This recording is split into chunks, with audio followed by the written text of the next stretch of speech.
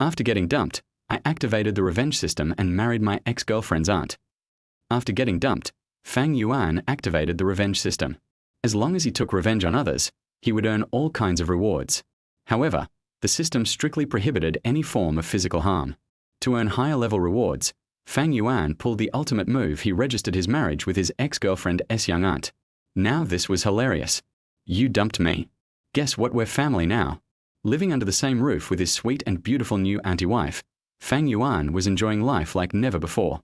Meanwhile, his ex-girlfriend looked on, heartbroken and full of regret, ready to get down on her knees and beg Fang Yuan for forgiveness. Chapter 1. Dumped. It was 8 p.m., and rain had started to fall. Raindrops tapped gently against the glass. Inside the island cafe, a man and a woman sat facing each other. The man's outfit was extremely plain, making him seem completely mismatched with the elegant woman across the table. But the bouquet of red roses on the table symbolizing love and romance clearly marked them as a couple. It was already late autumn. The woman still wore a light floral dress, paired with subtle makeup and deep, unreadable eyes. Her fragility carried an air of quiet coldness and resolve. The background music faded. Then, Li Liao spoke, her voice as cold as ice. Fang Yuan, let us break up. Fang Yuan was stunned. He stared at her blankly. Break up? Why? Li Liao's expression remained distant and indifferent. The warm cafe light reflected off her pale face but revealed no emotion. Do you have a house? I could get one right now. There's a budget hotel next door. Do you have a car? Caught me again. Just picked up a brand new electric scooter this afternoon. Do you have money? You in trouble? I still have 20,000 credit on my Huabei account. Silence. After a long pause, Li Liao looked directly at Fang Yuan and said, You're always joking. But it's over. You have nothing. You can't give me what I want. Fang Yuan's heart ached. But I already gave you everything I have. I admit that. But I deserve better. You said you loved me, right? Then let me go gracefully. Everyone has their own dreams. Let us go our separate ways and shine on our own paths. With that, she stood up, grabbed her handbag, and walked away without hesitation. The rain was still falling, softly and endlessly. Through the glass, Fang Yuan saw Li Liao step into a Bentley. The door opened, and out stepped a man in a sharp suit and gold-rimmed glasses. The man looked into the cafe right at Fang Yuan. Just like a scene from a melodrama, their eyes met without fail. That handsome but slightly feminine face wore a mocking smile. Him. As Fang Yuan stared at the man, memories came flooding back. Ma Yingjie, his college classmate. Born into wealth, good looks, and popularity, he was the campus golden boy. And someone who always looked down on Fang Yuan, the poor rural kid. Throughout college, he constantly made Fang Yuan's life miserable. After graduation, Ma Yingjie went abroad for further study. Fang Yuan thought he'd never see him again. Yet now, years later, he had stolen his girlfriend of 3 years. This wasn't he just rubbing salt in the wound, it was shitting on his head. Diarrhea style.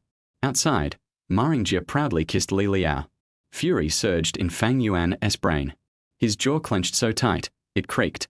Thousands of thoughts raced through his mind, pain, rage, grief, humiliation, all turning into a fire that stabbed through his heart. 3 years of love. For this? When she cried, he stayed with her all night. When she was tired, he carried her, no matter how far.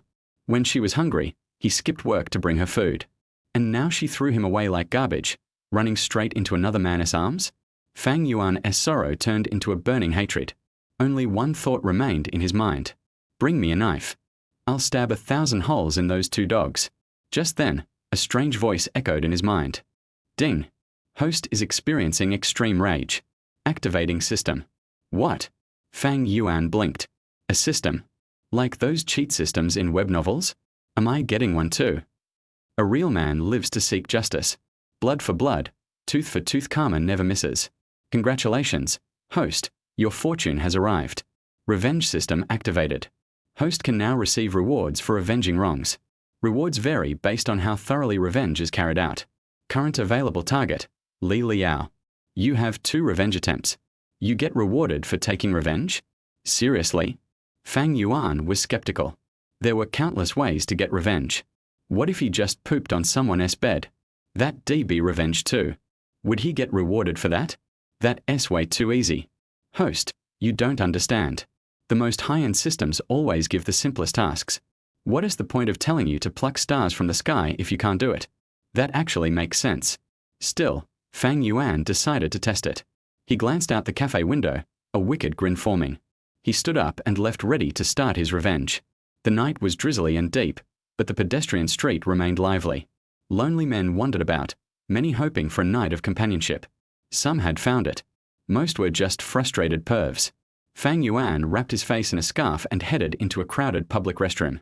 He found the most eye-catching wall, pulled out a freshly bought marker, and began writing with flourish. Call girl service 50 a visit, 200 overnight. Beauty guaranteed. Contact, Ms. Lee phone, number. After completing his masterpiece, he felt the urge and chose a stall to take a satisfying dump. System, I completed the revenge. Where's my reward? You call that revenge? The system said, dumbfounded. Why not? You were so angry a moment ago that you triggered me. And this is what you came up with? You don't get it. In a world of thirst and desperation, countless men will call her phone non-stop. I've destroyed her dignity and hit her with a barrage of spam calls. That's psychological and technological warfare, my friend. Fine. Ding. Host successfully took revenge on Li Liao. Reward, basic body enhancement. The moment the voice fell, a warm sensation surged through Fang Yuan's body. Power rushed into his limbs. Muscles appeared where none had been. Even his looks improved drastically. Holy shit. This system was insane. Fang Yuan stared at his reflection in awe. He was now a beast strong as a tiger, fierce as a bull. And when he looked down, damn, solid as a rock, armed and dangerous. I'm ready. I could take on 10 people right now. Then he froze. System bro, you there? What now? Any chance? I could get a pack of tissues too. You're hilarious. No. I only give out mission rewards. Chapter 2. Hello, Miss Lee? 10 p.m. The rain had stopped. In a luxury KTV lounge on Juyuan Road, Qinyuan Street, a group of young men and women were raising their glasses in celebration welcoming Ma Yingjie's return from abroad and congratulating him on getting together with Li Liao. Cheers echoed through the room. Li Liao sat by Ma Yingjie's side, basking in the warmth of his palm. Her heart was filled with indescribable sweetness. Just then, her phone rang. Thinking it was Fang Yuan calling, she didn't even bother to look and immediately hung up, choosing instead to keep enjoying the crowd's blessings. But 2 seconds later, her phone rang again. How annoying. We've broken up already and he is still harassing me? Annoyed, Li Liao ignored the call again. Yao, your phone is ringing, Ma Yingjie reminded her gently with a smile. Li Liao frowned. It must be Fang Yuan again. Yingjie Gij, let us just ignore him. Ma Yingjie shook his head and chuckled softly. I know Fang Yuan. He is stubborn. If you don't make things absolutely clear, he'll keep pestering you. So, should I pick up? Of course. Everyone here is a friend or former classmate. Just put it on speaker. That way, if he causes trouble later, no one can twist the truth or spread rumors. Everyone could tell Ma Yingjie was setting Fang Yuan up to be humiliated in public. But no one stopped him. It wasn't their business, and honestly, they were more than happy to watch the show. All right then. Li Liao picked up her phone, turned the volume to max, and answered the call. Hello? Is this Miss Lee? A strange man's voice came from the other end. Not Fang Yuan. Li Liao was surprised. Yes, this is she. Who are you? It's late, girl. You think I'm your daddy or something? Cut the crap, room 502, Xingfu Hotel. All night. What the hell, 502? All night. Why don't you go wrap your armpit hair in 502 super glue instead? Li Liao was completely baffled. She hung up immediately. Not Fang Yuan. Must have been some lunatic who dialed the wrong number. A flash of subtle disappointment crossed Ma Yingjie's face, but he squeezed Li Liao's hand and said in a soft, insinuating tone, Actually, the fact that it wasn't him only makes me feel worse for you. After 3 years of dating, it's only been 1 day since the breakup, and he is already treating you like a stranger. What kind of man does that? Bathed in the gentle lighting, Ma Yingjie's tender expression made Li Liao's heart flutter wildly. She was already a little dizzy from the affection. At the same time, her resentment toward Fang Yuan deepened. What a jerk. We just broke up today, and he already doesn't care about me. She remembered how, in the past, every time she went to a gathering like this, Fang Yuan would always wait for her downstairs, no matter the heat or cold. He'd call every 10 minutes to check if she was safe. Of course, She never once rode on that lame scooter of his. After all, she was a princess, and anything less than a 1,000,000 yuan luxury car wasn't tea-worthy of her. Yao Yao, forget Fang Yuan. From now on, I'll be the one to protect you, Ma Yingjie said, gazing at her with warm, glowing eyes. Wow, Yingjie Gij, you're so gentle and romantic. Liao, you're so lucky. Kiss, kiss, kiss. The mood was peaking, and the crowd began to cheer them on. Just then Li Liao's phone rang again, cutting through the romantic moment. Frustrated, she answered the call, and a rough voice boomed through the speaker. Hello, Miss Li. I've got 3 bros who just got out. You okay with groups? Money's not an issue. What? Li Liao's mind went blank. She couldn't even process what was happening. Everyone, including Ma Yingjie, stared at her in shock. First call was weird. Second call, wrong number. Now this third one? And every caller had clearly asked for Miss Li. Doubts began to surface. Was she actually in that line of work? Honestly, it kinda made sense. Otherwise, why would a girl like her date a guy like Fang Yuan broke, jobless, and hopeless for 3 whole years? Don't hesitate, girl. 2,000 flat, deal? The guy on the phone continued. Yeah, we got a few guys here, but come on, bite your lip, grab the bedpost. It's better than digging ditches, right? Boom. All the men in the room burst out laughing. Damn, fresh out of jail and already spitting truths. Li Liao felt her scalp tingle. She quickly hung up and turned to Ma Yingjie. Yingjie Gij, that guy had the wrong number. I swear I'm not that kind of woman. I believe you, Ma Yingjie said, putting on a sincere face. A clean girl like you, of course you're not. That's what he said on the outside. But inside he was starting to have doubts too. Still, he didn't really care. In a chaotic world like this, a real man learns to accept reality. As long as a woman is good in bed, nothing else really matters. Yingjie Gij, thank you for trusting me. Li Liao looked at him with so much adoration that her gaze practically turned into honey. As emotion swelled again, Ma Yingjie leaned in to kiss her. Just as Li Liao was about to respond, her phone rang yet again. She lost it, grabbed the phone and smashed it on the floor.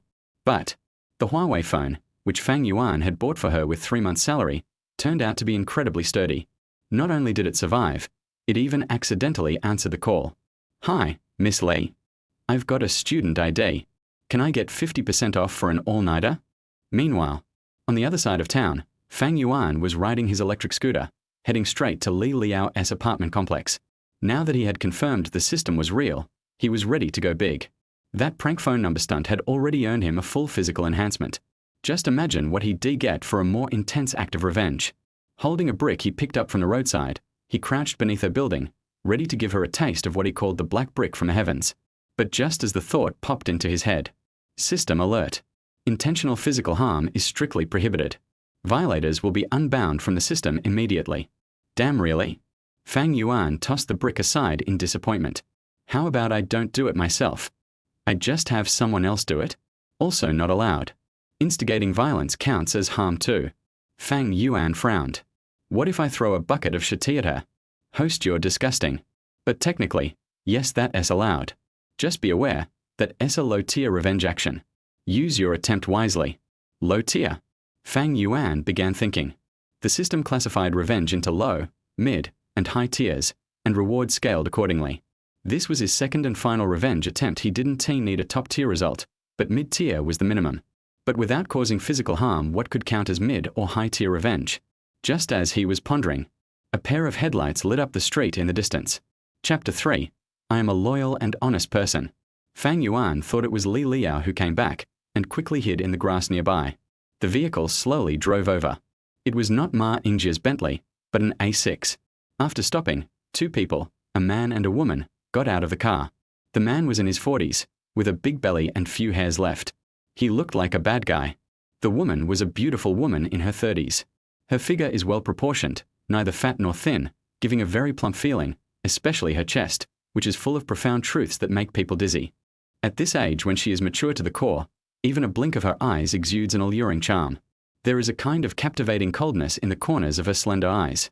Fang Yuan squinted his eyes and looked at the beautiful woman, but he was not attracted by her beauty. But it was because that woman was none other than Li Liao's aunt, Shen Zhijing. Li Dongyao came to the big city to study and work. As a girl, her family was naturally worried about her, so they asked her aunt in the city to help take care of her. Li Lia lived in Shen Zijing's house. But it's so late, what is going on? Fang Yuan hit himself. What a stunner.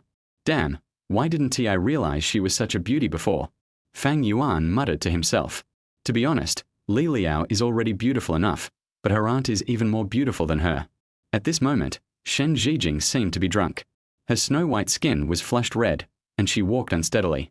The bald man supported her, and his pig hand didn't know how to be polite at all, tightly hugging her slender waist. Shen Zijing was probably drunk, and she leaned her long curly hair on the bald man's shoulder, closed her eyes, and let him hug her obediently, without any intention of resisting. Seeing this scene, Fang Yuan felt inexplicably jealous. Damn Baldy, you can get such a bargain. Fang Yuan heard from Li Lia that her aunt was a very traditional and conservative woman. Unfortunately, she had a bad fate. Her husband died young 7 years ago. She never remarried and has been single ever since. If I hadn't been drunk, there was no way this bald guy would have taken advantage of me. At this time, the bald man hugged Shen Zijing and walked to the front of the apartment building. The dazzling light made Shen Zijing's mind a little clearer. She struggled to get out of the bald man's arms. Director Liu, I'm home. Thank you for taking me here. It's very late. You should go home early too. Baldy Liu grabbed her hand and said, It's not 2 steps away. I'll take you upstairs. Really? Shen Zijing wanted to pull her hand out, but she was so dazed that she couldn't exert any strength. Hey, I'm your leader. Why are you being so polite to me? Let me carry you upstairs. Baldy Liu pulled Shen Zijing into his arms even harder. No, don't. Shen Zijing struggled hard. Baldy Liu had bad intentions to begin with, and Shen Zijing's struggle only aroused his excitement. Why not, Zijing, I like you. Ever since I saw you for the first time, I've been thinking about you even in my dreams. Can you give me one chance? No, you have a wife and children, we can't do this. Shen Zijing panicked and struggled desperately. It's more exciting to have a family. Zijing, just obey me. I'll let you know what a real man is. An evil smile appeared on Baldy Liu's face. No, I will never agree to you even if I die. If you don't let go, I'll scream. Haha, go ahead and scream as much as you want. I must kill you today. Even Jesus can't stop me. I'm telling you. Fang Yuan, who was squatting in the bushes watching the show, couldn't stand it anymore when he heard such awesome words. How many dishes are there? Why are you drinking so much? Since Jesus can't stop you, I have to do it myself. The next second, Fang Yuan pulled out his phone and music started playing. I'm the master of the world. I'm free to go anywhere. Who's there? Baldy Liu suddenly stopped what he was doing and turned to look in the direction where the singing came from. Before he could see clearly, a fist as big as a sandbag came towards him. Bang! Baldy Liu screamed, and his whole body was knocked back. With a thud, he hit the iron door of the residential building firmly. Baldy Liu covered his face with one hand and struggled to stand up, holding onto the iron door with the other. I'm Director Liu. Which bastard ruined my plans? Haha, Director Liu, right? Today I'm going to transform you into Director Pig. Fang Yuan took a step forward, grabbed the few remaining hairs on Baldy Liu, and slammed the iron gate in front of him. Bang! Bang! Bang! After 3 consecutive hits, Liu Baldhead's face was covered in blood and he kept spitting out blood from his mouth, with teeth mixed in the blood. Director Pig, are you still awesome? Baldy Liu's head was hit so hard that he was confused. He stammered for a long time but couldn't say a word. Fang Yuan chuckled. Oh, you're quite stubborn. Looks like you need some more reformation. The light voice fell into Liu Bald's ears, making him tremble with fear. He forcefully spat out the blood that was stuck in his throat. My dear hero, I am no longer so awesome. Please forgive me and leave me some of my beautiful hair. Fang Yuan let go, and a clump of hair fell out. Director Liu's hair was already sparse, and now there were only a few strands left. Get lost. You're really embarrassing us. Looking at Baldy Liu fleeing in panic, Fang Yuan was also very emotional. The body strengthened by Tongzi is so terrifying. In the past, he had difficulty doing 10 push-ups, and often had to let Li Liao move on her own. Now look at him, his fist as big as a sandbag knocked Liu Baldhead, who weighed less than 200 pounds, flying away in one blow. It really scared him. Fang Yuan, what are you? Shen Zijing had met Fang Yuan before. At this moment, she was looking at him, the hero who came down from the sky to save the beauty. She was about to say something when her body suddenly went limp and she seemed to fall. Fang Yuan was quick to catch Shen Zijing and prevent her from falling. However, Her already delicate body collapsed in Fang Yuan's arms like water. Moreover, at this moment, Shen Zhijing's breathing was disordered, her eyes were blurred, and her body was extremely hot. Fang Yuan couldn't help but feel excited. Shen Zhijing didn't smell strongly of alcohol, and was far from being drunk, but she acted like this, so there was only one truth. She was drugged. Fuck me. In shock, Fang Yuan looked around. It was late at night and there was no one around. The conditions exist, but I am a loyal and honest person. Fang Yuan thought about it and finally decided to stick to the bottom line and not touch the exciting plots in his mind. He decided to send Shen Zhijing home, and then called Li Liao to ask her to come back and deal with it. So Fang Yuan carried Shen Zhijing upstairs. After putting Shen Zhijing on the bed, Fang Yuan called Li Liao. But a cold voice came from the other end. The user you dialed is powered off. Fang Yuan was stunned. Then he remembered that Miss Li's phone number was written by him in the public toilet. The hungry old customers must have turned off her phone long ago. What should I do? Just as he was feeling distressed, Shen Zhijing's warm body pressed against Fang Yuan's back. In just a few moments, she had pulled her clothes clean. Even though Fang Yuan was still wearing clothes, he could still feel the incredibly smooth skin. Shen Zhijing's pair of soft, cotton-like delicate hands kept stroking his chest, moving down and down. Fang Yuan sniffed the faint fragrance lingering at the tip of his nose, and couldn't help but feel itchy in his heart. Fang Yuan bit his tongue hard and forced himself to calm down. He broke free from Shen Zhijing's embrace and forced her onto the bed. No one dared to look at her body. Just because. Her body is so beautiful. Fang Yuan was afraid that if he looked at it any longer, he would explode. Chapter 4. You really made me suffer. Shen Zhijing was pinned down by Fang Yuan and couldn't move, but the fragrant wind in her mouth made her breathe even harder. There is a charming expression on her rosy cheeks, and her eyes are full of desire for the opposite sex. Give it to me, give it to me. Shen Zhijing's voice was trembling with anxiety, but this made her even more charming. She's hungry. She's really going crazy with hunger. If we don't help her, someone might die. Well. Fang Yuan sighed heavily. Well, if I don't go to hell, who will? As a kind-hearted person, I absolutely cannot watch a young life disappear like this. Fang Yuan has always been honest, so he took out his mobile phone, found the best camera angle, and started recording. I swear to God, he definitely didn't do this for the purpose of spreading the word. After all, no one would spread the word about themselves. He did this purely to prove his innocence so as to avoid being blackmailed. Almost in the blink of an eye, Fang Yuan's clothes disappeared. Shen Zhijing stuck very close to him, her eyes were seductive, and her hands kept groping Fang Yuan's body. The expression on his face was particularly charming. Looking at the seductive body in front of him that exuded the ultimate charm, Fang Yuan couldn't help swallowing and stopped being polite. My kindness has brought me trouble. You've caused me so much pain. Early morning. Shen Zhijing woke up in a daze, feeling a dull pain in her body. But it was more of a relaxing feeling, as if I had a full body spa, all the meridians in my body were unblocked, and I felt refreshed. When she opened her beautiful eyes, what came into view was a handsome profile. Am I dreaming? I've been single for so long that I actually had this kind of dream. Shen Zhijing was slightly dazed, and her cheeks felt a little hot. The man in the dream had delicate features and a face as sharp as if it were carved by a knife. He was handsome but also had a naughty and ruffian look. And the man's proof was also full of blood and vigor, extremely. It's hard to look away. Etc. Shen Zhijing suddenly found the man's profile very familiar. How could it be him? Shen Zhijing was completely startled and bit her tongue. The real pain made her heart skip a beat and she woke up completely. She kicked the man off the bed with a fierce kick, and became completely panicked and screamed in fear. Fang Yuan, who was sleeping soundly over there, was startled by the sudden kick and Shen Zhijing's sudden scream. Damn it! Is Lao Wang back? Fang Yuan didn't say anything and quickly crawled under the bed. His skill was so touching. Ha! After crawling under the bed, Fang Yuan was suddenly stunned. He looked around and realized that he was not at old Wang's house at all. Then he crawled out from under the bed. Shen Zhijing sat on the bed, clutching the quilt covering her chest tightly with both hands, shivering in panic, and spoke in a voice that was both embarrassed and annoyed. Fang Yuan, why are you here? What did you do to me? Her curly hair was messy, just like her mood at the moment, strands of hair that could not be cut or sorted out. What is going on? Why would she sleep in the same bed with this man? If this gets out, how can she live her life? How should she face Li Liao? Shen Zhijing was trembling all over, her white teeth biting her thin lips, tears flooded her eyes, and her heart was filled with grief and despair. Fang Yuan had anticipated this situation. He put on his shorts slowly, then picked up the phone next to him and threw it to Shen Zhijing. Auntie, we have to speak with conscience. I was completely passive in this matter. The evidence is on my phone. If you don't believe me, just watch it frame by frame. You even recorded a video. Shen Zhijing felt even more ashamed and angry.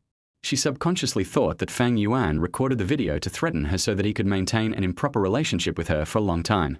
Especially after she saw that the video was 2.5 hours long, she became more convinced of this judgment. Because a feature film is exactly this length. Abnormal. Even if it means destroying her innocence, she will never let Li Dongyao be with this beast again. Shen Zhijing frowned and clicked the play button. After just one look, her face turned even redder. Because the person who took the initiative in the video was actually herself, and she was extremely crazy. She had never seen many of the scenes before, but she used them in the video without any instruction. Why is this happening? Shen Zhijing didn't dare to look at her more, pursed her lips and remained silent. Only fragments of her memory of last night remained. She only remembered that Director Liu organized a dinner party last night, during which she drank 2 glasses of wine and then got into Director Liu's car. I don't remember anything after that. Seeing her lost in thought, Fang Yuan knew he was halfway to clearing his name. He struck while the iron was hot and described again what happened to her and Director Liu, and emphasized the situation where he was a hero saving the beauty. I was really noble. I even called Li Liao to inform her, but guess what?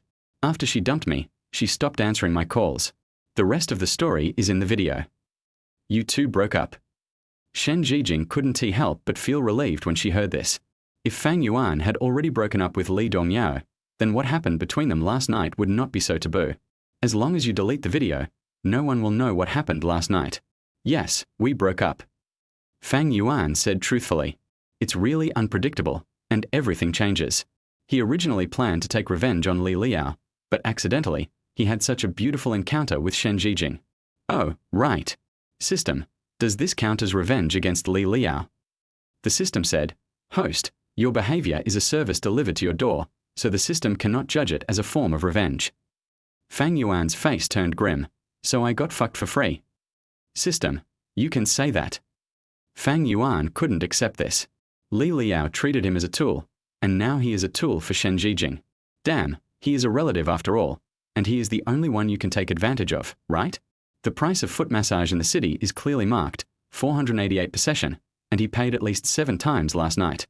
3,000 yuan, he lost at least 3,000 yuan. We must get this back no matter what. Fang Yuan was extremely angry. He looked at Shen Zhijing on the bed, and his eyes quickly turned red. Shen Zhijing happened to be looking up at him. Looking at Fang Yuan's fiery pupils, she was stunned for a moment, and immediately thought of what the other party might do. She immediately grabbed the quilt in panic and kept backing away. Fang Yuan, no, you can't. Can't?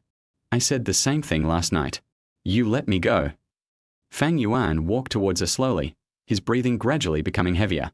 Shen Zhijing raised her cute pink little feet and wanted to kick Fang Yuan. But Fang Yuan caught it effortlessly with his hands, and his tall body kept approaching her, full of strong oppression. Fang Yuan, calm down. I'm your girlfriend, Dongyao's aunt. It's my ex-girlfriend, thank you. As soon as he finished speaking, Fang Yuan leaned over and buried his head in Shen Zhijing's neck. Shen Zhijing's beautiful eyes immediately widened, her face full of disbelief. Chapter 5. Getting a marriage certificate with my aunt. 2.5 hours later. Shen Zhijing felt like her body was about to fall apart. She didn't have any strength in her body, and Bai Ruodongshu's skin was almost covered with kiss marks. Bang! Fang Yuan lit a cigarette and began to puff away smoke with a satisfied look on his face. Shen Zhijing looked a little dazed and absent-minded for a moment. She has remained a virgin for 7 years. Do you know how she has been living during these 7 years? Unexpectedly, at this moment, she was being madly possessed by Dongyao's ex-boyfriend. Her emotions should be despair and grief, but at this moment she did not have any negative emotions. On the contrary, she was even a little fascinated by this feeling. Fang Yuan glanced at her sideways and said, What are you looking at? Do you want another try? We are even now. If you want more, you'll have to pay more. Shen Zhijing hurriedly withdrew her gaze. Tears could not help but overflow, dripping down her beautiful cheeks. You are shameless, you bastard. How will the neighbors look at me if you do this?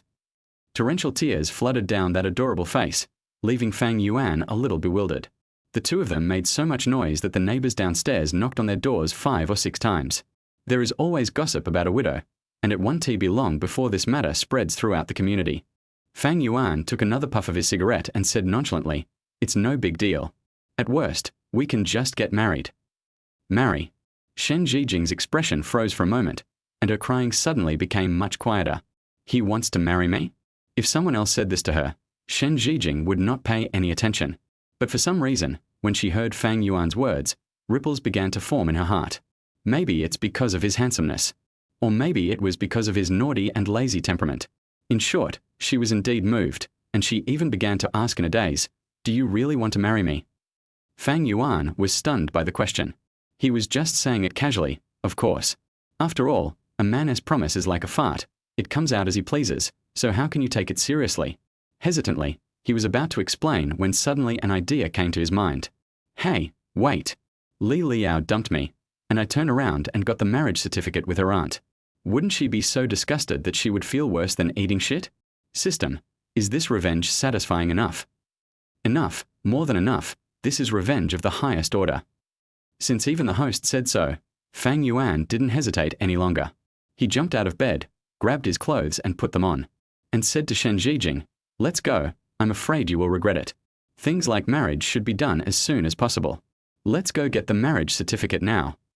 Shen Zhijing was completely caught off guard. Isn't it said that men's words are lies? How could he take it so seriously? In fact, the reason why she asked back was that, like most women, she wanted to hear some sweet words after being affectionate. After all, she has given so much, and there are so many rumors coming. She wanted to be comforted and consoled. It is always said that men remain young until they die, and the same goes for women. Shen Zhijing quickly sat up straight and said to Fang Yuan seriously, "We are not suitable. You are still young, but I am over 30. Fang Yuan said seriously, "Age is not the problem, appearance is the barrier. You are so beautiful, we are a perfect match. Don't be ridiculous, there's no way we can be together." Shen Zhijing was sweating profusely under Fang Yuan's extremely aggressive gaze. She was slept with by Fang Yuan, but he is Dong Yao's ex-boyfriend. If she marries him, how will she face Dong Yao in the future? Ouch tilde. Seeing this scene, Fang Yuan could tell that Shen Zhijing was moved, but there was still a hurdle in her heart that she couldn't get over. So, Fang Yuan returned to the bed, put his arm around Shen Zhijing's small, fragrant shoulders, and held her tightly in his arms. She raised her right hand, touched her conscience, and blurted out greasy lines. "Silly boy, why not? You love me, I love you, Michelle. That's enough. Why bother with so much? Are you treating me like a little girl? Is love that simple?" Hey, that's right. According to scientific research, love is actually passion. You were so passionate just now, which proves that you have fallen in love with me from the bottom of your heart. Nonsense. Besides, even if your theory is true, you are Li Yao's ex-boyfriend after all. What would she think if we were together? Why do you care what she thinks? You've been thinking about her for 7 years. She's an adult now. Why can't she think about you for once? Let me think about it. What are you thinking about? The neighbors have heard about you and me. If we don't get a marriage certificate, it means her aunt is having an improper relationship with a man and a woman. How can Li Yao hold her head up high? Shen Zhijing was silent. Just as Fang Yuan said, as an aunt, taking care of her for 7 years has already been the most she can do. Li Liao has graduated from university and has been working for 2 years. Shen Zhijing also needs to consider her own happiness. Now she and Fang Yuan accidentally slept in the same bed, and they actually had sex. This mistake can no longer be changed. And the truth will eventually come out and rumors will soon spread all over the community.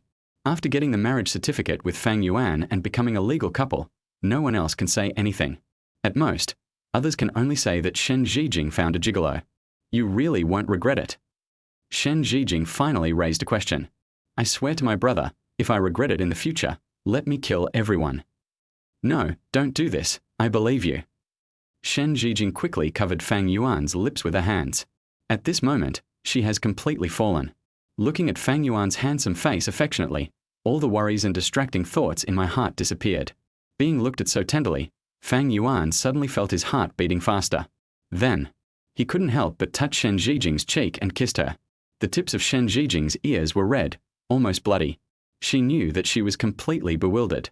At 2 o'clock in the afternoon, Fang Yuan and Shen Zhijing appeared together at the door of the Civil Affairs Bureau. Special day, dress up carefully. Shen Zhijing's bare face is already incredibly beautiful, and now that she's wearing light makeup, she's even more stunningly beautiful. It was early autumn, and her outfit was just right. A white shirt on top, a black knee-length skirt, and a pair of white high heels on her feet. Standing together with Fang Yuan, they are a perfect match. When entering the Civil Affairs Bureau, Fang Yuan was extremely nervous and was confused the whole time. Taking photos, registering, and stamping seemed to be done in the blink of an eye. Looking at the small red notebook on his phone, Fang Yuan sighed. This marriage felt like a dream. I haven't even savored it yet, and it's all over. At the same time, the system's voice sounded in my mind. A ding. Congratulations to the host for successfully completing the high-level revenge on Li Liao. A rewards. High-level superpower. Eye of insight can see through the surface of all matter, penetrate the core. Critical hit reward. 60% of Blue Core Group shares. Chapter 6. It's normal for children to have emotions. Blue Core Group. 60% of the shares. Is this true or false? As a listed company, Blue Core has more than 1,000 employees. In addition, it is currently developing its own millimeter-level chips, and the stock market has given it great support. The critical hit reward is actually 60% of the shares of Blue Core Group. You know, if the shares exceed 49%, you can directly determine the direction of the company. This means that Blue Core Group will be yours. Why are you daydreaming? Seeing Fang Yuan thinking for a long time, Shen Zhijing couldn't help but ask. She was actually a little worried. How old is Fang Yuan? His ID card says he is 23 years old, but he is already 32. Will he regret it? Or maybe he wasn't sincere. It is normal for Shen Zhijing to have such concerns. Fang Yuan responded, routine. What? Shen Zhijing was very angry, felt sad, and felt extremely uncomfortable. But Fang Yuan added, even though I know this is your trick, I will go all out regardless, no matter if it's a trick or not. Puff. Shen Zhijing laughed so hard that her body shook. This guy is so smooth talking and has a great sense of humor. I must be crazy to actually get a marriage certificate with a man who is 9 years younger than me. Fang Yuan put his arm around Shen Zhijing's waist and said, let's go eat. We need a good meal today to get the marriage certificate. I'll treat you. They got the marriage certificate suddenly, and both parties are not actually very familiar with each other, so they still need to get to know each other first. Asian dance king, Nicholas Jiaosai once said that the fastest way to get to know each other is to eat. If one meal doesn't work, then 2 meals. So, the two of them found a mid-range couples restaurant. Shen Zhijing knew that Fang Yuan worked in a foreign-funded enterprise, had a low salary, and currently had no car or house, but it was understandable. How old is Fang Yuansai? At this age, it is rare to have a house and a car. Either you were born with a silver spoon in your mouth or you became rich overnight. Otherwise, there is no other possibility. What are your plans for the future? Shen Zhijing asked. Now that you have obtained a marriage certificate and are officially married, you still need to consider your future life. Rice, oil, salt, sauce, vinegar, and tea. I Haven Tea considered it. Without. Shen Zhijing was also speechless. She is no longer a girl, so naturally her mind is not full of romance. She has to think about the future. Fang Yuan noticed that Shen Zhijing was a little worried, so he said, let's fall in love first. There's no rush to make money. Our top priority is to have a baby. You know, it's very dangerous for you, an older mother. Before Fang Yuan finished speaking, Shen Zhijing's cheeks turned red.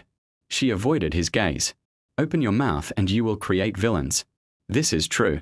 Ahem. Shen Zhijing calmed herself down first. At Fang Yuan's age, it's normal to think about romance, but marriage is more than just romance. Then I'll say it straight out, marriage is no joke. I have no shortage of material things, but as for my family, you know, my parents are very old, and they have always wanted me to find a son-in-law. Sure, no problem at all. No. Shen Zhijing was very surprised. Fang Yuan said seriously, well, no problem. Besides, this is society now. As long as two people truly want to love each other, the form doesn't matter. Shen Zhijing just mentioned it briefly. Anyway, the marriage is already done, and it's a fait accompli. Even if the family objects, it's useless. However, Shen Zhijing didn't expect Fang Yuan to be so open-minded. Are young people nowadays so open-minded? Then, move here. And then find some time to go meet my parents. Good. There's nothing wrong with being a son-in-law.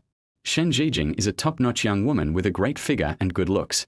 She is only about 30 years old, which is the age when she is the sexiest and most attractive.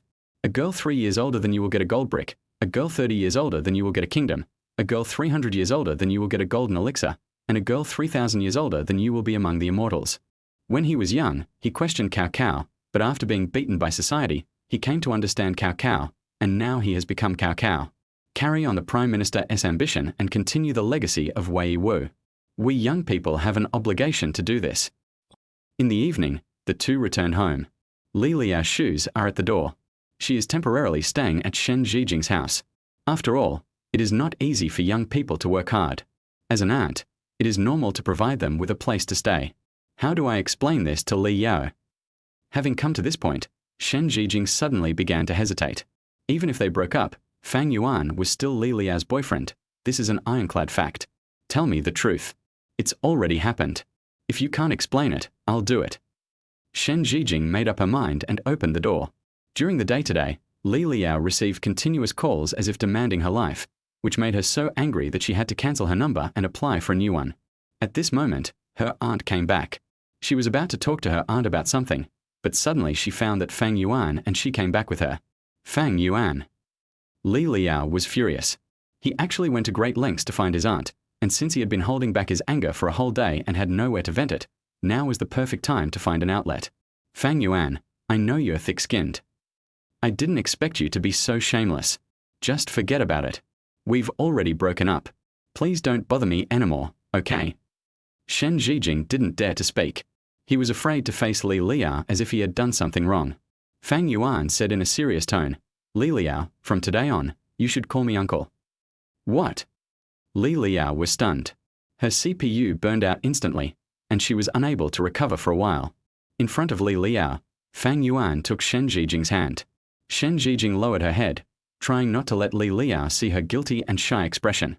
Fang Yuan took out the red book. Marriage certificate. Shen Zhijing is now my legal wife. Ah. A bolt from the blue. This news hit Li Liao's heart like thunder, almost making her faint. What follows are negative emotions such as humiliation, shame, and resentment. Aunt, tell me this isn't true. Shen Zhijing nodded, confirming the fact. Li Liao's eyes turned angry, and she pointed at Fang Yuan and cursed, You beast! You actually attacked my aunt. Shen Zhijing quickly explained, Liao, this matter is not what you think. There is a misunderstanding. Anyway. Li Liao yelled, Auntie, wake up. This guy has no car, no house, no savings, and no ambition at all. The reason he married you was simply to piss me off. He's a scumbag with no moral bottom line. Don't be fooled by him. Li Liao reminded Shen Zhijing, I broke up with him yesterday, and you two got married today. Fang Yuan, you are so shameless. Shen Zhijing hesitated for a moment. This. However, Fang Yuan was extremely serious, holding Shen Zhijing's hand tightly and asserting his sovereignty. We are a legal couple. She is my wife. This is a matter between the two of us. As for you, a junior, don't meddle in the affairs of your elders. Besides, I never married Zhijing because of you. I love her, like her, and I also have a responsibility to her. Fang Yuan's serious look touched Shen Zhijing's heart. She fell deeply in love and couldn't extricate herself. This is crazy. I want to tell my grandma and my mom that I can't live in this house anymore. It's too disgusting. Don't even think about having an easy time, you too. Li Liao felt that his three views were shattered. This world is so crazy that even mice have to be bridesmaids for cats. She left quickly and slammed the door shut. A loud bang also made Shen Zhijing regain her thoughts. Li Yao. Oh, forget it. Fang Yuan stopped Shen Zhijing and said, Wife, it's normal for children to have emotions. Let us do things first and make a villain. Chapter 7, A Show of Power. A little after 5 in the afternoon.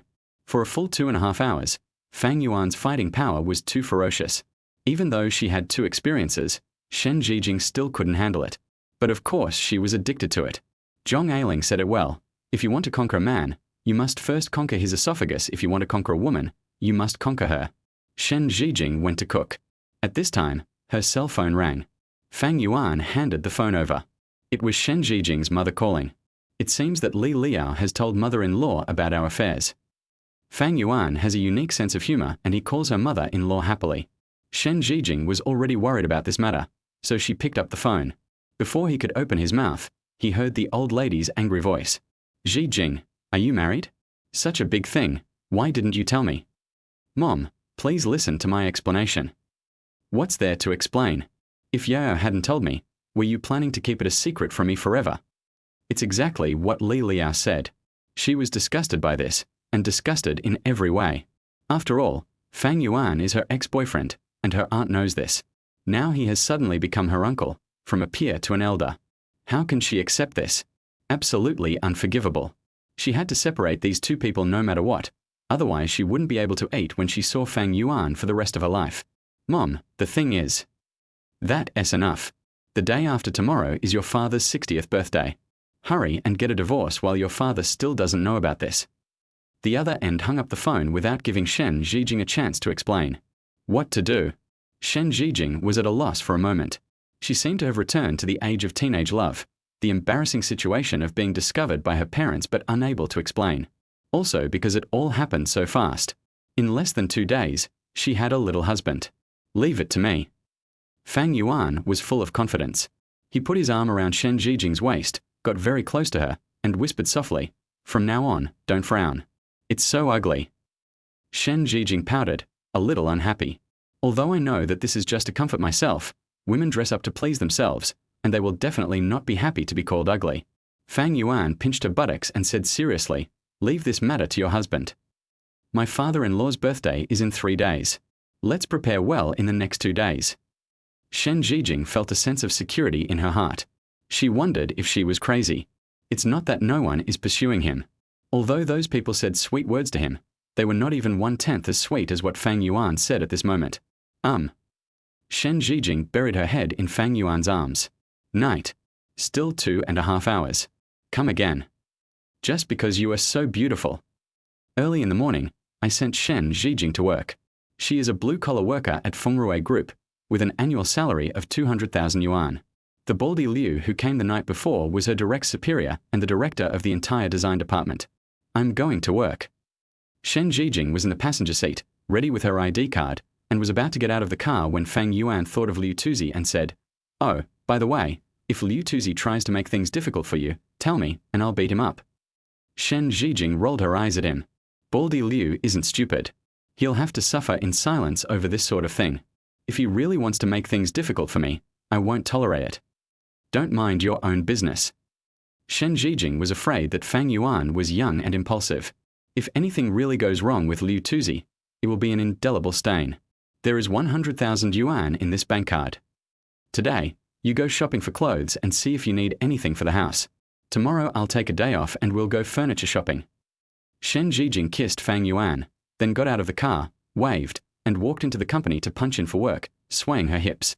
Fang Yuan held Shen Zhijing's bank card, feeling a surge of emotion in his heart. Is this what it feels like to be a gigolo? I have a car and money.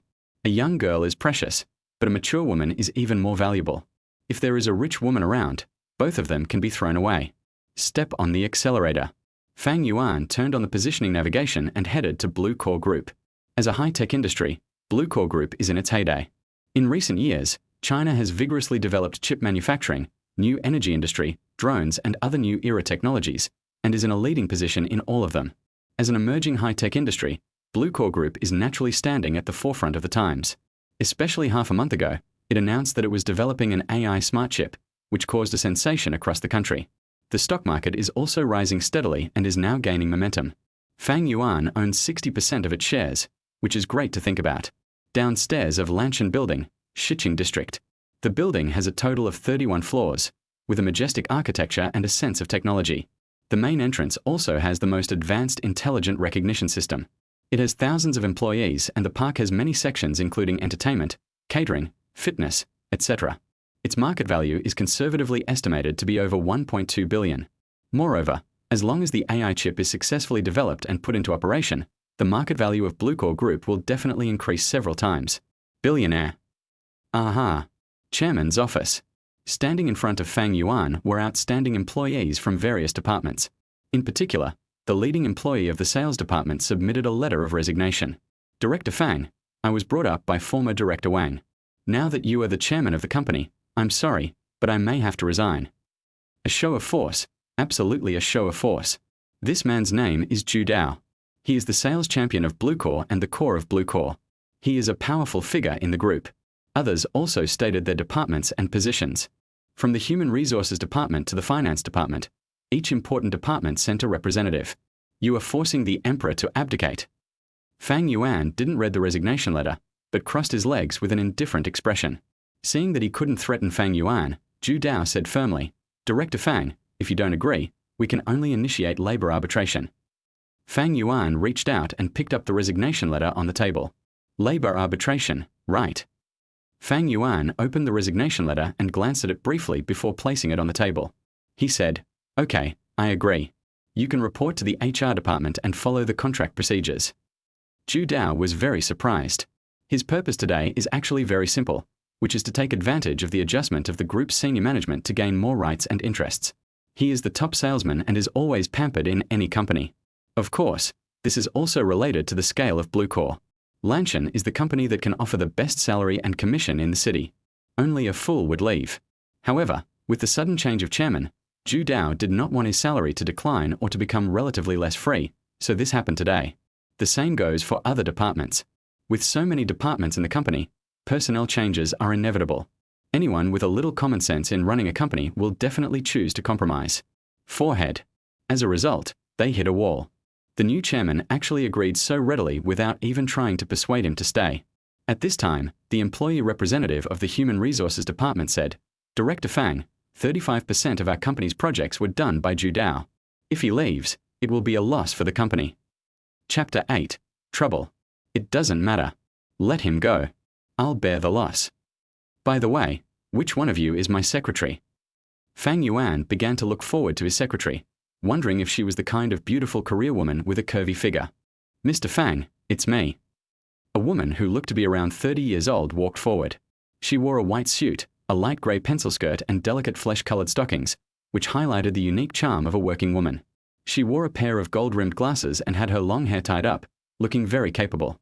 Her figure is curvy and perfect, especially her long legs, which are so dazzling that it hurts the eyes. "My name is Sun Jiring. I'm the secretary newly assigned by the HR department to assist you with your daily work." Fang Yuan's breathing became rapid. Secretary Sun has a very high cleavage, which is faintly visible under her V-neck suit. She is definitely a beauty on earth. And she definitely did it on purpose. Fang Yuan coughed and looked away. "I am a gentleman." After the secretary appeared, Fang Yuan could issue orders with just a few words. He pointed at Zhu Dao and said, "Take him to the Human Resources Department to complete the resignation procedures. Also, who else wants to resign today? I agree to any resignation." As a result, employees in the remaining departments submitted their resignation letters. They just didn't believe that Fang Yuan really dared to agree. "Okay, Secretary Sun, write them all down for me." Sun Jiring frowned, but she had no choice but to do as she was told and remember all these people. Seeing that Fang Yuan was serious, the employees who wanted to show off their power to the boss became timid one by one. Especially the sales champion Zhu Dao. "Director Fang, I've thought about it. Actually, Lanshan is pretty good too. Otherwise, I won't resign." The others followed suit. Yes, I won't resign. We will work hard to build Blue Core and devote everything to it. The representatives began to express their loyalty. As a conscientious company, Lanshan's salary package is 1.5 times that of other companies. In the same industry, it has the highest salary in Jiangcheng. They certainly don't want to make a real move. Moreover, the overall employment environment is not good now, and it is troublesome to submit a resume and find a job. Once you resign, you may face the risk of being unemployed at home. They all have families to support, so they have weaknesses. However, Fang Yuan ruthlessly refused. When you live in this world, you must value credibility. Since you want to leave, you must keep your word. Go to the HR department to collect your wages. By the way, you can also gather all the employees in the company to come to me to discuss this. I will not try to keep anyone who wants to leave. It's over. Things got out of hand. Zhu Dao and other departments jointly carried out this matter in order to gain more benefits. However, he ended up losing more than he gained. "It's a mess. Are you really going to fire me?" Zhu Dao's expression was grim, and he seemed a little angry and embarrassed. "You have to understand it." Fang Yuan raised an eyebrow and said, "I didn't mean to fire you.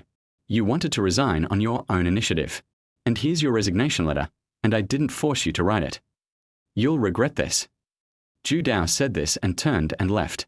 Others wanted to plead for mercy, but Fang Yuan ignored them and said to Secretary Sun, "Secretary Sun, come on, take me to meet the company's top management." Yes. The two took the elevator and soon arrived at the 21st floor. This is Bluecore's unique technology laboratory. Under the guidance of Secretary Sun, Fang Yuan visited the lithography machine, programming department, and many other aspects related to chip development. Finally arrived at the president's office. "Mr. Fang, layoffs are not good for a company. Would you like to reconsider?" "Don't consider it. If I acquire shares in a company and don't lay off employees to make them feel good, then my acquisition would be in vain." Sun Meiye didn't feel bad about selling the land. Besides, it was given to him by the system and he didn't put any effort into it. They were just some employees, so he could just recruit more. "What are you afraid of? Push the door and enter." The president's office was not as luxurious as Fang Yuan had imagined, but rather very simple. The furnishings in the room are very simple, with unique flower arrangements on the windowsill, a sofa, a coffee table, and a water dispenser, which are standard office equipment. On the bookshelf behind the desk are various books on programming, as well as some honorary certificates and trophies. The president should be in the RD room right now. Please wait a moment. I'll call the president to see you. Well, go ahead. Secretary Sun left. Her every smile and frown is full of charm, and she always shows her charm intentionally or unintentionally along the way. I guess she wants to improve herself too much. I walked around the president's office and saw a document on the desk, so I picked it up and took a look. It's a design sketch about a microchip that's only 4 millimeters. This is actually the design drawing of an AI smart chip, and there seems to be no problem with the integrated circuit and content programming. If it were the previous Fang Yuan, he would definitely not understand it. But now that he had the eye of insight, a bunch of data and the built-in structure of the chip appeared in front of him immediately. And it is constantly assembled and transformed before our eyes until the finished product is finally obtained. There's an error in the blueprint. Fang Yuan murmured. "Mistake." A cold voice sounded, and Fang Yuan came back to his senses. At some point, a woman stood at the office door. She was about 1.75 meters tall, wearing a laboratory white coat and dust gloves. When Fang Yuan saw her face, he was even more astonished. He took a deep breath. The combination of exotic and classical elements under her mixed blood, and the three-dimensional facial features arranged on her face, every part is so perfect. And she doesn't seem to be very old, about 25 years old. Although the white coat hides his figure, his 1.75-meter height still reveals his unique temperament and charm. But there was mostly dissatisfaction in the beautiful woman's eyes. What Fang Yuan was holding in her hands were her research materials and conceptual design drawings. She had just neglected to take it away, and as a scientific researcher, she hated having her design drawings seen by others. "Are you Fang Yuan?" The woman came over and rudely took the design from Fang Yuan's hand. The fragrance on her body carries with it a hazy breath. That cold temperament, although his Mandarin was a little awkward, his voice was very pleasant, like the sound of a clear spring. "Yes, you are the president of Lanshan." The woman placed the design on the table, took off her gloves, and extended her hand, saying, "President of Bluecore Group, Chief Designer, and Chief Architect of Bluecore's 7th-generation chip development, Lan Lan." Fang Yuan extended his hand. Lan Lan's hands were soft as if they had no bones, and a little cold, with a great touch. However, the other party quickly pulled his hand back and rubbed it on his coat. It seemed that he had some misophobia and disliked Fang Yuan. "The mysterious tycoon the board mentioned who acquired 60% of Bluecore's shares, is that you?" This was a mockery of Fang Yuan. Fang Yuan did not leave a good first impression on Lan Lan. "Yes, it's me." Fang Yuan admitted it immediately. The two sat down on the sofa. Secretary Sun brought tea, and half knelt on the ground to start the traditional tea ceremony. Lan Lan said to Fang Yuan, "I grew up abroad, and what I love most is tea culture. I wonder if Mr. Fang knows anything about tea culture." After the tea was brewed, Secretary Sun pushed the tea in front of Fang Yuan. Fang Yuan picked up the teacup and took a sip. The aroma of tea exploded in my mouth instantly. It was indeed a good tea. Lan Lan looked at Fang Yuan with a hint of contempt in her eyes. His posture and movements when sipping tea were completely those of an amateur. He was probably a nouveau riche with no background. I know a thing or two." Fang Yuan put down the teacup. He grew up drinking mineral water, and the only tea he came into contact with was the Tieguanian and De Hongpao teas available on the market that cost a few dollars a pack. It can be said that he knew nothing about them. But he has an eye for insight. Pre-rain Longjing tea, freshly picked buds, roasted by a master. It's bitter at first, but sweet and soothing. Not bad. I'm afraid you can't buy this tea on the market. After Fang Yuan finished speaking, Lan Lan's face immediately showed a hint of surprise. Chapter 9. Taking over mess. Lan Lan is of mixed race. Her ancestral family was aristocratic in the Suzhou and Hangzhou areas, and her mother was a Swiss technology tycoon. Moreover, this tea was delivered from Suzhou and Hangzhou 2 days ago, and was roasted by my uncle himself. This Fang Yuan really is a person who cannot be judged by appearance. He looks ordinary and young, but he knows a lot. Lan Lan's contempt faded, and she said, Mr. Fang just said there's a problem with my design. May I ask, what's the problem? Lan Lan returned to China with technology. The new generation of AI smart chips she developed is at the forefront both domestically and in the blue ocean. But now there is a problem. During this period, she racked her brains, constantly improving plans and designs, trying to find out where the problem lay. But because she designed the most cutting-edge technology in the world, no one at home or abroad could understand it, so naturally no one could help her. But at this moment, he saw a glimmer of hope. Fang Yuan said, self-organization, self-sensing, and self-adaptation are the 3-in-1 AI technologies. This is a product that needs to be iteratively evolved. We need to allow the system to learn on its own. But, too focused. When Fang Yuan pointed out the problem, Lan Lan's expression changed drastically. Being able to say this is enough to show that Fang Yuan understood his own design drawings and understood the architectural principles behind them. Even experts may not be able to understand the architecture of personal chip logic operations. And he just took a look. How do we solve this problem? Lan Lan asked subconsciously. It's easy. Just change the architecture. I can do it. The architecture is something that cannot be touched. The chip is still in the research and development stage, and changing the architecture is equivalent to starting over. Moreover, the marketing department and the entire board of directors have decided to launch the chip in 10 days. This is Bluecore's last attempt. I'm sorry, but the architecture absolutely cannot be changed. Lan Lan sighed and said, there are less than 10 days left before the chip is released. We don't have time to recompile. This is a gamble for Bluecore. If it fails, Bluecore will go bankrupt. Ah. Fang Yuan thought, could I be so unlucky? The shares I acquired with great difficulty are going to go bankrupt? The bankruptcy of a company means huge debt problems. If he holds 60% of the shares, he will bear 60% of the responsibility. Isn't Bluecore's market capitalization over 1 billion? Fang Yuan asked in confusion. Lan Lan said, that's right. That's because I'm here. It's not a wise decision for Mr. Fang to join Lan Xin at this time. Put it this way. In recent years, Bluecore's chips and related high-tech fields have been outperformed by competitors. In the mobile phone sector, it has been outperformed by Redmi, and in the electric vehicle sector, it has been outperformed by Tesla. This AI chip is designed to build autonomous driving infrastructure. If successful, all 3 lines of business will be activated. If you fail, the debt you assume will instantly crush Bluecore, and your 60% stake will evaporate in an instant. This means that Bluecore currently places all its hopes on this independently developed AI chip. Moreover, Fang Yuan owns 60% of the shares, so he is the chairman of Lanshan. What a broken system. What has it arranged for me? Fang Yuan wanted to cry but had no tears. I thought that with 60% of the shares, I could achieve financial freedom, but I didn't expect that I would be left with a mess. I'm afraid the former chairman would wake up laughing in his dreams. Fang Yuan pondered for a while. It seems that I still have to do it myself. Although Lan Lan was amazed that Fang Yuan could see her design drawings, looking at the international situation, there was absolutely no one else who could complete this design except her, Lan Lan. Mr. Fang is really humorous. When Bluecore Group hired me, they promised not to interfere with my research and operations. I am saving Bluecore. Lan Lan's pride was tangibly manifested at this moment.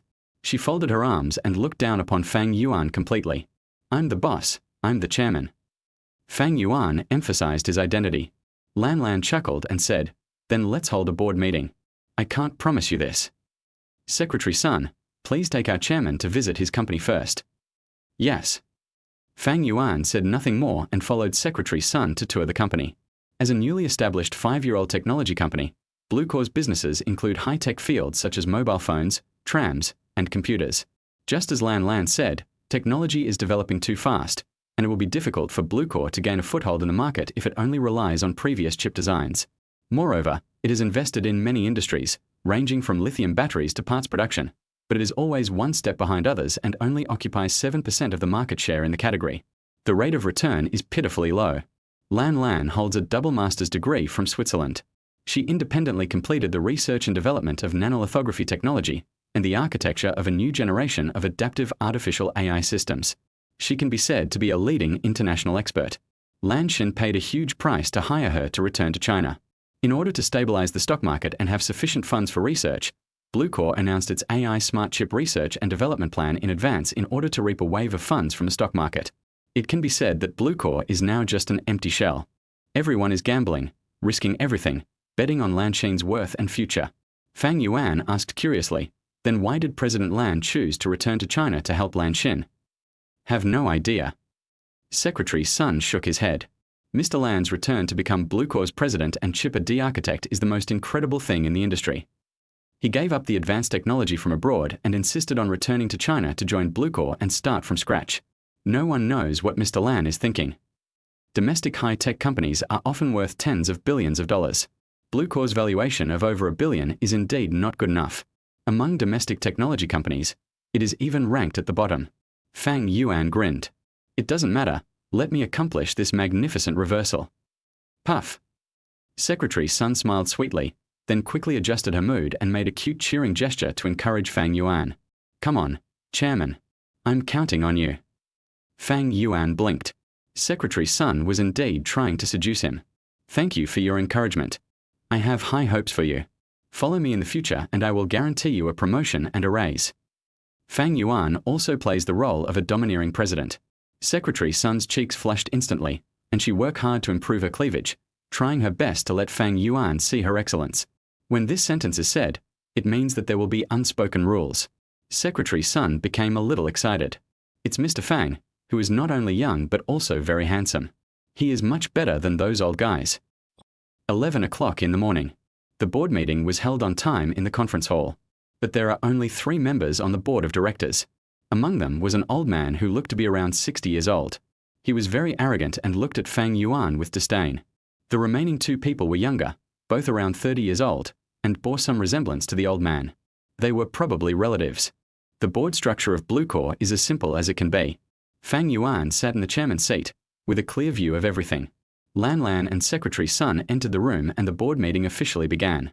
Before Fang Yuan could speak, the old man said loudly, "Since the chairman has changed, there is no need for my chief family to continue supporting Lan Xin. We want to withdraw our shares." Chapter 10. Kneeling to beg for food. Withdraw shares right away. This is to give Fang Yuan a warning. Moreover, the old man's eyes revealed that he had Fang Yuan in his grasp. In fact, he thought so too. 60% of the company's shares are in Fang Yuan's hands. Use this as a warning to let this young man who looks to be in his 20s know that he is not someone to be trifled with. Fang Yuan chuckled. Oh. So the remaining shares of the company are in your hands. Humph. That's natural. The old man proudly introduced himself. My name is Qi Yanfeng. I have shares in Bluecore, but Bluecore needs the funds from my Qi family. Moreover, almost all of the research and development in the past few years has been provided by my Qi family. Since the chairman has been replaced, there's no need for us to stay at Bluecore anymore. We are going to withdraw our shares. Secretary Sun also reminded from the side.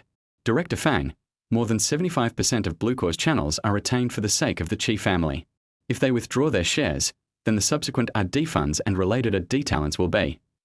They will also withdraw, and they may even take 60% of our employees with them. How about we lower our heads and keep Mr. Qi here first? Secretary Sun knows the interests involved. Qi Yanfeng proposed this condition in order to fight for more power and bully young people like Fang Yuan. After all, what he holds in his hands is Lan Xin's lifeline. The remaining 2 directors also sneered and looked at Fang Yuan with disdain. If Fang Yuan wants to make money and develop, he must bow to the Qi family and may even have to give up some of his shares. Fang Yuan stared at the 3 people, a fire burning in his chest. This old guy Qi Yanfeng is going too far. Bite. Target for retaliation detected. Qi Yanfeng, current number of possible retaliations, 2. Triggered the system. Seeing Qi Yanfeng so confident and aggressive, Fang Yuan was thinking about how to take revenge on him. If you want to get better rewards, you need to retaliate at a higher level. Only by knowing yourself and your enemy can you win every battle. Let's collect some information about this guy first. So Fang Yuan said, Since you are Lan Xin's hero, then Mr. Qi, I still hope you can stay. Seeing Fang Yuan's attitude soften, Qi Yunfeng thought his plan had succeeded. He raised the corners of his mouth and said arrogantly, "Okay. However, the condition is that my eldest son will become the president after the chip is developed, and you must give him 10% of the shares." His eldest son is the most proud person on the left.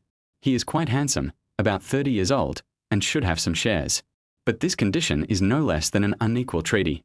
Fang Yuan showed a weak attitude at this time and said with great difficulty, "Let me think about it. HMH, I hope to give you a satisfactory answer before 3 p.m. If you don't agree, I will withdraw my investment immediately."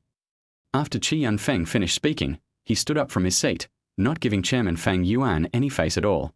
The two sons also stood up, with the same look of disdain on their faces, the same expression as the young men in the village. After the three left, Lan sighed. She was somewhat disappointed with Fang Yuan's performance. There are many ways to handle this situation, but he just didn't handle it well. After Lan stood up, she said calmly, "The position of president must be mine. I don't want others to reap the fruits of my research." After saying that, he left. Now Fang Yuan was stuck in the middle. Lan's request is very reasonable. People are researching chips for fame and fortune, which is understandable. Qi Yunfeng is just bullying people. Director Fang, this matter is not easy to handle now. Secretary Sun was also worried about Fang Yuan. The situation has become extremely difficult now, and Fang Yuan must be very worried at this moment. Look at him in deep thought. Secretary Sun waited for a moment, then saw Fang Yuan suddenly clap his hands. Thinking he had an idea, he was just waiting for it when he heard Fang Yuan say, "How about Western food for lunch?" Ah. Secretary Sun was dumbfounded. After thinking for a long time, I realized that I was thinking about what to eat. This is the first time I've seen such a weird chairman. I thought Fang Yuan was a promising young man, but now he doesn't seem that great. Okay then, do you want me to book a restaurant for you? But Secretary Sun has now followed Fang Yuan and become his secretary. It is her responsibility to arrange the boss's itinerary. Okay. Let's have lunch together. Secretary Sun smiled slightly, screened the restaurants, and finally decided on one. Director Fang, there are a total of 16 decent Western restaurants in this city. I think the Grey Whale near the commercial street is pretty good. Its reputation, location, and professional cuisine all earn it 4 stars. Major. Fang Yuan commented on Secretary Sun. The good thing about this personal secretary is that he can find the best solution for the boss from all aspects. Fang Yuan had never eaten Western food before, so he didn't know what it tasted like, and naturally wanted to try it. I'll arrange a car right away. Secretary Sun and Fang Yuan head to Grey Whale. Because it is a high-end restaurant, the environment is also elegant. There are scattered tables in a long corridor. There are only front and back tables, and no seats side by side. This design is to ensure that guests will not be disturbed while dining. There were not many customers in the restaurant, so the two of them found a random seat and sat down. What would you like to eat, you two? The waiter handed over the menu. Fang Yuan felt a headache when he saw the English words on the menu. He found English very troublesome when he was in school. This menu is very retro and there is no Chinese. He can't understand it at all. Ahem.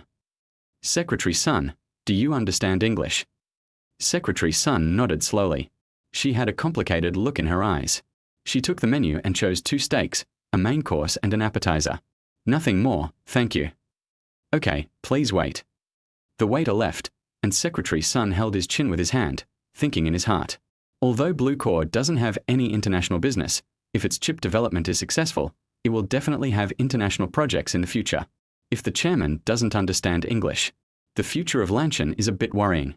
As he thought about it, Secretary Sun became less tempted and more serious. She was thinking about her future plans and whether she should change companies.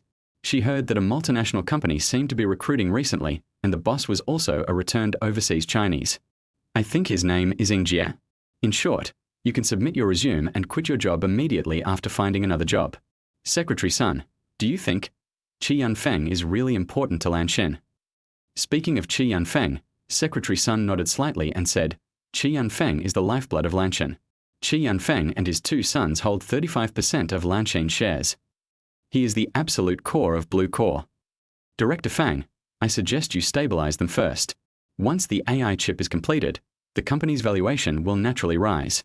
As for President Lan, you also need to keep her position as president. That is a win-win situation. Fang Yuan blushed and complained, "Then wouldn't I be a beggar on my knees?"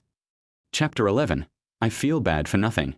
If that's what you mean, then being the chairman of the Blue Core Group is really like begging on your knees. Secretary Sun said helplessly. Fang Yuan was speechless. I just want to lie back and earn money peacefully. Why is it so difficult? Secretary Sun really wanted to complain. There was no such thing as making money without doing anything these days. Even those capital groups needed to conduct various risk assessments. You also need to have a sense of crisis at all times and observe market changes. Mr. Fang, have you ever done business before? Does it count as asking classmates to go to cram school to fill in the numbers? 400 per head. Forehead. Secretary Sun felt that his future was bleak. At the same time, she was also somewhat relieved. Fortunately, this young man was able to control himself. Otherwise, my eyes and eyebrows would have been so tempting and would have been wasted on him. Although she was helpless, she still had to explain the interests involved to the young man in front of her. In fact, as the chairman, what you have to do is to check and balance. People in the company have different opinions. Qi Yunfeng wanted to monopolize Blue Core a long time ago, but he was suppressed by the old chairman and never succeeded. But now you're new here and control 60% of the shares. Mr. Qi will definitely cause trouble and fight for his rights. Please take a step back and act as a buffer until we develop the chip. And I think Qi Yunfeng is just talking. Hearing this, Fang Yuan had an idea. I understand now. I know what to do. Secretary Sun breathed a sigh of relief. It seems Fang Yuan is not hopeless. Of course, when eating Western food, Fang Yuan's wolfing down of the food also made Secretary Sun stunned. She doubted her own judgment again. Is the chairman really a wealthy man? He's not a nouveau riche, is he? The board meeting opened on time at 2:30 p.m. This time, Qi Yunfeng's attitude was even more arrogant. Lan Lan was still wearing her white coat. She had just come out of the research lab and had no time to change her clothes. She had to continue her research after the board of directors had the results. Qi Yunfeng didn't give Fang Yuan a chance to speak, and asked directly, "How are your thoughts on my conditions?" Fang Yuan smiled. "I've made up my mind. If you want to withdraw your shares, then go ahead." Secretary Sun and Lan Lan both showed shocked expressions, while Qi Yunfeng narrowed his eyes. He could not see through Fang Yuan's thoughts. What's with this kid's confident smile? Snort. Qi Yunfeng snorted coldly, adjusted his mentality, and threatened, "At least 60% of the employees in this company were recruited by me, and they also rely on me for their livelihood. Also, most of the business within the company was brought in by the Qi family. Aren't you afraid?" The offensive and defensive dynamics shifted, and Fang Yuan shook his head and said, "Don't be afraid, withdraw your shares quickly." You. Secretary Sun reminded Fang Yuan, "If the Qi family withdraws their shares now, Blue Core will collapse in an instant. Director Fang, be careful." Need not. Fang Yuan waved his hand and said to Qi Yunfeng, "Lao Deng, take your people and leave. Lanshin will not leave any of its employees or shares behind." This. Qi Yunfeng slammed the table and stood up. "Boy, are you destroying Lanshin, everyone, and even my 5 years of hard work?" Even Lan Lan asked, 60% of Lanshin's shares is worth at least 700 million. Don't you feel bad about losing them just like that? Fang Yuan leaned back in his chair, looking nonchalant. "It's not my 5 years of hard work. Why should I feel bad about it?" Speaking of heartache, Qi Yunfeng, you are the one who feels the most distressed, aren't you? Qi Yunfeng saw that he had failed to scare the boy. His 2 sons, the eldest of whom said angrily, "Fang Yuan, are you planning to fight to the death?" Fang Yuan rolled his eyes and said nonchalantly, "It's just 700 million. You want me to kneel down, but unfortunately, my legs and feet are not in good condition, so I can't kneel down. And today, you Qi family members have to leave. If you don't leave, I will look down on you. You are too cowardly. From now on, if you eat at the table with the children, it will be unpresentable." Qi Yunfeng's expression was slightly distorted. Does he want to withdraw? I definitely don't want to. This was just a warning to Fang Yuan. And this is not the best time to withdraw shares. If chip manufacturing fails, they can naturally minimize the losses by withdrawing. But has the chip been successfully manufactured? How much can the return be? 1 billion. At least tens of billions. This is actually a small investment with a big return. Hee hee. Fang Yuan, you're so resourceful. Well, after all these years of hard work, it would be unacceptable for me to withdraw. How about we both take a step back and develop the chip first?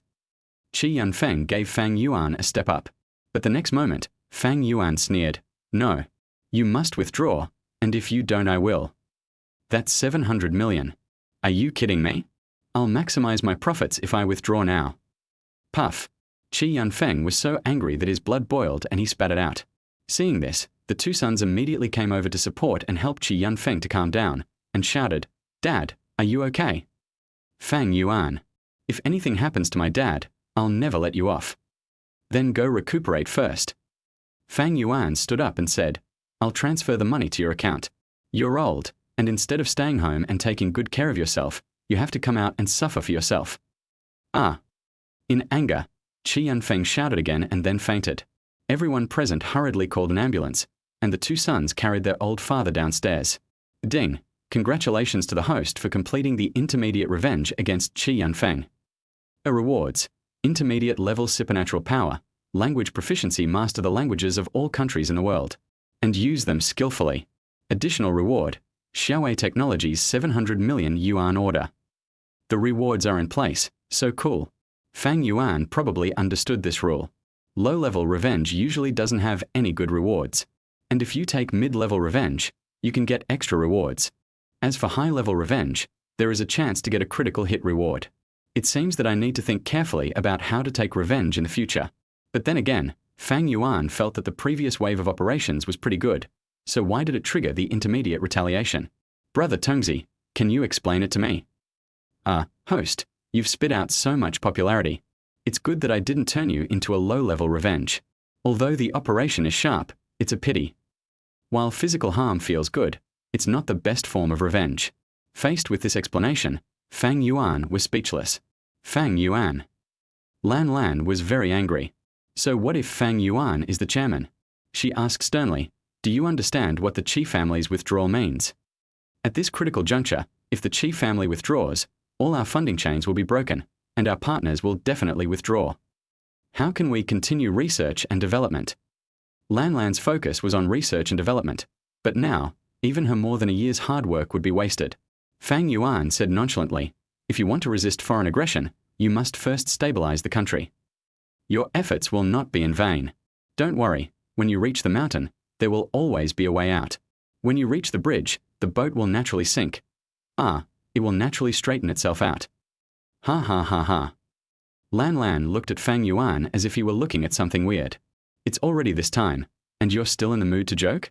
At this time, Secretary Sun's phone rang. She picked up the phone. "Hello, yes, our Mr. Fang is." "What did you say? Really?" Chapter 12, Shen Zijing's Trouble. Secretary Sun was very excited. She turned off the microphone on her phone and said to Fang Yuan, "Director Fang, Xiaowei Technology Company wants to pay 700 million yuan in advance as a deposit for chip research and development. And this is only the first phase of the cooperation. If the chip is successfully developed, the other party will continue to place additional orders." Lan Lan widened her eyes. She really couldn't believe the news. Xiaowei. Could it be that technology company that is at the forefront of developing new systems? Although it is normal to be interested in AI smart chips, why would they provide timely assistance so soon? Could it be him? Lan Lan's gaze shifted to Fang Yuan, her heart filled with shock. Who is he? Then let's make an appointment to discuss cooperation. Secretary Sun, I leave this matter to you.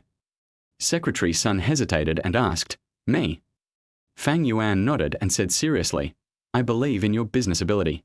As long as you do a good job on this deal, I'll give you a commission or even shares." This. Bluecore is alive again. And even if Qi Yunfeng withdraws, it doesn't matter. It will not hurt Bluecore at all. The 700 million yuan in advance payment from orders is enough to support the successful development of the chip.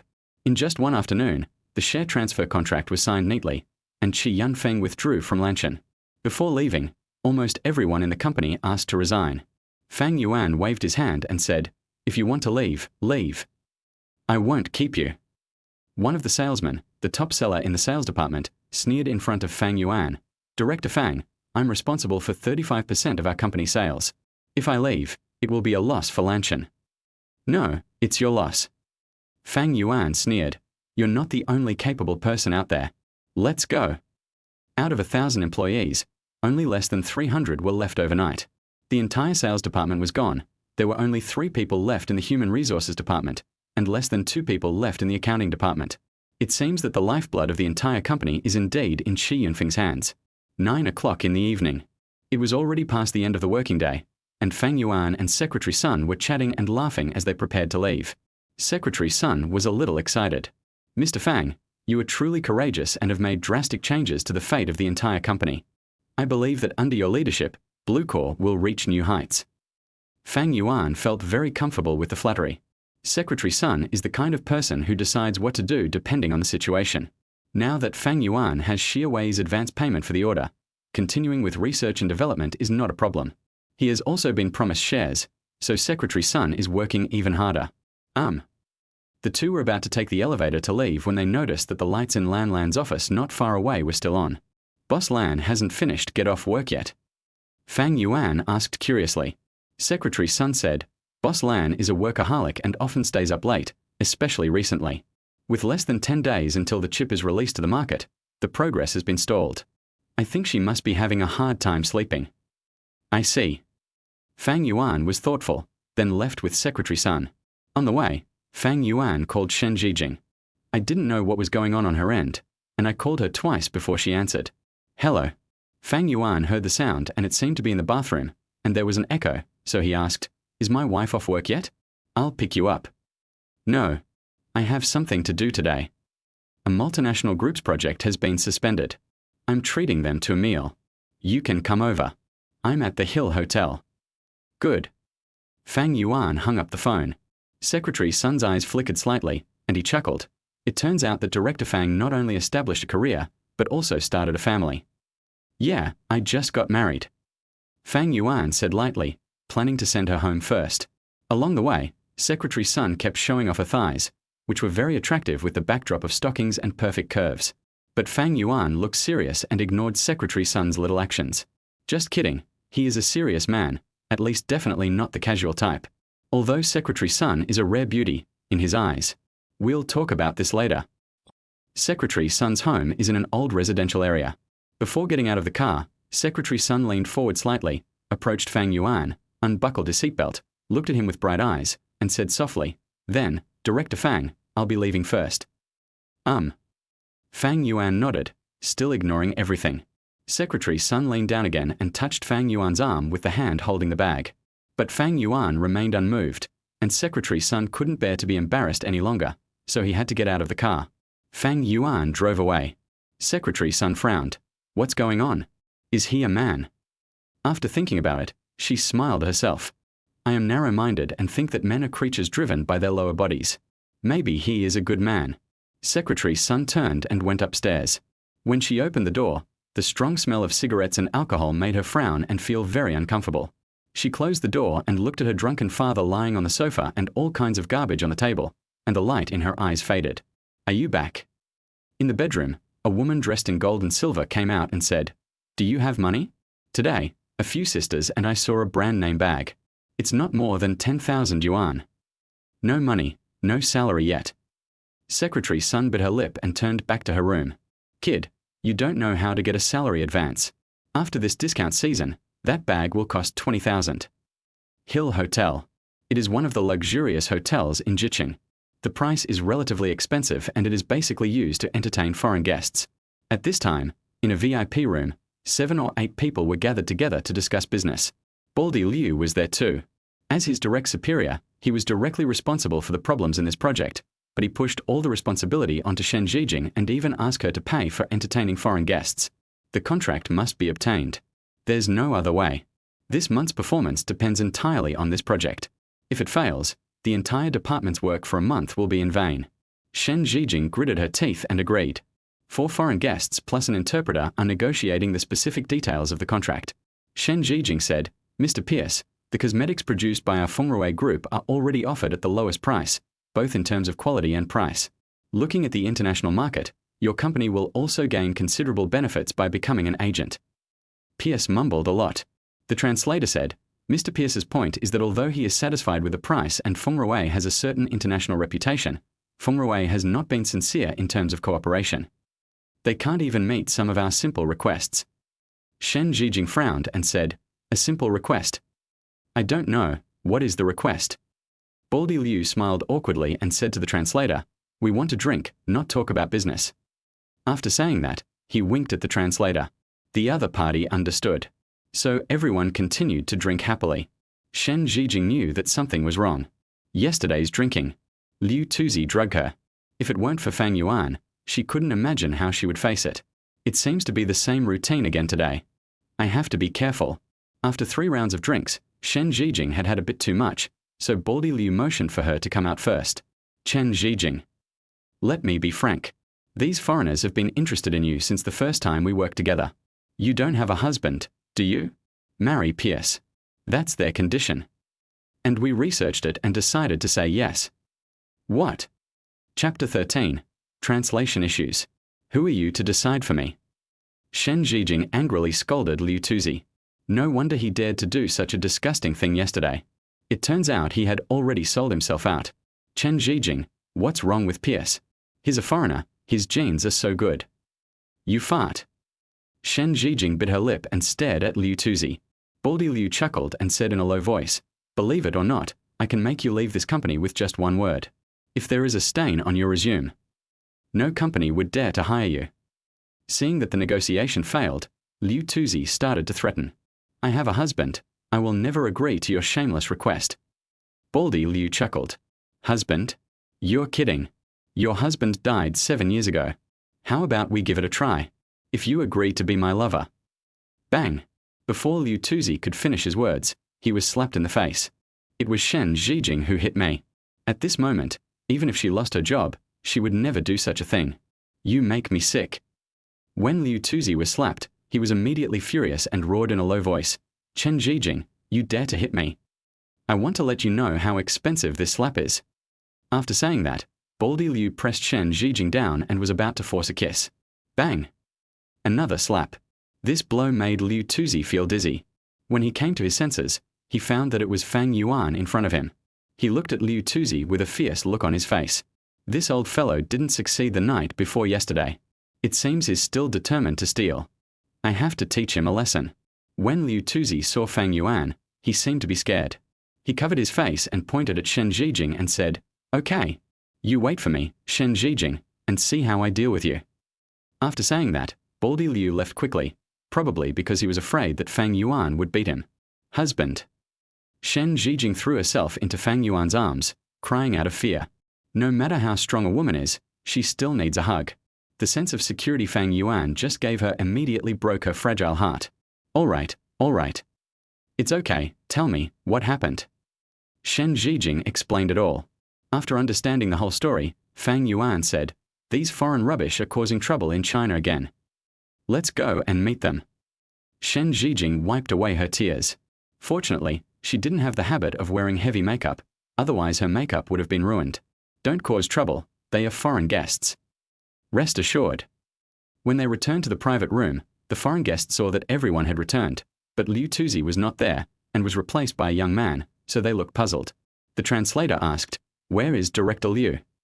Fang Yuan sat down and explained calmly, "Director Liu's wife is in labor and has gone to the hospital." He made up an excuse. The translator explained the situation to Mr. Pierce, who then nodded in understanding.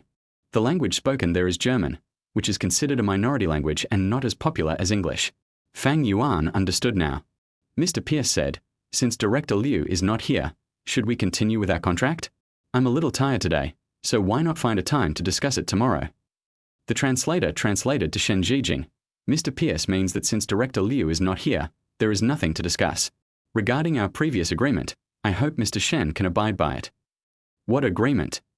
The translator translated symbolically, they provide accommodation.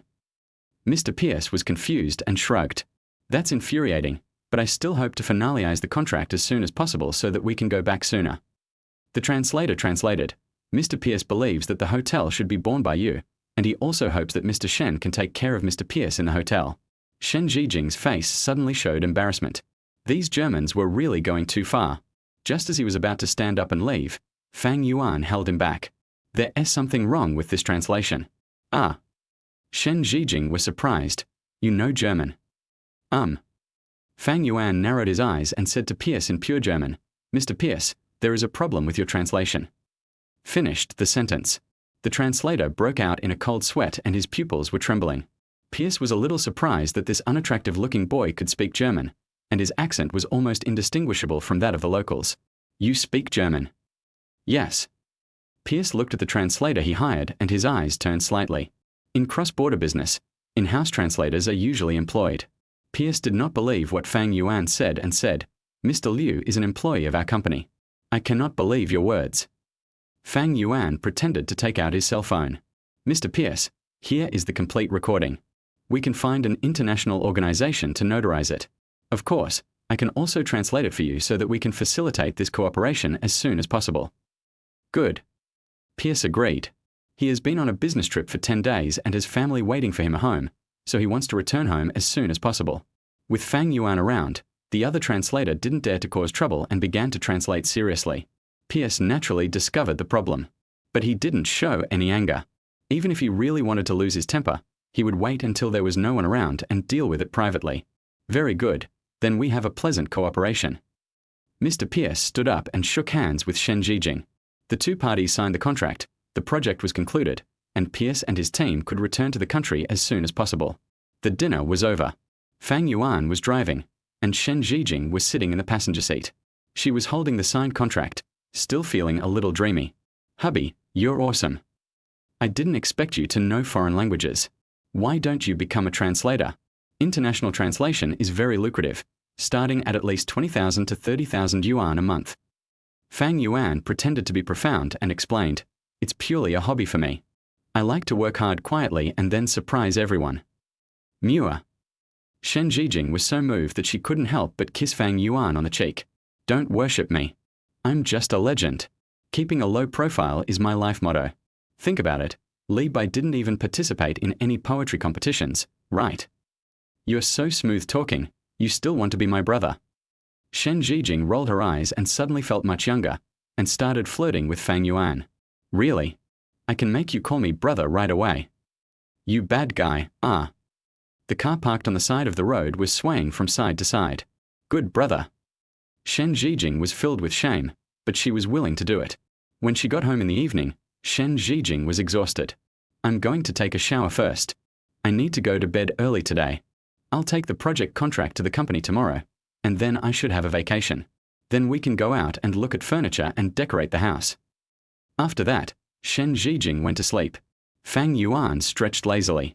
Half an hour later, Shen Zhijing had just finished taking a shower when she heard a knock on the door. Fang Yuan went to open the door. It's already 2:30 in the morning. Who could it be? When I opened the door, I saw Ma Yingjie and Li Liao. When he saw Fang Yuan, Ma Yingjie's eyes showed a hint of surprise, and then he suddenly realized and sneered, You really are an old woman's gigolo. Of course, Fang Yuan, you really work hard to get to the top. How about it? Can you feed that old woman? Chapter 14.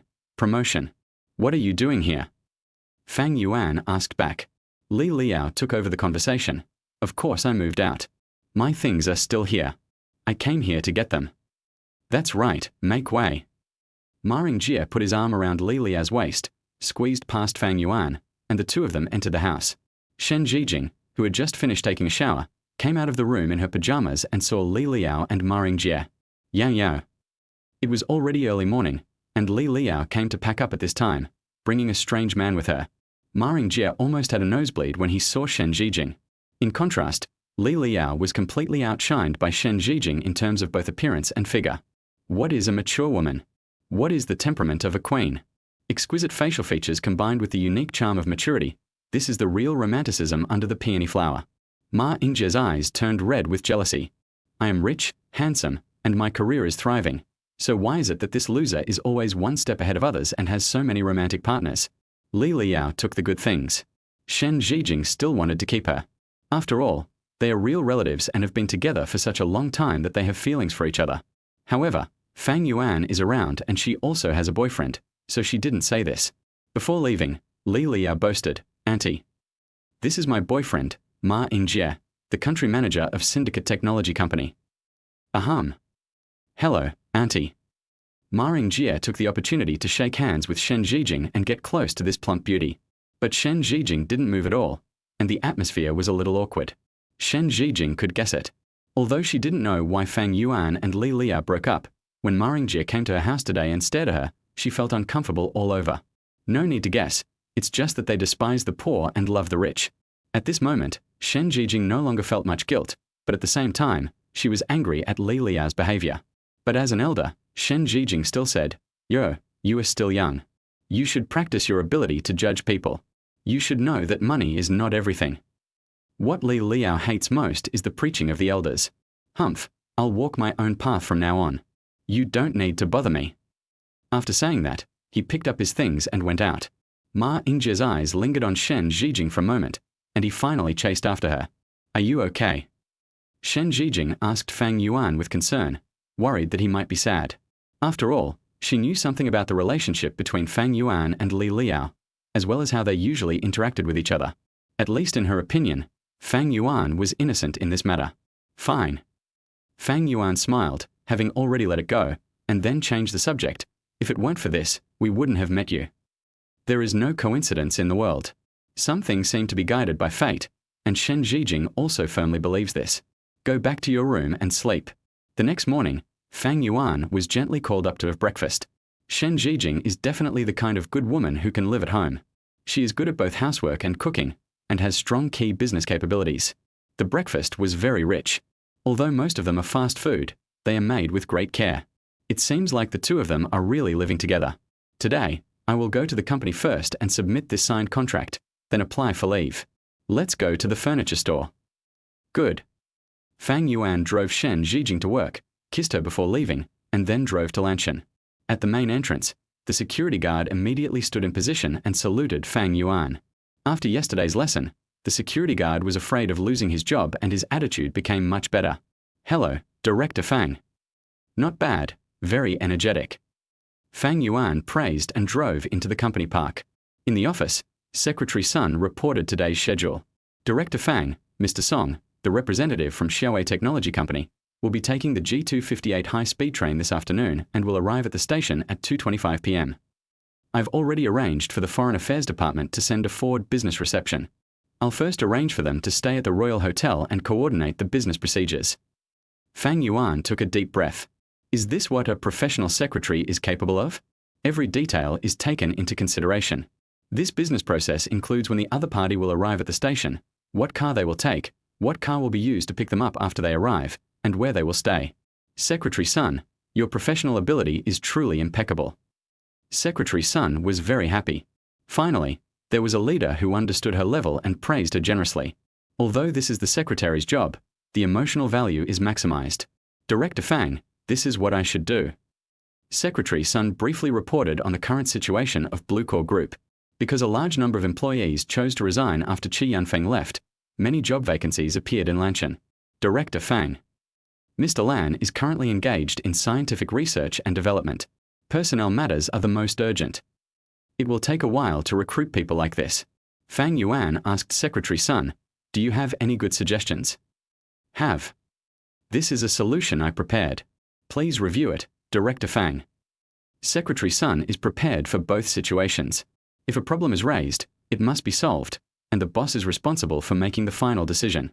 This is a necessary skill in the workplace. Even if your boss disagrees, your value will be reflected. When Fang Yuan heard that he wanted to see the plan, he felt a headache and said, "Just tell me directly." "Okay."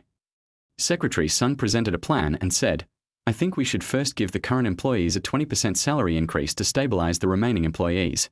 Then we will set up a temporary personnel interview team to recruit talents from all over the society." Blue Core's loose business structure has always been a drawback. This is a good opportunity to take advantage of this period to establish business groups, assign responsibilities, and work content, and restructure the group. Secretary Sun said a lot. Fang Yuan found it a bit boring. She used professional terms, which were understandable individually, but completely confusing when put together. This is the proposal I proposed. There are still many immature aspects. I hope Director Fang can point them out and correct them. Secretary Sun was very humble. After he finished speaking, he waited for Fang Yuan to give a reply. "It's a shame you're a secretary." Fang Yuan praised, "I've found a treasure." Secretary Sun, "No." Sun Jiring, "Are there any vacancies for planning positions?" "Yes, according to Blue Core's business plan. The positions of President, vice president, general manager, and deputy general manager are planning positions. A group, a large group. The chairman is a key member of the board of directors and the company belongs to him, which is unshakable. All other positions, including president, are considered workers. This is an essential difference. Of course, when it comes to positions like president and vice president, regardless of annual salary, they all receive dividends and shares, and are absolutely the elite class. You can be a general manager or vice president. Directly appointed by Fang Yuan. For Secretary Sun, it was like a bolt from the blue. Although it's not bad news, it's totally unexpected. She's just a secretary. At most, she is the secretary of the chairman. Although he is second only to the emperor, his authority is not high, and he is a bit like the eunuchs around the emperor. Fang Yuan's appointment was equivalent to directly promoting her from eunuch to prime minister. Chapter 15. I will support you. Secretary Sun looked at the young man in front of him, who was less than 30 years old and seemed to be innocent, and his heart was deeply moved. In her opinion, Fang Yuan remained unmoved despite repeated hints. This is a person's character. The innocent will be innocent. In the face of Qi Yunfeng's show of force, he would rather break his arm than bow his head. This shows his enthusiasm and heroism. Thank you, Mr. Fang. Sun Jiring expressed her gratitude immediately, but ultimately refused. Director Fang, a company needs reasonable channels for advancement. I'm your secretary. If I were to become general manager at this time, the employees would be dissatisfied. Fang Yuan raised an eyebrow and said, Why are you dissatisfied? I'm the chairman. If I say you can do it, then you can do it. Sun Jiring quickly said, Director Fang, this is not willful. First of all, I am very grateful for your trust and cultivation of me, but I hope you can give me some time to make some achievements. At least when my ability and virtue match the position, it will not be too late to take over. Okay, you will handle the cooperation with Xiaowei Technology this time.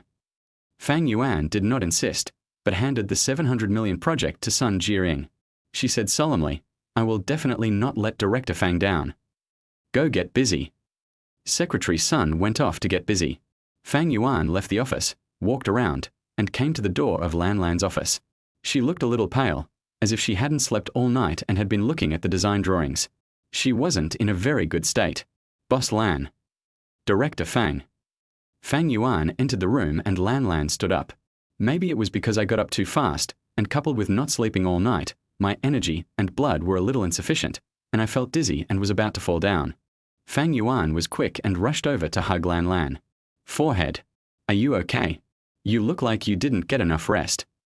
Lan Lan rubbed his forehead, steadied himself, and said with a wry smile, Half of the researchers in the development department have left. Now all the burden falls on my team, but success is still a long way off. The current situation can only be described as dire. Fang Yuan said seriously, Then you should also make sure to rest. Lan Lan waved her hand and sat down, holding the blueprint and said, There is still a key point that I haven't understood. Let me see. Fang Yuan snatched the design drawings. Go and rest first. Your health is more important. The chip can be studied at any time. If you burn out, everything will be in vain. Go now. Lan Lan stared at Fang Yuan blankly. Any capitalist, even her, would wish that their employees would not sleep and do their research first. Fang Yuan is different. He actually cares about your physical condition. It's just a chip, I'll help you. You. Don't believe it. Lan Lan rubbed her forehead. After Fang Yuan's interruption, she really felt sleepy and got up and went to the sofa. Okay, then I'll rest, you. What Lan Lan meant was, I need to rest, why don't you go out first? At this moment, Fang Yuan was sitting in front of the computer desk, looking at the data about the intelligent architecture within the chip. You go to sleep first. Don't worry, I'll back up your data and then make one myself. I'll take care of the rest after you wake up. Lan Lan was too sleepy, so she didn't think about anything else and just lay down and fell asleep. Fang Yuan opened the eye of insight. He didn't understand chip design and intelligent architecture, but his eyes of insight could understand it, so he began to modify Lan Lan's original data architecture in the program. I was busy until noon when Shen Zhijing called. Fang Yuan picked up the phone, and the other end sounded apologetic. Sorry, honey, something happened at the company. Forget it, let's talk about it when we get home tonight. Fang Yuan asked, What happened? Was it Baldy Liu who caused the trouble? Shen Zhijing said helplessly, Manager Liu kicked me out of the team. He and that translator relative rigged the business cooperation with Pierce and took it over. I'm going to find you. I can't just let this go. Fang Yuan hung up the phone, looked at the fully structured data on the computer, and stood up to leave the office. Before leaving, he asked people not to disturb Lan Lan's rest. Leave the company. Drive to Feng Rui. It was noon at this time. At the door of a restaurant in the commercial street, Shen Zhijing was waiting for Fang Yuan. Feng Rui is near the office and commercial district. This is also a large commercial street that integrates shopping and entertainment. A high-end restaurant opened for business people is still very popular today. The scattered tables in the hall are already full. Shen Zhijing sits by the window, stirring the coffee in front of her, looking out the window absent-mindedly. In the restaurant, there were two people in front and to the side of Shen Zhijing. One of them happened to be able to see Shen Zhijing. Hey, look. Who's that in the window seat? She's so beautiful, with such a beautiful figure. Oh my God, I'd be willing to lose 10 years of my life if I could sleep there for one night. The businessman smiled obscenely. The companion glanced back and said, don't even think about it. This is someone from Feng Rui. Her name is Shen Zhijing. She often comes to this restaurant to eat. She is an icy beauty. No one can pry open her heart. Many men have wanted to pursue her, but they have all been rejected. How do you know? I come here often. The two discussed. Shen Zhijing is very famous in this area. Because she always keeps people at a distance, she is known as the Ice Beauty. She looks like she's about 27, right? Looks like he's over 30 and not married. Is it true or not? But it seems possible that she is an Ice Beauty. As the two were talking, Shen Zhijing seemed to see something. A smile appeared on her face, and she immediately stood up and walked to the door to greet them. Fang Yuan just walked in. Have you been waiting for a long time? Fang Yuan asked. No, I just arrived too. Come quickly. Shen Zhijing held Fang Yuan's hand, rarely showing the mood of a little daughter. It's the little joy you get when you meet someone you like or love. Is this the iceberg you were talking about? A beauty. Forehead. The two men were confused.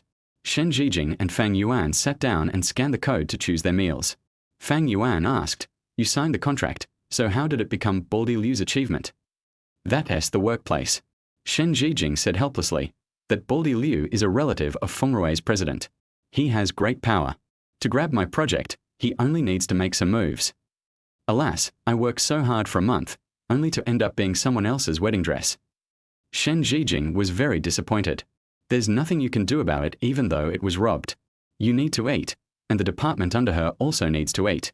They are all workers and slaves. If you think about it carefully, the project was robbed this time. It was premeditated. No, we must ask for an explanation. Fang Yuan couldn't bear to see Shen Zhijing so disappointed. In this regard, Shen Zhijing still wants to put the overall situation first. The overall employment environment is not good now. Even some strong companies have experienced large-scale layoffs. Feng Rui has also laid off 7% of its employees. I can only accept this loss. Fang Yuan shook Shen Zhijing's hand and said seriously, if your company's leaders don't give me an explanation, the worst that can happen is that I'll quit. Shen Zhijing knew that Fang Yuan was young and impulsive, but she couldn't do that. Why? If I really quit, I won't be able to find a job for a while, and I haven't saved much over the years. I'll support you. Fang Yuan said this very seriously. Chapter 16. Wolf Culture. Shen Zhijing just thought Fang Yuan was comforting herself. Okay, don't worry about my affairs. Although the project is over, I have some free time this afternoon. Let's go shopping. Shen Zhijing is still looking forward to it. Moreover, his father's 60th birthday is coming up, so he needs to buy Fang Yuan some suitable clothes and some gifts to try to gain as many points as possible in his impression. Let's deal with the project first. Fang Yuan said seriously, wife, since we are together, I will never let you suffer any injustice, not even a little bit. Don't be afraid, I'm here. Shen Zhijing didn't know where Fang Yuan got his confidence from, but this kind of confidence infected her, and she actually believed that Fang Yuan could solve it. And the more they get along, the more she can see Fang Yuan's excellence. So she was weird. Why did Li Lia break up with him? Apart from anything else, just the fact that he speaks fluent foreign languages makes it almost impossible for him to make money. Foreign translation has always been a relatively scarce profession, but also the most popular profession. We'll go see your leader later. This? Are you serious? Shen Zhijing saw that Fang Yuan didn't look like he was joking at all. He really wanted to fight for his rights. Yes. Shen Zhijing was silent for a moment, and finally nodded in agreement. No matter how strong a woman she is, She still needs a hug and someone to lean on. Even if Fang Yuan just says some comforting words, she will be satisfied. Thank you for making me feel young again. I'll make you younger tonight, let's eat. Fang Yuan smiled slyly. Shen Zhijing blushed in shame. Hateful. After dinner, they took a walk outside as they didn't have to go to work until 2 in the afternoon. At this time in the luncheon group, Lan Lan woke up from a sofa. After a good sleep, she finally felt a little clearer and found that Fang Yuan was not in the office. She yawned and returned to her desk. Turn on the computer and look at the architecture design program on it. Lan Lan didn't care at first, but when she saw the key architectural nodes, she suddenly realized it. Her beautiful eyes widened, and she couldn't believe it at all. Fang Yuan overturned almost all of his structures and started over again. Although the original foundation is still there, I have broken through the contradiction that I have been thinking about for half a month and still can't figure out. No way. Lan Lan tried to simulate using the system. A total of 321 nodes began to run the preset simulation. At this time, all the nodes were grey, but as the above nodes were opened one by one, only 10 minutes later, the first iteration was successfully opened. Fuck. Lan Lan couldn't believe it and cursed. She started to conceive the idea 3 years ago and has received a lot of sponsorship and investment. However, the research and development would get stuck at this step every time. Lanshan paid a large sum of money to invite her to return to China for research and also promised her that this research and development would be successful. The patent for this chip is in Lan Lan's own hands, and Blue Core Group only takes 7% of the agency fee. 3 years of planning, 3 months of hard work, and Fang Yuan actually accomplished it in just 1 morning. Who is he? Lan Lan immediately saved this precious data, copied it personally, and went to the R&D room for research and development testing. If the test is successful, this AI smart chip will be the world's first self-organizing, adaptive, and self-iterating AI smart chip. This will mean a technological revolution. This smart chip will be used in many fields such as unmanned driving, ultra-precision drone phased array, etc. This is a breakthrough from 0 to 1. Of course, Fang Yuan didn't know that he had accomplished this feat, and was still strolling outside holding hands with Shen Zhijing. At around 2 o'clock in the afternoon, Feng Ruwei went to work. Fang Yuan and Shen Zhijing arrived at the unit. In the security room at the company entrance, Fang Yuan completed the visitor registration, obtained a temporary pass, and entered the company. Feng Ruwei's overall strength is greater than that of Lanshan. Moreover, the company has completed international industrial upgrading, and many of its products have been sold overseas, with a market value of at least 2 billion. Shen Zhijing is the manager of the 2nd International Business Department in the sales department of Feng Ruwei Group, and her main responsibility is to connect with international business. When Shen Zhijing brought Fang Yuan into the office building, she felt a little regretful. Even if you go to ask for an explanation, it will just be a scene, which is quite ugly. When they were about to reach the president's office, Shen Zhijing stopped Fang Yuan. Or, I think we should just forget it. You can't just let it go like this. Fang Yuan said firmly, leave it to me. I'll persuade him with both emotion and reason. I absolutely won't make a big fuss. The president of Feng Ruwei is also a strong woman. She was wearing glasses and a professional suit, looking like a queen, and was talking on the phone with a client. There was a knock on the door and the female president hung up the phone. Come in. Shen Zhijing brought Fang Yuan in. Minister Shen, what's going on? The female president's attitude was cold. Shen Zhijing was still hesitant, but Fang Yuan said, Hello, President Liu Mingxi, right? My name is Fang Yuan, and I'm Shen Zhijing's husband. Liu Mingxi just glanced at Fang Yuan and didn't offer his hand. Instead, he gestured with his chin, sit down. Fang Yuan sat down. Liu Mingxi called the secretary's office, blaming herself in her heart for not notifying the visitor in advance. Hey, bring some tea to the office. We have a visitor. The secretary broke out in a cold sweat. A guest was coming to visit, and as a secretary she did not make any arrangements. This was a serious mistake. Any incident in the president's daily schedule will cause the timeline to be disrupted and delay things. Mr. Fang. What do you want to see me about? Shen Zhijing belongs to Feng Ruwei Company. Since her husband is here, she has to entertain him. Liu Mingxi is asking this question even though she knows the answer. It's about the project. Fang Yuan got straight to the point. To be honest, I know what's going on in this project. Director Liu. Director Liu stole my wife's project and kicked her out of the team. Isn't that unreasonable? Liu Mingxi is a relative of Liu Tuzi. She pondered it for a moment, then explained with a smile, the group has its own processes. We focus on the results, not the process. Feng Ruwei is a company that values a culture of brute force. I'm sorry that your wife was a step behind schedule. Director Liu had already submitted the contract to the group last night. So, procedurally, this project does not belong to Manager Shen. She sounded like she was giving explanations, but they were all excuses. What wolf culture, what process, and nothing but human manipulation.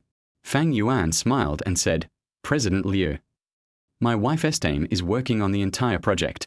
When you're just about to succeed, someone else takes advantage of you. This isn't a culture of malice, this is workplace bullying. Then I can only say sorry. Liu Mengshi said calmly. Director Liu followed the procedures and followed the project progress throughout. Everything was in compliance with regulations. Your wife was taken advantage of, and you can only blame her for not doing things perfectly, for the omissions and flaws she made. And what Fengrui needs is the elite. I hope Manager Shen can learn from this lesson. I have something else to do, so I can't ask you to stay. Please go ahead. Liu Mengshi issued an order to expel the guests. Chapter 17. Promotion and salary increase. Shen Zhijing pulled Fang Yuan, signaling that they should leave. After all, this is the intention of their leadership, so it's better not to get involved. Fang Yuan smiled and said, Wife, go wait for me outside first. What are you going to do? Shen Zhijing was anxious, afraid that Fang Yuan would take action, otherwise she would not feel at ease. Fang Yuan naturally had his own way, so he pushed Shen Zhijing out and gave her a reassuring look, which meant, I will never do anything out of line. Under Shen Zhijing's anxious gaze, Fang Yuan closed the door of the president's office. Mr. Fang, what do you want to do? Liu Mengshi was also afraid that Fang Yuan would cause trouble, so he came to the desk and was ready to call the security department at any time. Fang Yuan sat down, leaned against the sofa, shook his neck and said, President Liu, you might want to check who the chairman of the Blue Core Group is. Liu Mengshi frowned slightly. She had heard of Lan Xin, a business representative in the city, so she searched for him on her computer. Enter the official website of Blue Core. 100% holding. Liu Mengshi was very surprised. The board of directors listed on Blue Core's official website now has only one person left, and the shareholding structure is that one person holds 100% of the shares. Liu Mengshi compared the photos on the official website and saw that it was indeed Fang Yuan in front of him. His eyes softened immediately. However, to outsiders, Lan Xin's current situation still seems to be thriving. But according to insider information, especially senior executives in the business circle, it is clear that Lan Xin is taking a gamble. We are betting on the development of a new type of AI smart chip that can almost be said to be at the forefront of the world. Even in the investment field, not many people are interested in this project, believing that it is just a means for Blue Core to make money. Fortunately, the only one that can be considered credible is Lan's joining. But even so, investors and the domestic market have no confidence that Blue Core can develop this AI smart chip with its strength. Haha, I didn't expect that the chairman of Lan Xin is so young. However, Mr. Fang, as far as I know, Mr. Qian Feng, Blue Core's second largest shareholder and investor, has resigned from the Blue Core board of directors. Does Blue Core still have the ability to continue developing chips? Fang Yuan shrugged and said, You might want to take another look at Xiaowei Technology's official website. Liu Mengshi opened Xiaowei Technology's official website with half belief and half doubt, and his eyes suddenly narrowed. Xiaowei Technology's official website has clearly stated that Xiaowei Technology will carry out round-the-clock strategic cooperation with Blue Core Technology, and expects to place an advance order of 700 million yuan. In other words, behind Blue Core Technology now stands Xiaowei Technology. Liu Mengshi calmed down his inner excitement. You know, Xiaowei Technology is a company that will not release the eagle until it sees the rabbit, and this statement at this time means that Blue Core is very likely to have been successfully developed. Mr. Fang. Liu Mengshi's attitude changed 180 degrees, and he quickly came over and sat down in front of Fang Yuan. She also knew that once this chip was successfully developed, Blue Core's future potential would be enormous. Regarding your wife's project, our Fengrui, no. As a leader, I have direct responsibility and I will deal with it immediately. Liu Mengshi is very sensible. It is not a wise choice to offend the chairman of Lan Xin for a distant relative. Secretary. The secretary entered the room. Boss Liu. Call Director Liu from the marketing department to the office immediately. Yes. Also, please invite Manager Shen in. Okay. The secretary left, and then Shen Zhijing entered the office. Liu Mengshi stood up immediately, came over and took Shen Zhijing's hand. Manager Shen, please sit down. Shen Zhijing was a little surprised. What happened? Why did Ms. Liu's attitude change so much before and after? And the smile on her face made it seem like the two of them were sisters. Liu Mengxi is a few years younger than Shen Zhijing. She is a student studying abroad. Although she is not as sexy as Shen Zhijing, the two beauties standing together have their own merits. Shen Zhijing sat next to Fang Yuan. Manager Shen, there are indeed some things wrong with this project. I will start investigating immediately. Don't worry, I will give you an explanation. Liu Mengxi made his own decision. Shen Zhijing was still a little confused at this time. She had worked with Liu Mengxi for a long time and had some understanding of him. This woman is decisive in her work and always emphasizes results-oriented and wolf-like culture. So from the beginning, Shen Zhijing didn't think Liu Mengxi could change. But the result was unexpected. Not long after, Liu Tuzi came. The secretary opened the door. Boss Liu, Director Liu is here. Liu Tuzi came in with a smile on his face, but his expression froze when he saw Fang Yuan and Shen Zhijing. Looking at Liu Mengxi's angry expression, he already had an idea in his mind. Boss Liu. Liu Mengxi stood up, took out the project contract from his desk, slammed it heavily on the coffee table, and asked, Liu Kun, tell me the truth, was it you who did something to steal Manager Shen's project? This. Liu Kun was shocked. He didn't expect that Shen Zhijing would actually dare to make trouble. I just made up my mind. As long as I refuse to admit it, what else could I do? She's just Shen Zhijing. He has plenty of ways to make things difficult for her. No. Boss Liu, this project is mine, and I was the one who submitted it first. There is no problem with the process. Is the process okay? Liu Mengxi snorted coldly. Are you sure? Well, I'll contact Mr. Pierce right away to see who he signed the contract with. Don't. Liu Tuzi broke out in a cold sweat. Pierce eventually signed a contract with Shen Zhijing. He just got the contract in advance and changed the name of the translator to his own name. After all, this foreigner, Pierce, can't read Chinese characters, so he just needs to make some changes. The official seal belongs to the company anyway. Boss Liu. I admit that I was wrong in this matter. Liu Mengxi did this for Fang Yuan to see. So he sat down angrily and scolded. Unfair competition in the workplace. This is a taboo in the industry. Mr. Fang, what do you think is the appropriate way to deal with this? Liu Mengxi gave Fang Yuan enough face by saying this. Fang Yuan crossed his legs and said nonchalantly, It doesn't matter how you handle it, but I have to make sure my wife's interests aren't harmed. Understood. Liu Mengxi has the ability to sit in the position she is in today. She understood without Fang Yuanming saying anything and said to Liu Tuzi, Go to the HR department immediately and submit your resignation. I'll sign it myself. What? Baldy Liu was so shocked that he almost knelt down, begging, Boss Liu, you can't do this. I've been fighting for you all these years. Liu Mengxi said disgustedly, Do I need to say it a second time? Baldy Liu looked at Fang Yuan and Shen Zhijing viciously, and finally left the office, vowing to take revenge in his heart. Shen Zhijing breathed a sigh of relief. Now that Liu Tuzi was fired, she no longer had to worry about having a hard time in the future. Manager Shen. Liu Mengxi smiled gently and said to Shen Zhijing, The position of department director is vacant. Are you interested in taking it? Chapter 18. The beginning of a heartthrob. Certainly. Who doesn't want to move up in the workplace? Shen Zhijing has been working diligently for more than 5 years. Logically, she should be able to reach the level of director, but there has been no reasonable promotion channel. Promotion and salary increase. The thing she was looking forward to most at this moment is right in front of her. How could she refuse? Congratulations, Director Shen. Dreamy, especially dreamy. Shen Zhijing had never expected this. All of this is thanks to Fang Yuan. He is his lucky star. His heart, which had been silent for many years, and his stagnant career, have all changed because of his arrival. This is a treasure given to her by God. When Shen Zhijing was lost in love, Fang Yuan thanked Liu Mengxi. Thank you, Mr. Liu. No. Liu Mengxi said to Shen Zhijing, The change of position still requires some handover procedures. Let's do this, Manager Shen. No, it should be Director Shen now. I'll give you a week's vacation. During this time, you can prepare well. It's paid vacation. Shen Zhijing was overjoyed. A week's time. Shen Zhijing's cheeks couldn't help but turn red. During these 7 days, she can go on a date with Fang Yuan and make up for some romance. Fang Yuan was very satisfied with the way things were handled. Liu Mengxi left Fang Yuan's contact information and sent the two of them out of the office.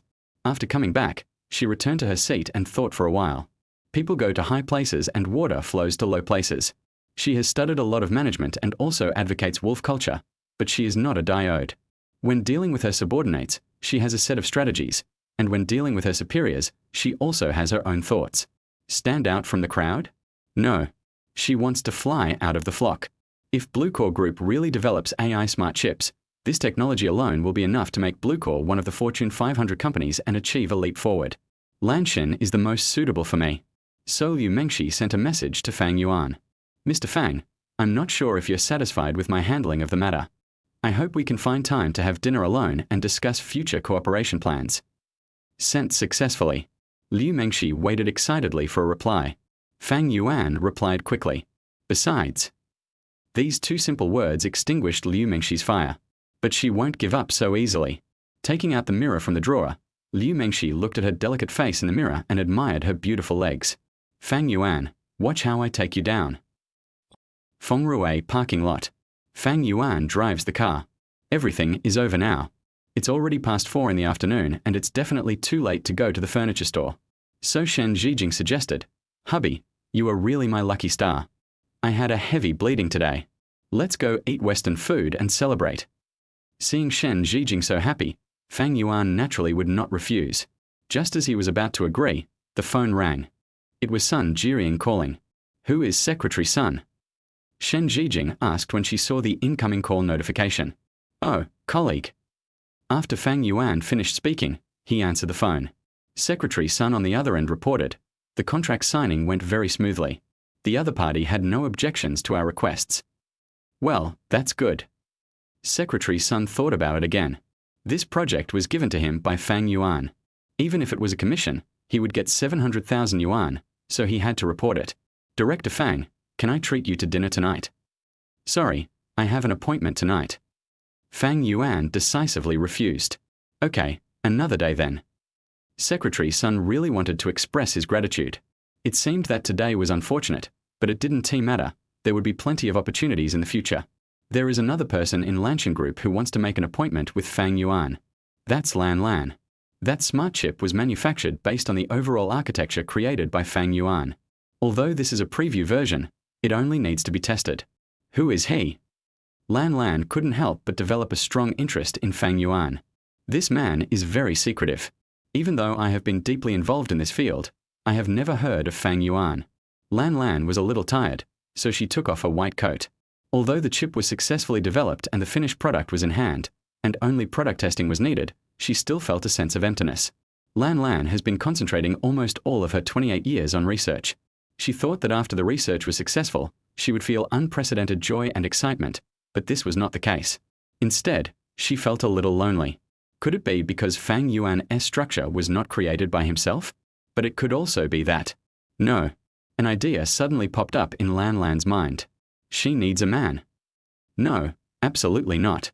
She wouldn't have such an idea. After calming down, Lan Lan took out her cell phone. Since the research was successful, she should make an appointment with Fang Yuan to discuss future cooperation plans. Make a call. Juya Restaurant is a restaurant in the city that caters mainly to couples.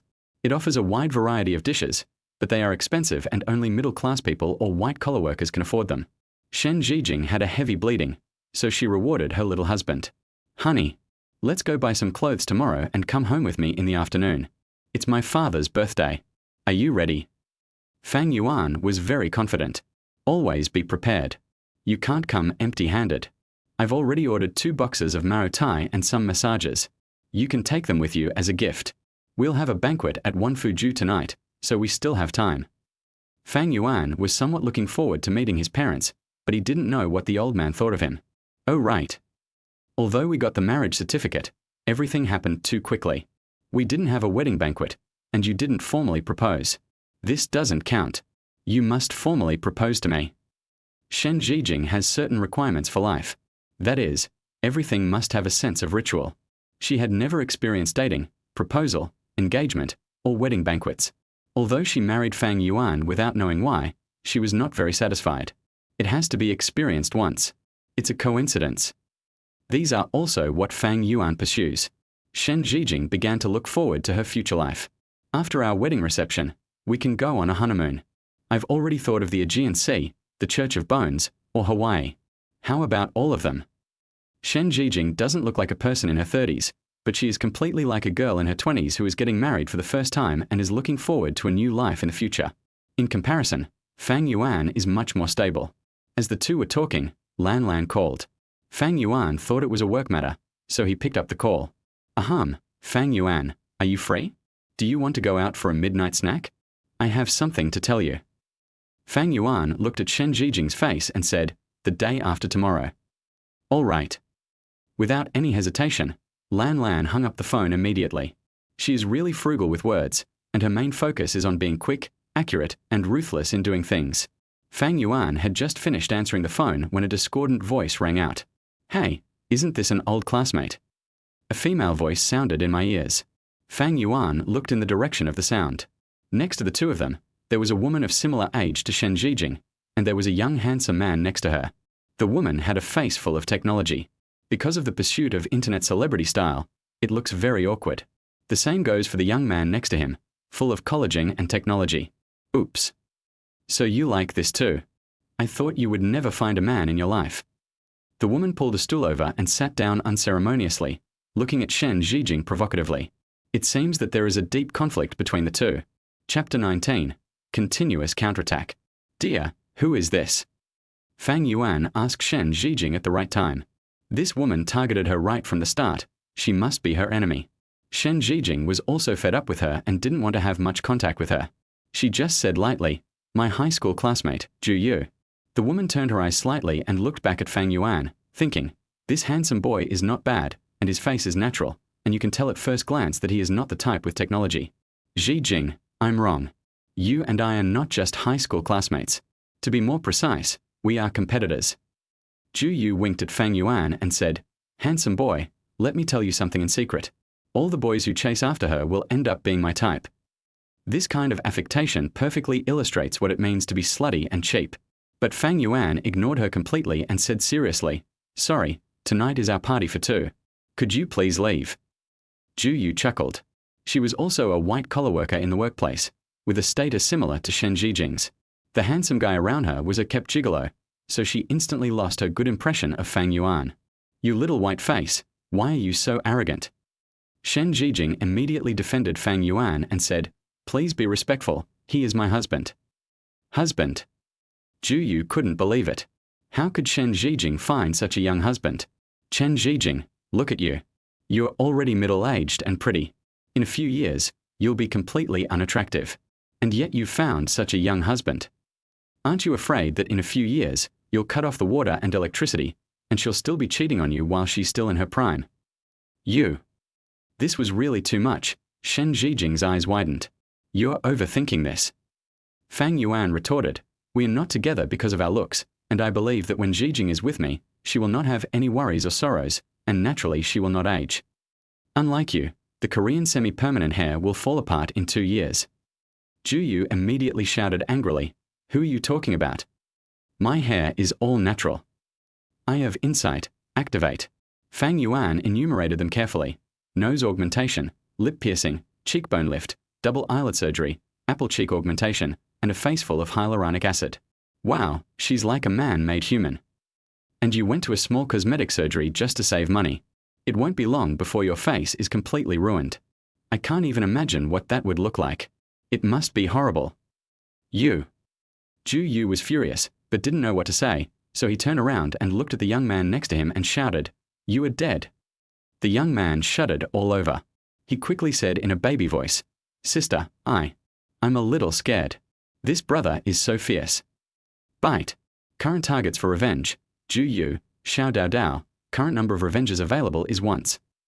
As a 24K pure man with full of masculinity, Fang Yuan can't stand this kind of sister-in-law with a baby voice and a shrill whisper. They act like they are very masculine, but in fact in ancient times, eunuchs were more manly than them. Disgusting. Fortunately, just when I was about to punch him, the system was triggered. Damn it. What Zhu Yu wanted at this time was face, not the cuteness and coquettishness of a young handsome guy. So he yelled, you're so useless. You always act like a spoiled brat and you never help me fight back. Sister, can Xiao Dao Dao sing a song for you? Let's learn to meow together. Meow meow meow. Shen Zhijing got goosebumps all over her body, and looked at Zhu Yu and Xiao Dao Dao with confusion written all over her face. Fang Yuan also thought of a good way to take revenge. Seeing that these two people are about the same age, I guess this song should be very lethal. You should know that when Fang Yuan was in school, he was called Little Li Jian. Honey. Fang Yuan called Shen Zhijing, took her hand, and said, "For our honeymoon, do you want to go abroad? How about we go to Lake Baikal?" Okay. Shen Zhijing was very happy. I'm going to show you how that feels right now. Fang Yuan stood up. Couples restaurants offer singing, and there are usually resident singers to add to the atmosphere. Fang Yuan snapped his fingers and said, "Please give me the microphone and play the accompaniment." "Thank you." "The waiter will do it." There were many couples in the restaurant. As the prelude of the accompaniment sounded, the Chitusu style immediately attracted everyone's attention. Fang Yuan pulled Shen Zhijing up. She was wearing a pure white dress, the same one she had worn when they got their marriage certificate. At this moment, she looked like an angel. Although Fang Yuan was wearing cheap clothes, he had a special aura at this moment. "In my arms, in your eyes, there is a spring breeze that is intoxicating, there is green grass." Fang Yuan's voice was like the sound of nature. He pulled Shen Zhijing into his arms and sang affectionately. The two looked at each other, and Fang Yuan's eyes were filled with deep affection, which made Shen Zhijing blush with embarrassment, but she didn't dare to look away. The perfect fusion of emotion and technique, accompanied by the song's accompaniment with a retro atmosphere, instantly draws everyone to the shores of Lake Baikal. The moonlight spreads love all over the lake, and the bonfire of two people illuminates the entire night. Fang Yuan pulled Shen Zhijing to dance. Although Shen Zhijing couldn't dance, she could only follow along reluctantly. At this moment, she was so absorbed in herself that she forgot that she was in public. She just wanted to stay in this wonderful moment forever, and be warmed by this moving song. After so many years, we are drifting away like clouds, and our changing steps make it difficult for us to hold hands. In this life, how many of you and I have been swallowed up in the moonlit night? The song ends. There was warm applause all around. When Shen Zhijing's passion reached its peak, she took the initiative to kiss him, and the applause from the surroundings became even more enthusiastic. Wow, what a beautiful couple. Xiao Daodao clapped excitedly. Ju Yu was so angry that his nose was crooked. Humph, look at others, then look at you. Dear, how about we go to the shores of Lake Baikal? When the song ended, Fang Yuan pulled Shen Zhijing back and sat down. Ju Yu was so jealous that her eyes turned red. The more she looked at the young hunk next to her, the more she felt that he was disappointing. Ding!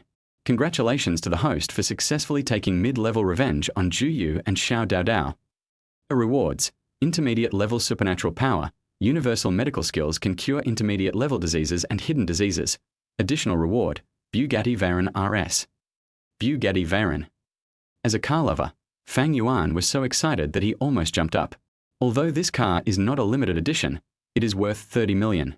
In just a moment, the car keys appeared in Fang Yuan's hand. Seeing that she couldn't compete with a man, Ju Yu decided to save face elsewhere, so she said to Shen Zhijing, "Shen Zhijing, do you know? I am now the general agent of Audi Automobile. You easily earn hundreds of thousands a year. Are you still Feng Rui's junior manager?" Fang Yuan coughed and said on behalf of Shen Zhijing, "I'm sorry, my wife is now the director of the business department of Feng Rui Group." Snort. So what? I just casually gave our little darling an X8. Xiao Daodao took out his car keys and showed them off. Fang Yuan also took out his car keys and said, "Oh, that Bugatti Veyron my dear gave me is really not up to par." Ah. Shen Zhijing was dumbfounded. She looked at the car keys in Fang Yuan's hand in disbelief. TSK, it must be fake. Ju Yu didn't believe it. The Bugatti Veyron is worth at least 1 million. Even if Shen Zhijing gets a promotion and a raise, she can't afford a luxury car of this level. Just then, a waiter came in and shouted, "I'm sorry to interrupt your meal, but this Bugatti Veyron RS belongs to that gentleman. It's blocking the restaurant door, please move it." Chapter 20. Preparation before meeting the parents. Mine. Fang Yuan held the car keys high. The waiter hurried over, took the key, and said respectfully, "Please wait a moment, I will be back soon." Go. Fang Yuan waved his hand and gave full trust. He didn't need to worry at all, as the luxury car was driven away by the waiter. Unless the other party is really stupid to a certain extent. After about 10 minutes, the waiter returned the key. "Thank you, sir." The waiter was extremely excited that he could drive a Bugatti Veyron in his lifetime. Ju Yu's eyes widened when he saw this scene. The flames of jealousy are burning. She turned around and slapped Xiao Daodao in the face, making his mother cry loudly. "Sister, I just pulled the thread. You broke it with one slap. Woo woo woo. Waste. A useless vase that looks good but does nothing. After scolding Xiao Dao Dao, Juyu stood up and snorted coldly at Shen Zhijing. Just wait and see. The two left. Fang Yuan's ears were finally quiet. Shen Zhijing folded her arms and blinked, hoping to get an explanation. What was going on with this Bugatti Veyron? Fang Yuan also knew what Shen Zhijing meant and said, "Isn't this a surprise for you?" "This is it. You said, let's go home to see my father-in-law tomorrow. It would be so cool to drive a Bugatti Veyron. How did the car get here?" "Rented." Fang Yuan didn't think twice. This explanation was reasonable, and Shen Zhijing did not doubt it. However, a luxury car of this level would cost at least hundreds of thousands of dollars a day, and if it gets damaged, you would have to spend all your money to pay for it. Shen Zhijing said worriedly, "Rented? You should change it. If it gets scratched, you will have to pay a lot of money." "Fine. This car has comprehensive insurance, and whoever hits it will be compensated, so don't worry." Shen Zhijing felt a little relieved. However, the two have now become a model couple. Although there seems to be an age difference between them, they look so well matched no matter how you look at them. Besides, modern people's views on love are not that conservative. It's just a relationship between an older sister and a younger brother. The older sister will be caring and the younger brother will act coquettishly. There's nothing wrong with that. Go home after dinner. Fang Yuan drove the Bugatti Veyron directly, then asked for a price, drove Shen Zhijing's car back, and drove this car to the banquet tomorrow. In order to be in a full state, Shen Zhijing refused the 2.5-hour link tonight, and she also felt a little unwell, probably because her relatives were coming. The next day, the two went out early in the morning. In order to keep a low profile, he drove Shen Zhijing's car to buy clothes. But when buying clothes, just buy some higher-end sportswear. After all, it is a family dinner, and it is not good to wear a suit that is too formal. Shen Zhijing deliberately chose a set of white casual clothes, the main purpose of which was to make herself look younger. She also put on light makeup, and with her good skincare and the moisture she had received these days, her face was rosy and she looked like she was about 25 or 26 years old. Fang Yuan tried his best to appear more mature and steady. After all, he is a young man who just graduated, in his 20s, and has not been working for long. Auntie, there a saying that goes, "A man without a beard cannot do things well." Therefore, his originally long hair that grew randomly was turned into neat short hair under the help of Teacher Tony. Handsome, comparable to Robert Downey Jr. Shen Zhijing couldn't help but praise him. Fang Yuan chuckled. He has a good foundation, but his clothes are bad and he doesn't take care of them. With Shen Zhijing's personal surgery, even Teacher Tony praised, "Indeed, look at our man, his face shape is very similar to Donnie, and now it's even more like him." The two were very satisfied with the new look, but it was a bit expensive. It was just a haircut, but it cost me a few thousand yuan. The main one was Shen Zhijing. She styled her hair into long black straight hair and tied it into a ponytail, and the maintenance made her hair look big, so she spent a lot of money on it. But it's worth it. Next is buying gifts.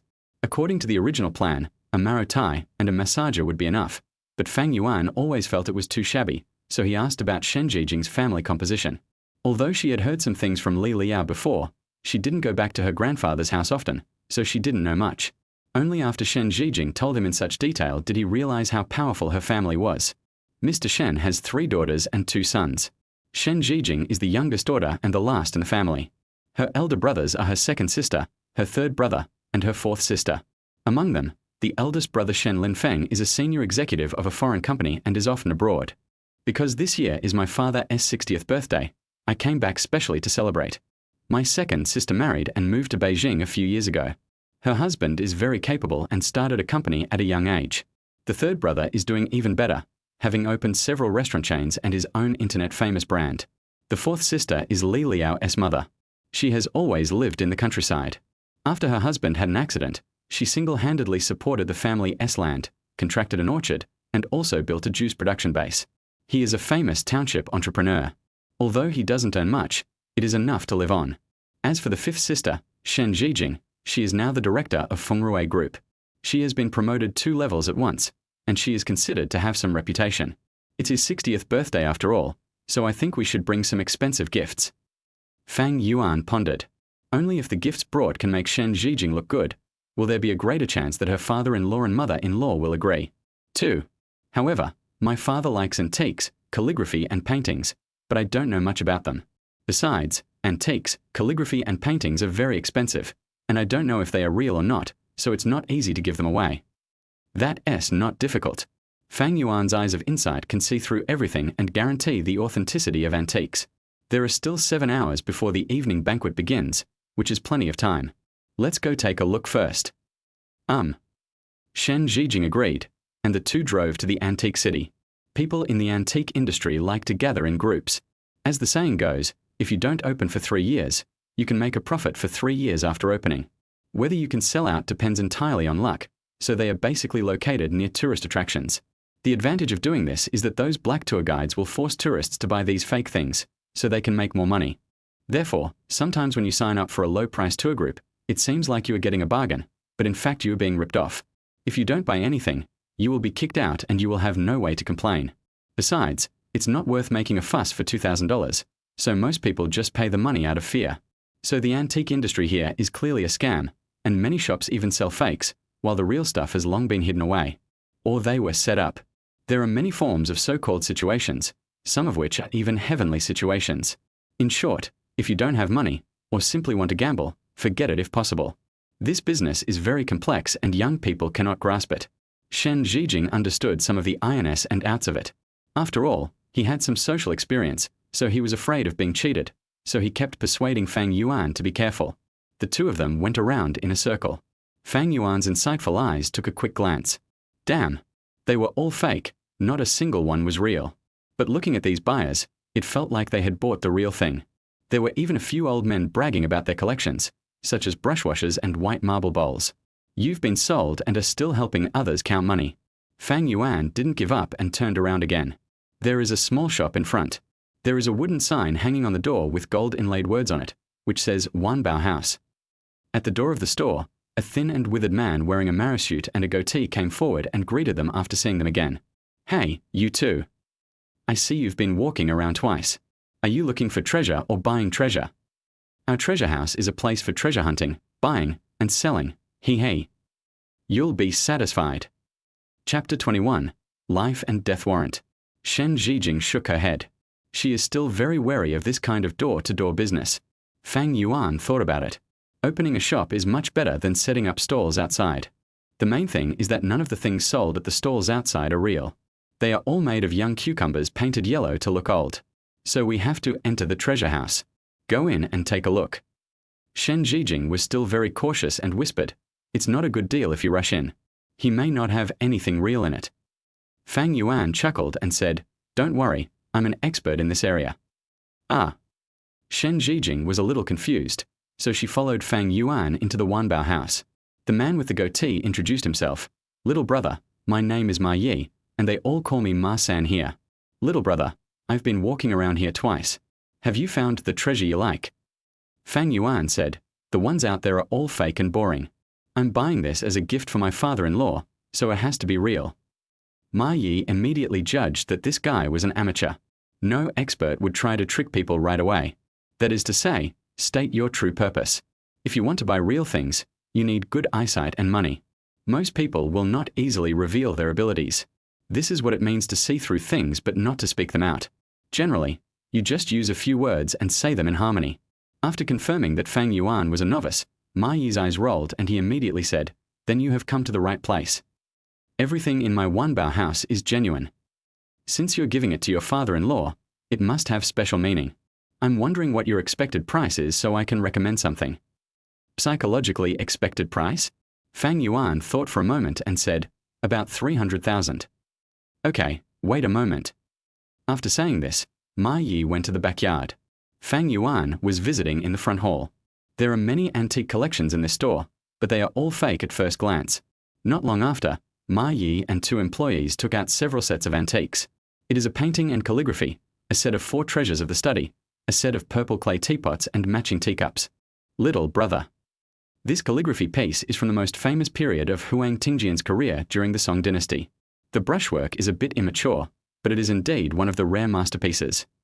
This set of 4 treasures of the study is a rare collection from the Qianlong period of the Qing dynasty. As for this purple clay teapot, it was made in the late Ming and early Qing dynasties and was specially made for the emperor. Because of a slight flaw in its workmanship, it was not selected for the palace, so it was kept as a treasure. These 3 sets are priced at around 300,000 yuan each and are highly collectible and perfect as gifts. Shen Zhijing didn't understand. It all looks real, but it feels fake, and it's hard to tell. Fang Yuan glanced at it. The first one is a modern imitation. The paper is old, and the rice paper still retains modern craftsmanship. Although the person who copied it is quite capable, it is still not up to par. The eye of insight. Truly amazing. Not only can you tell whether it is real or fake, you can also tell how it was made. It's like seeing the defects in a chip. The information is right in front of you. As for the 4 treasures of the study, that's fake too. Although aging is not a modern technique, it is a technique from the Republican era. It does have some value, but because it is a fake, it is not considered high-end. As for that set of purple clay teapots, they were chemically aged. The craftsmanship is impeccable. It's a shame the counterfeiters had ulterior motives, but fake is fake. Ma Yi was a little surprised. Even true treasure appraisers would need to carefully observe these 3 imitations for a while, but this boy could tell at a glance that they were fake. Little brother. If you understand, just change it. Why bother saying it out loud? Ma Yi looked displeased and reminded Fang Yuan Dao. Being able to see through the truth at a glance, one must have extraordinary abilities and is definitely not an ordinary person. But if you are an insider but don't understand the rules of the industry, it is really difficult to define it. I don't understand your rules, but I can tell the difference between true and false. If these are all you have in your treasure house, I'm sorry. Fang Yuan took Shen Zhijing's hand and turned to leave. Wait a minute. Ma Yi quickly forced a smile. Little brother. Since you can tell whether these things are real or fake, I have something I'd like you to take a look at. Just tell me if it's real or not, and I'll give you this antique from Wanbao. Is there such a good thing? Although Fang Yuan was not greedy for cheap things, since it was the other party who asked him to help with the appraisal, it was considered as a reward for his labor, which was reasonable, so he agreed immediately. Okay. Ma Yi was overjoyed and said, please wait a moment, I'll go to the back room to get it. As he spoke, he came to the back room and turned a corner. There is a gourd vine in the backyard. It grows very lush in midsummer, and the vines hanging down are quite artistic. In the middle aisle of the gourd vine, there is a rocking chair with a young girl lying on it. Although she is a girl, she wears punk-style clothes and dyes her hair golden yellow. She looks a bit rebellious and out of tune with the quaint environment around her. Ma Yi came forward and bowed. Miss. Well, what do you mean? The girl asked casually. Ma Yi's eyes rolled around. This kid is really capable. He can tell at a glance that the imitations we brought out are fake. Real. The girl became interested and said, show it to him. If he can really tell whether it's real or fake and explain the secrets behind it, I'll give him the painting of spring pines and autumn frosts. Ma Yi's face tightened. This is worth $1 million, right? It doesn't matter. The girl waved her hand. If he can really tell whether that thing is real or fake, it means he can be of great use in the future. It's worth making friends with him. Go ahead. Yes. Ma Yi agreed and walked away. The girl also stood up and hid behind the screen in the back hall, intending to listen. After a while, Ma Yi came out with a palm-sized tripod furnace. It was a bronze artifact. After entering, several guys closed the main door. Shen Zhijing was a little scared. She was afraid that these people would suddenly attack. But Fang Yuan remained unmoved. He calmly held Shen Zhijing's hand and said, hold on tight. This is probably what they took out. It's quite extraordinary. Sure enough, when Ma Yi came out with the bronze square statue, Shen Zhijing and Fang Yuan were both shocked. Shen Zhijing whispered, wow, this shop actually dares to collect bronze artifacts. How brave. It is illegal to collect bronze artifacts privately. This is no joke. You can donate, but you must not trade privately. Little brother, please take a look. 4 Dragons Square Venerable. As soon as Fang Yuan saw the design, he could tell the manufacturing process of this thing. Bronze ware, which was mainly cast from the Shang dynasty to the late Qin dynasty, is a very precious cultural relic. The 4 Dragon Square tripod is a ritual vessel for worshipping heaven, and was used by the emperor to seek divination from heaven during the Zhou dynasty. The status is very high. Good eyesight. Ma Yi praised, little brother, is this thing real or fake? Fang Yuan pondered for a moment, raised his eyebrows, and said, congratulations, you've escaped imprisonment. Ma Yi's face changed. This means that the 4 Dragon Square tripod is fake. How do you know? Fang Yuan smiled confidently. If you're brave enough, peel away the rust and you'll see the creases left by the lathe. Ma Yi narrowed his eyes and pondered Fang Yuan's words carefully. Then he smiled and said, "Very good, but little brother, you can't just talk nonsense. How about you and I sign a life and death agreement? If you're wrong, I'll break your limbs." Chapter 22. Heading to the birthday banquet. While he was speaking, the guy next to him had already taken out the death certificate. Ma Yi explained with a fake smile, "Don't mind it, little brother, this is just the rule in the industry. Forget it, we won't watch it anymore, let's go now." Shen Zhijing also waved her hand quickly and said, "Seeing the guys who were originally friendly suddenly become ferocious, anyone would feel a little scared. What are you afraid of?" Fang Yuan picked up the death agreement and tore it up in front of Ma Yi. Hiss. 300,000 and you want to buy my hands and feet. Having said that, he threw the so-called life and death statement to the ground. Seeing this, Ma Yi said coldly, "Little brother, this is just a contract. We can't just listen to your words and believe what you say is true or false, right? If this 4-dragon square zone is real, and we remove the rust as you said, but didn't see the traces you mentioned, wouldn't we be at a huge loss?" "Big loss." Fang Yuan stood up. At this time, the guys wanted to come up, but were stopped by Ma Yi. Fang Yuan reached out and took the 4-dragon square zone from Ma Yi's hand and said, "If I say this thing is fake, then it can't be real." Click. With a crisp sound, Fang Yuan pushed away the copper rust and threw it to Ma Yi. He held it in his hand and looked at the marks under the copper rust, which were indeed the marks of a lathe made with modern technology. It's just that the aging method is very sophisticated, and bronzeware itself is deceptive, and the counterfeiters also predict that you dare not destroy the rust on it. So no one dared to identify it. After all, any flaw may greatly reduce the value of the 4-dragon square tripod. However, this piece of craftsmanship is quite good. It's worth at least 200,000. Let's keep it for fun. Ma Yi immediately put on a smiling face. He hadn't intended to make things awkward. It seems that this kid is quite capable. He quickly said, "Thank you, little brother. Please wait a moment." Then he ordered the waiter, "Go quickly and give the promised gift to the master." Yes. In 2 minutes, a painting was presented. Ma Yi slowly unfolded the painting in front of Fang Yuan. Senshi Mengda's painting of spring pines and autumn frosts. Ma Yi was shocked. Before the scroll was fully unfolded, Fang Yuan recognized him. Who on earth was he? When fully unfolded, the painting is 1.2 meters long and 45 centimeters wide. This painting, Spring Pines and Autumn Frost, was created during the Ming Dynasty by a painter who greatly admired Tang Bohu, imitating the painting Spring Trees and Autumn Frost. Because of its unique painting style, although the painter is not particularly famous, this painting is still regarded as the best painting after Tang Bohu. Little brother, this painting is for you. Really? Fang Yuan could tell at a glance that this painting was of great value. However, the eye of insight can only tell the truth from the facade, as well as some specific information, but cannot tell the value. After all, prices vary in different dynasties and eras. How much is this painting? Ma Yi's eyes rolled. He was smart enough not to mention the high price. He just said, "This painting is only about 350,000.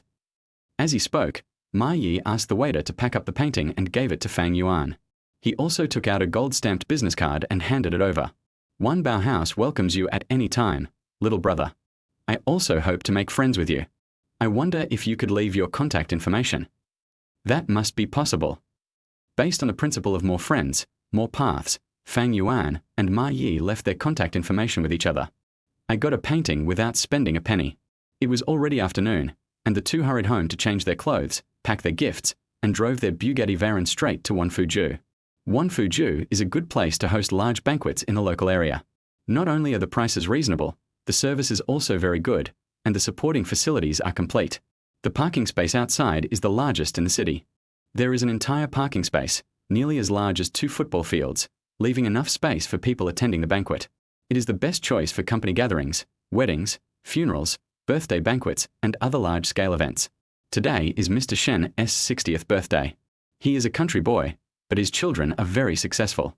Strictly speaking, they all have their own careers and businesses, so the old man's status naturally rises. The place was packed with people, and it was still a family dinner. In the countryside, there are so many relatives from all over the place, and Fang Yuan and Shen Zhijing arrived relatively late. There was someone outside to greet us. He is specifically responsible for recording who drives what car, who comes, what they bring, and whether there are any gifts. As for the gift money, you can pay it directly at the door, but if you bring a gift, you need to give it in person. The sound of Fang Yuan's car engine could be heard from a long distance away. Wow, Bugatti Veyron. Is this true? This is a luxury car worth tens of millions. The reception staff were all envious. They are all relatives of the Shen family, but one of them is Mr. Shen's biological son, Shen Linsong. When he saw this luxury car, he lost his composure. Anyone who can afford such a luxury car must not be a big boss. After all, these days, the industry is in recession, and big bosses are very low-key and won't drive such a flashy car. Only those rich second generations who pursue fashion and coolness like to drive luxury cars of this level. Or they may be nouveau riche who suddenly became rich, think they have some status, and like to drive luxury cars to enhance their face. Of course, this kind of person is exactly the one that Shen Linsong wants to win over. After all, if you have money, you can invest and open more chain stores. This is money making money, and it will become bigger and bigger. After the car stopped, Shen Zhijing, who was sitting in the passenger seat, got out first. Shen Linsong was stunned. He didn't expect that the person getting out of the car was his fifth sister, so he hurriedly walked up and said, "Fifth sister, why? Why are you so late?" Shen Zhijing smiled and said, "Third brother, I was busy with work and was delayed." Shen Linsong chuckled and looked at the Bugatti Veyron with a look of anger on his face. We are all adults now. We can't really say we compete with each other as siblings, but we still compete with each other to some extent. It seems that his fifth sister, Shen Zhijing, is the big shot on the list. She is probably a nouveau riche with a big belly and a bald head. At this time, Fang Yuan got out of the driver's seat. I threw the keys to the doorman who came to help me park the car, and gave him some tips. Shen Zhijing took the gifts out of the trunk, and a waiter came over to help. The service at Wanfuju is still very good. Fang Yuan's appearance surprised Shen Linsong. This guy looks very young. You have to know that the eldest brother of the Shen family, Shen Linfeng, is already 45 years old, and this young man is about the same age as his son. Third brother, let me introduce you. This is Fang Yuan, my husband. Fang Yuan came over and held hands with Shen Zhijing, showing that they were very affectionate. Then he extended his hand to shake hands with the third brother and said, "Hello, third brother." "Hello to you too. Come in, don't stand outside, fifth sister. Dad was just talking about you, saying you haven't been home for years. Come on." The third brother didn't understand the situation and didn't know what to say. So the three of them entered the hall while the others continued to welcome the guests. In the banquet hall, relatives have already arrived, but among Mr. Shen's direct descendants, only Shen Linfeng has come. This banquet was arranged by him, and Shen Zhijing was the first to arrive. Of course, the birthday celebrant had not yet arrived, and only Shen Zhijing's mother was chatting with relatives. Seeing Shen Zhijing coming at this time, and seeing Fang Yuan beside her, Shen's mother stood up unhappily and walked towards the two of them with a cold face. Chapter 23. Mother Shen does not approve.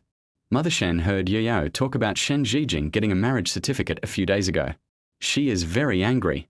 How come my daughter didn't even tell me, her mother, about such a big thing?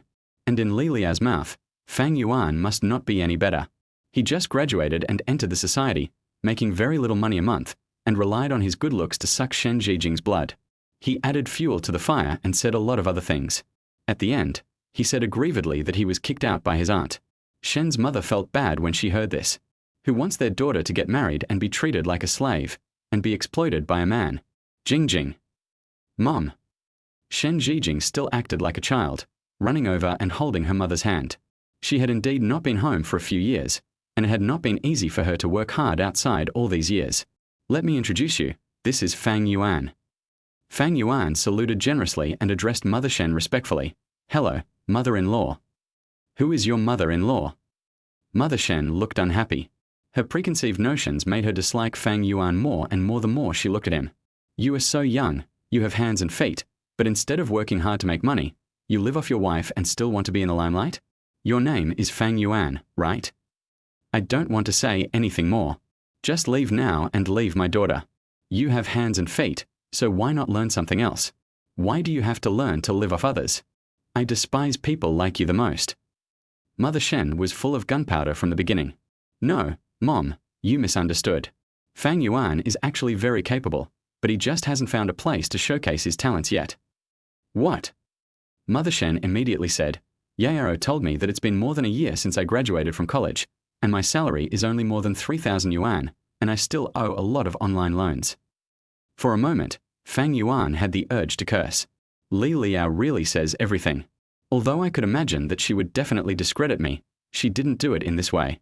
Fang Yuan earns 3,000 yuan a month, which is enough for one person to spend, and there is even some surplus. And wasn't he the online loan because of Li Dongyao? In order to buy a piece of Hermes, she maxed out her credit card and didn't dare tell her family or her aunt. It was Fang Yuan who found a way to get the money together. The price he paid for this was that Fang Yuan had to eat instant noodles for 3 months before he could barely recover. Mom, don't listen to Yaoyao's nonsense. Shen Zhijing was anxious, but it was difficult to explain. How to explain Li Liao's involvement in this matter? Mother Shen took her daughter's hand and advised earnestly, "Girl, you are not a child anymore. Why do you still have the temper of a child? You've been single for the past 7 years, and as your mother, I've seen it all, and it hurts my heart. I know it's not easy for you, but you can't find someone like this, who is lazy and has no integrity, no job, and no ability." In Shen's mother's eyes, Fang Yuan was just a spirited young man from the bottom of society, and she looked down upon him. "Girl, it just so happens that your Uncle Sun's youngest son is here today. He's been in love with you since he was little. He opened a farm and makes millions a year. He got divorced a while ago. Although he has a child, he's an honest and down-to-earth person. Listen to Mom and get a divorce." Shen Zhijing pulled her hand out of her mother's, stood beside Fang Yuan, took his arm, and said seriously, "Mom, don't get involved in my affairs. I've decided on him." "You." Mother Shen was furious. She pointed at Fang Yuan and said, "You little bastard, what kind of magic potion did you feed my daughter? You shameless thing. I'm telling you, if you want to marry my daughter, you have to get past me first." Mother Shen's voice was so loud that all the relatives gathered around, looking like they were enjoying the show. Everyone knew something about Shen Zhijing's affairs, and coupled with what Shen's mother had just said, everyone started discussing it. This guy is pretty good looking. Can a pretty face really be eaten? This is a marriage. That's right, that's right. She looks like she's in her 20s, and Jingjing is already in her 30s.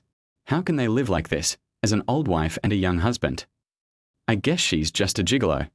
I heard young people these days spend money lavishly. Jingjing earns a lot, so I guess she's in it for the money. Oh, TSK, there are still such shameless people. When everyone was discussing, Shen Linfeng appeared with his wife, and the scene suddenly became quiet. His wife is a noble lady, and she is a blonde and blue-eyed foreigner, a typical foreign wife. This time, she deliberately wore a Gyeongsam dress, which not only showed off her proud figure but also made her look dignified and elegant. Looking at Shen Linfeng, he was dressed in a formal suit. Although he was 45 years old, he was full of vigor and vitality, and his temperament was out of tune with others. Linfeng is back. All the relatives came to greet them. Shen Linfeng smiled, and for these poor relatives, it was a dimensionality reduction attack. Moreover, the foreign woman next to him looked young, only about 30 years old. Normally, foreigners look old. Because of the three-dimensional facial features, wrinkles will appear as you get older. Fortunately, you have taken very good care of yourself and they are not noticeable. And judging from the body movements of the two as they walked in, Shen Linfeng should be a head shorter than the foreign woman. "Linda, Linfeng, you're back." Mother Shen just left Shen Zhijing and Fang Yuan aside.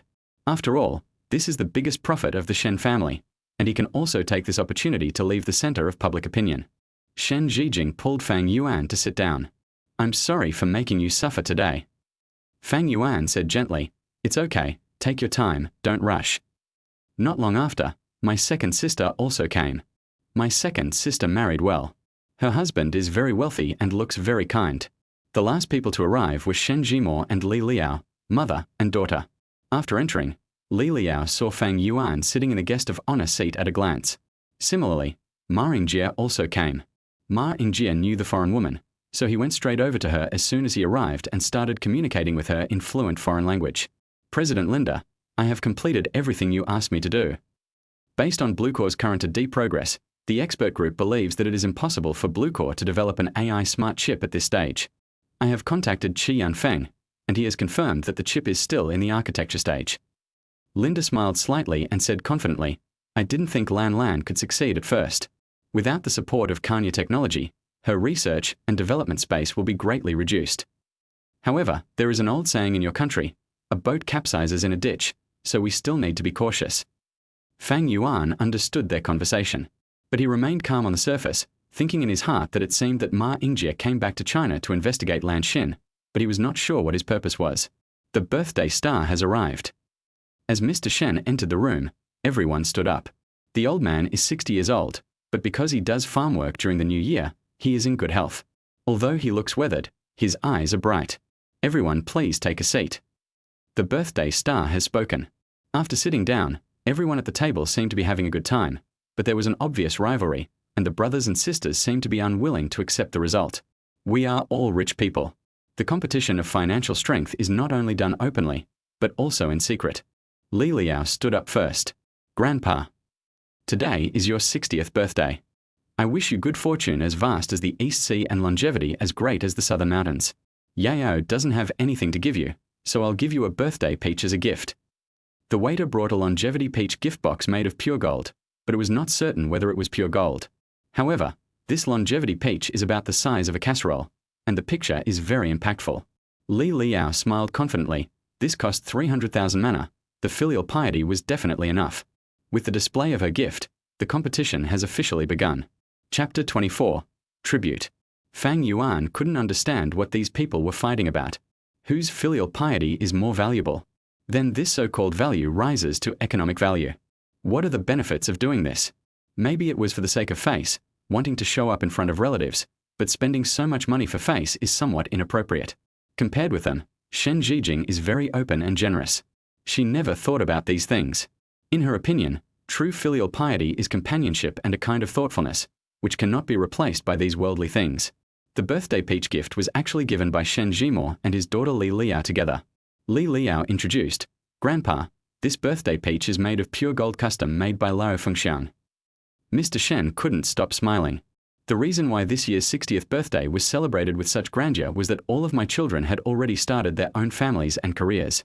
This gift will undoubtedly make him look good in front of his relatives. Okay, Yao is thoughtful. After saying that, someone came over and took the longevity peach. Fang Yuan observed the old man and found that his expression did not change much about the birthday peach. At most, he was relieved, and that was because of the children's filial piety, not because of the birthday peach. Li Liao was completely unaware and sat down with a proud expression. She was full of confidence, thinking that this gift would definitely impress the whole audience. Father. Third brother Shen Linsong stood up. Shen Zhijing said that her third brother, Shen Linsong, ran a restaurant chain and was a typical small boss. Although he had not yet achieved an IPO, he was much richer than the average working class. It's your 60th birthday this year, and I've prepared a gift for you. 4 waiters brought up the gifts. This is a piece of finely carved Shoshan stone with extremely delicate carving. The theme is fortune, wealth, and longevity. It is 1 meter high and 35 centimeters wide. Even if 4 people carry it, it would still be a bit difficult. This is the 3 immortals of fortune, longevity, and happiness that I commissioned Mr. Zhongqian, the best sculptor in China, to carve. It symbolizes a long life of 100 years. However, in Fang Yuan's eyes, this Shoshan stone, it's fake. It was not carved by Mr. Zhongqian, but by a group of apprentices. As for the stone, it was not the best choice, and there were serious marks of splicing in many places. However, in the eyes of others, this gift easily surpassed the pure gold longevity peach.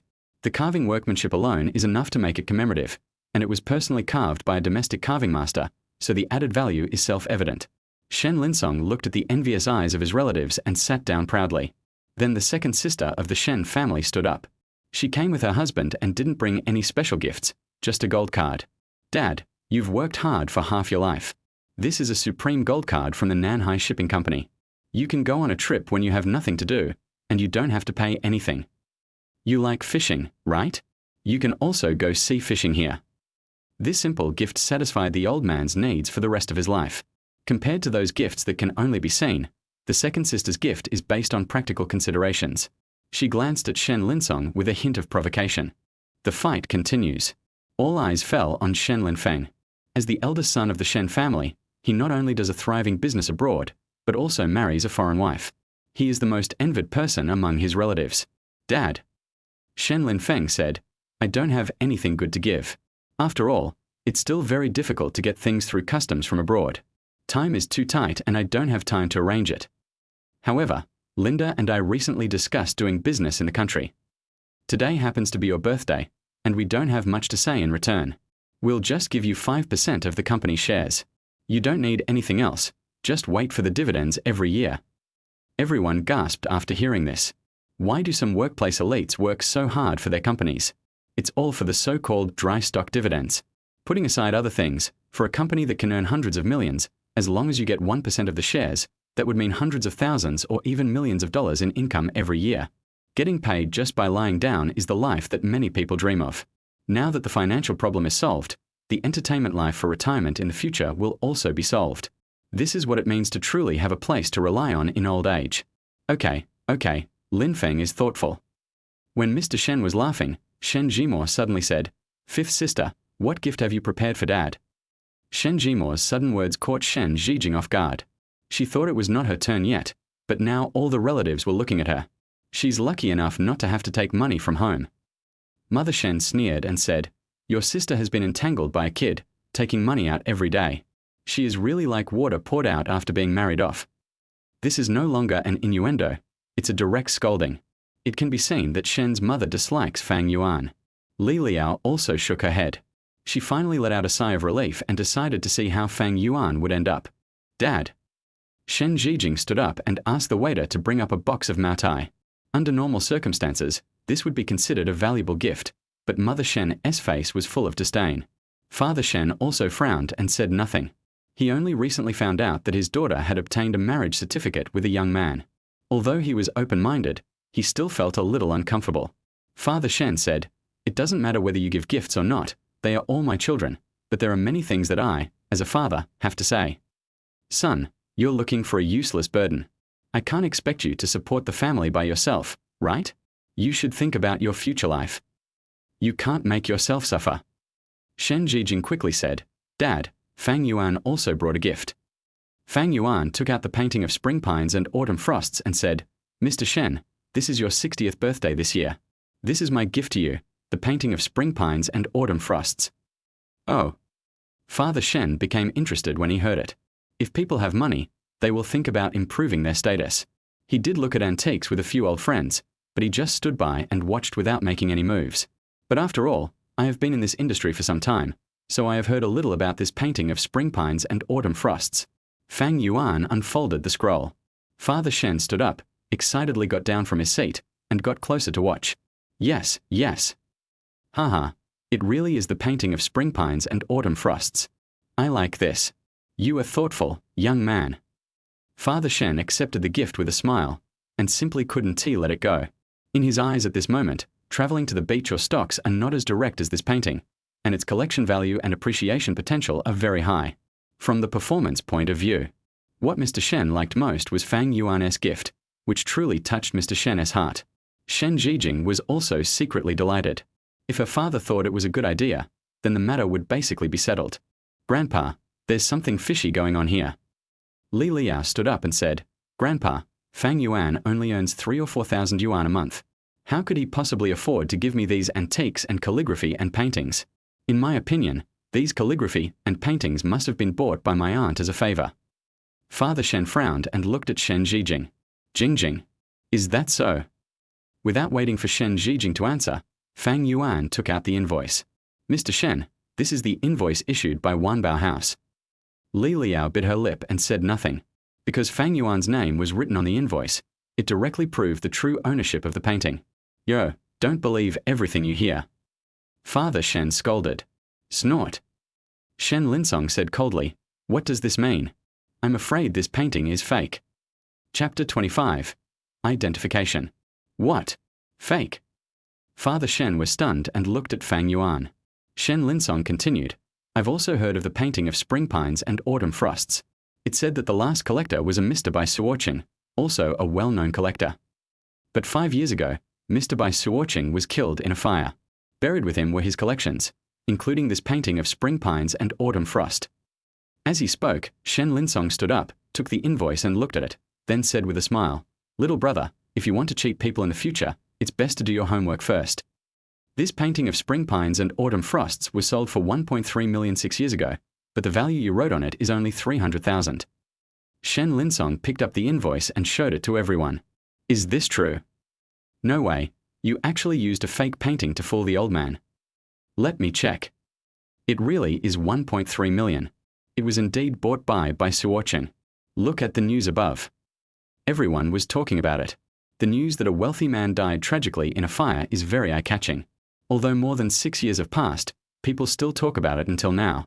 Shen Linsong has an expression that looks like he wants to kill you. Moreover, he didn't seem to want Shen Zhijing to marry Fang Yuan, and there was a lot of desire and hatred in his eyes. Grandpa, I'm not wrong.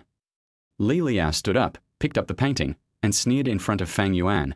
You always have such a sense of humor and try to be clever. Now look, you've failed, haven't you? Ma Ringjie also said, this painting is fake at first glance. It's obviously a forgery.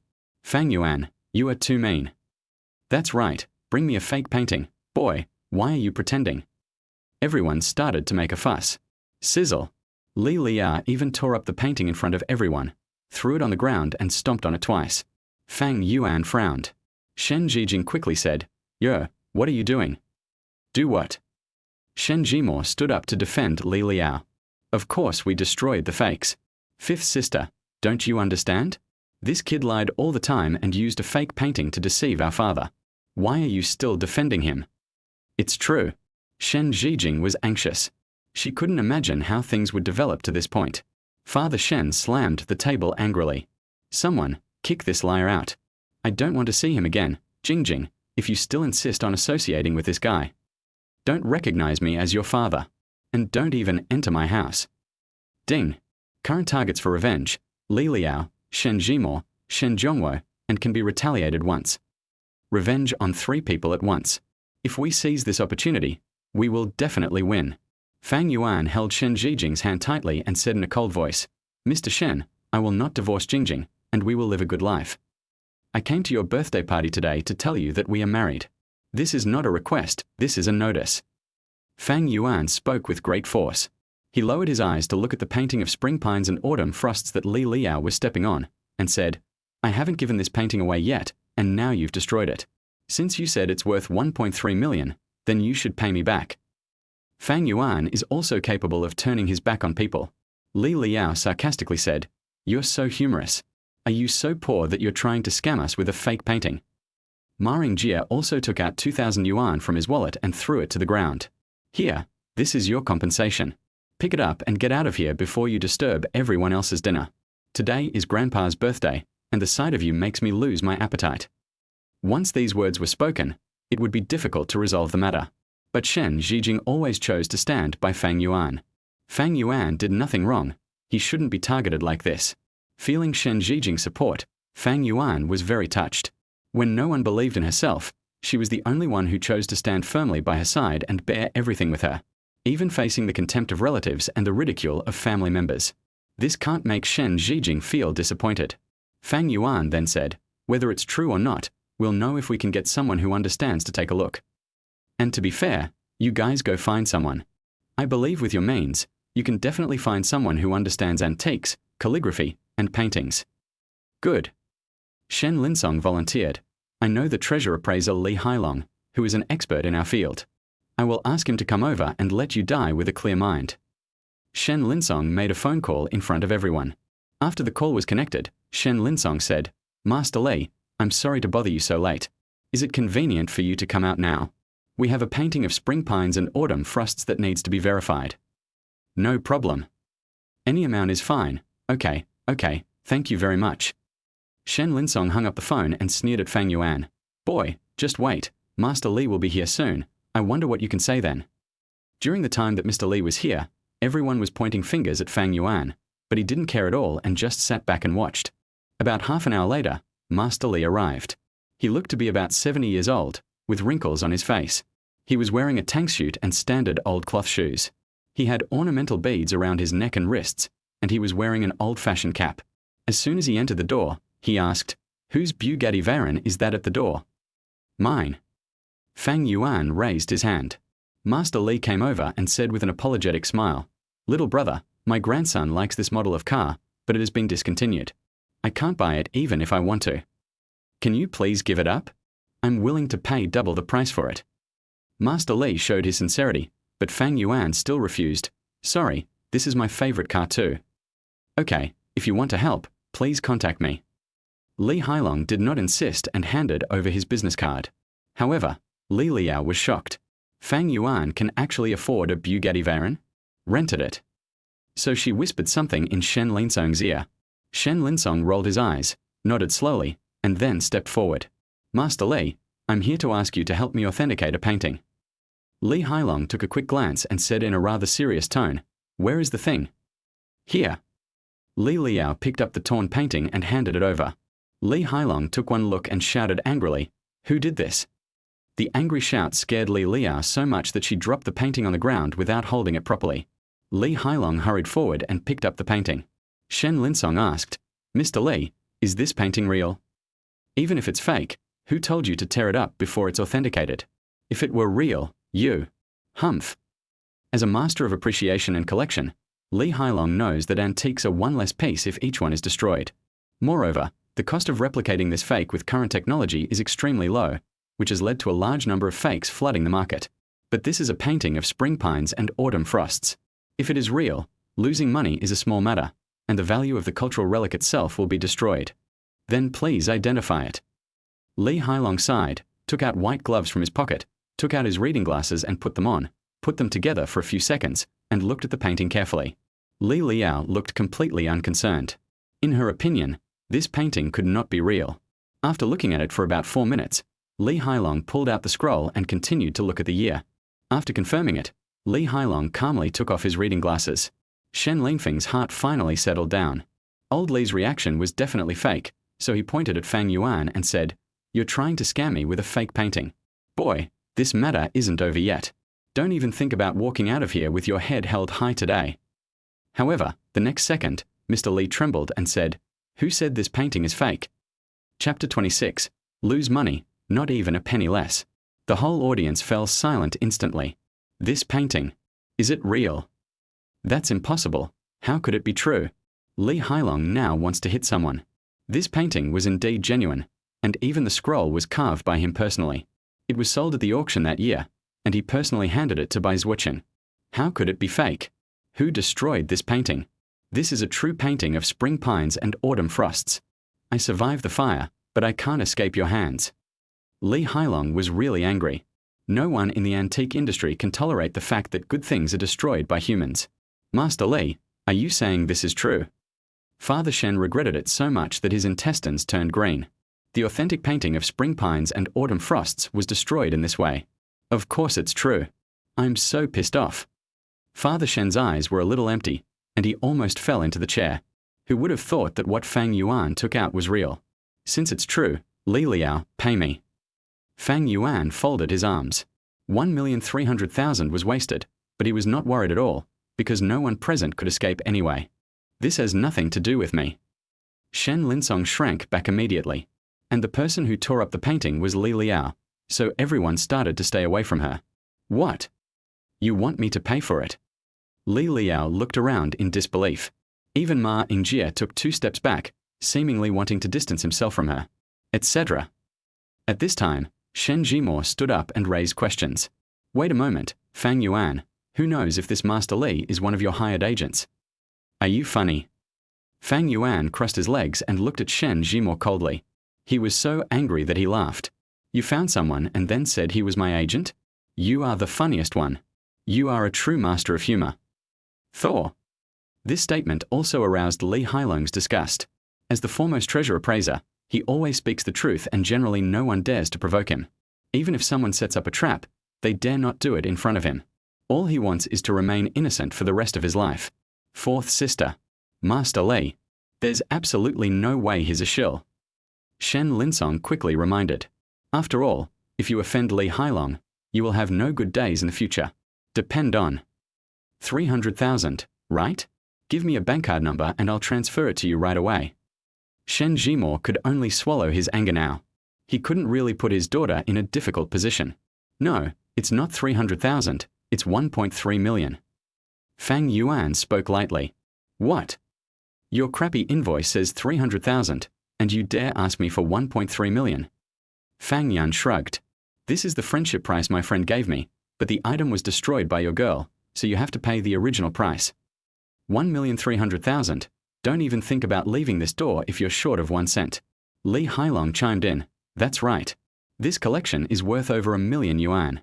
You're planning to settle for just 300,000? Are you dreaming? He was furious that such a cultural relic had been destroyed, and the more he thought about it, the angrier he became. This. Shen Zhimo was very irritable. Although she is a township entrepreneur, it is still very difficult for her to come up with more than 1 million yuan, so she plans to shirk the debt as much as possible. Handle it yourself. You're the one who made me so impatient. Shen Zhimo didn't care anymore. At this time, Li Liao placed her hopes on Ma Yingjie. Brother Yingjie, you have to help me. This. Ma Yingjie hesitated. Although it is not impossible to come up with more than 1 million, it is not a small amount after all, and it is not easy for him to make the decision. Pay the money first. Linda suddenly said in English, even if it was paid by me. Understood. Ma Yingjie then stood up and said, I'll pay the 1.3 million. After saying that, he asked for Fang Yuan's bank card number and transferred the money directly. The whole audience was in an uproar. At this moment, everyone instantly knew the relationship between Ma Yingjie and Li Liao.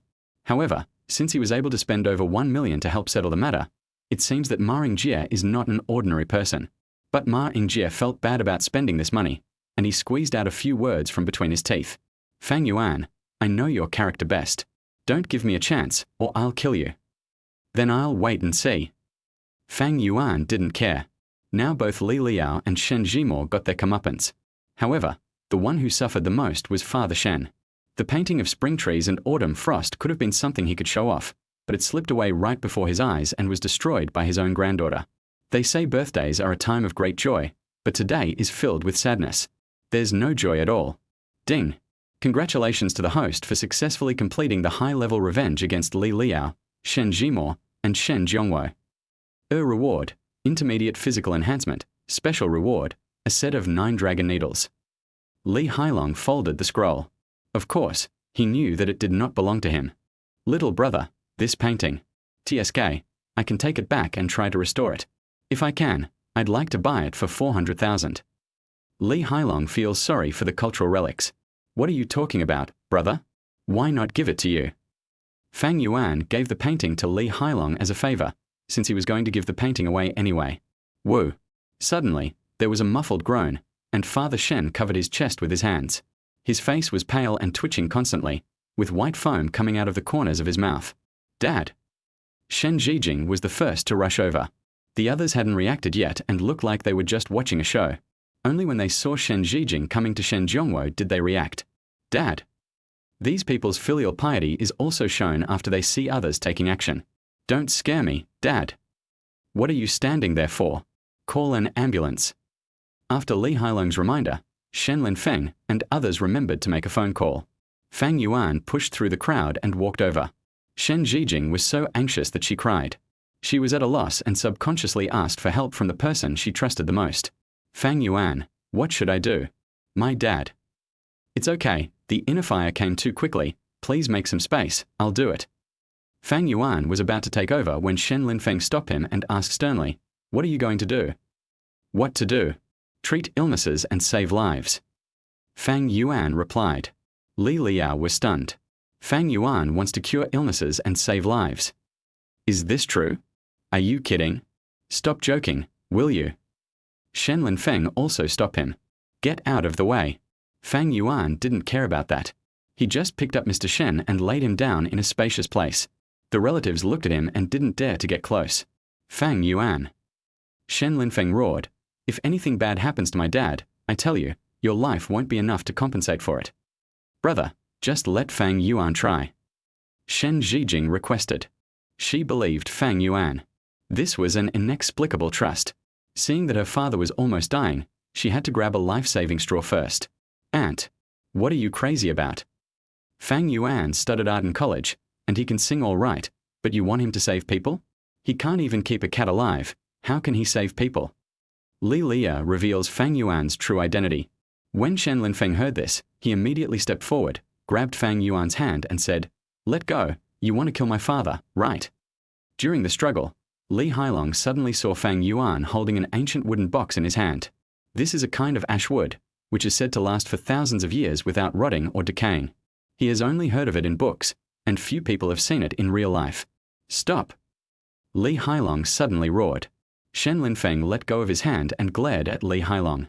Old Li came to Fang Yuan, looked at the wooden box excitedly, and then slowly opened it. There were 9 finely crafted acupuncture needles lying inside, with 9 dragons carved circling upwards on the top. This is 9 dragon needles. Chapter 27, Little Miracle Doctor. Li Hailong is indeed a master of treasure appraisal. He is knowledgeable and can recognize the 9 dragon needle at a glance. Fang Yuan used the 9 dragon needle. The medical skill reward he received came in handy at this moment, and he could take this opportunity to test whether the 9 dragon needle was effective. Forehead, heart, ding yang. Fang Yuan inserted needles into these 3 acupuncture points, and then, like a swimming dragon, in front of everyone, he inserted 3 needles each into Mr. Shen's hand and lower abdomen. Shen Zhijing clenched her fists nervously and squatted aside, watching silently. Accompanied by a few coughs, Mr. Shen, who had originally had a pale face, had blood on his lips. He then exhaled a breath of foul air and slowly opened his eyes. I thought he wouldn't wake up. After a near-death experience, Mr. Shen is still terrified. Fang Yuan retracted the 9 dragon needle and simply said, "Take care of yourself. Your inner fire is too strong, and you usually care too much about material things. You need to temper your temper, avoid drinking and staying up late, and avoid strenuous exercise. You will get better slowly." When Elder Shen woke up, he was still a little weak. Seeing that it was Fang Yuan who saved him, he said in surprise, "You saved my life. Oh, I'm getting old and confused." Fang Yuan helped Mr. Shen up. The ambulance arrived at this time, but it was no longer needed. The scene was very quiet. Everyone went back to eat in silence. After this incident, Fang Yuan's reputation became even worse in everyone's eyes. Excellent medical skills? That's for sure. A few needles pulled the man back from the brink of death, and what young people have the most is time. Give him some time to grow, and he will definitely have a bright future. Shen Zhijing smiled like a flower, feeling very happy. Fang Yuan always brings her surprises. First he was proficient in foreign languages, and now he has good medical skills. But she also felt a little puzzled. Why did Li Liao insist on breaking up with such an outstanding man? But it doesn't matter if they break up. This man belongs to her, Shen Zhijing, anyway. Shen Zhijing was concerned about her father, so she came over, put her arm around Fang Yuan's arm, and asked, "Dad, how do you feel now?" "Not feeling well." Father Shen sighed. "How can I feel comfortable? Alas, it's my bad luck. Such a good thing was ruined in my hands." "That's actually a good thing. I want to congratulate you." Fang Yuan raised an eyebrow and said, "Ah." Father Shen was stunned. Shen Zhijing gently pushed Fang Yuan, signaling him not to show off his sense of humor at this time, as his father was sad. "I can't speak." Third brother Shen Linsong also muttered. Fang Yuan smiled slightly and said to Shen's father, "Mr. Shen, just think about it. How many owners has this painting passed through since it was passed down from the Ming dynasty to the present day? But a painting is still a painting. You can't bring it with you when you're born, and you can't take it with you when you die. And if it's intact, it belongs to someone else. Now that it's destroyed, it truly belongs to you. That's why I congratulate you." He was comforting Father Shen. Father Shen also figured it out, waved his hand and said, "You are right. This painting has been passed down for so long, I don't know how many owners it has gone through. I am too obsessed. It's good that you can figure it out. If you can't figure it out, it will leave you with a mental illness that will be more difficult to heal." At this point, Fang Yuan felt that there was no point in staying, so he said, "Mr. Shen, Jingjing, and I will leave first." Mr. Shen didn't say much. He had a really frustrating 60th birthday. "Dad, I'll be leaving first. Take care of yourself." Shen Zhijing bid farewell to her father and left Wanfuju with Fang Yuan. When I was about to go out and drive, Mr. Li caught up with me. "Little miracle doctor." Li Hailong walked quickly, fearing that Fang Yuan would run away. "Little doctor, wait a moment."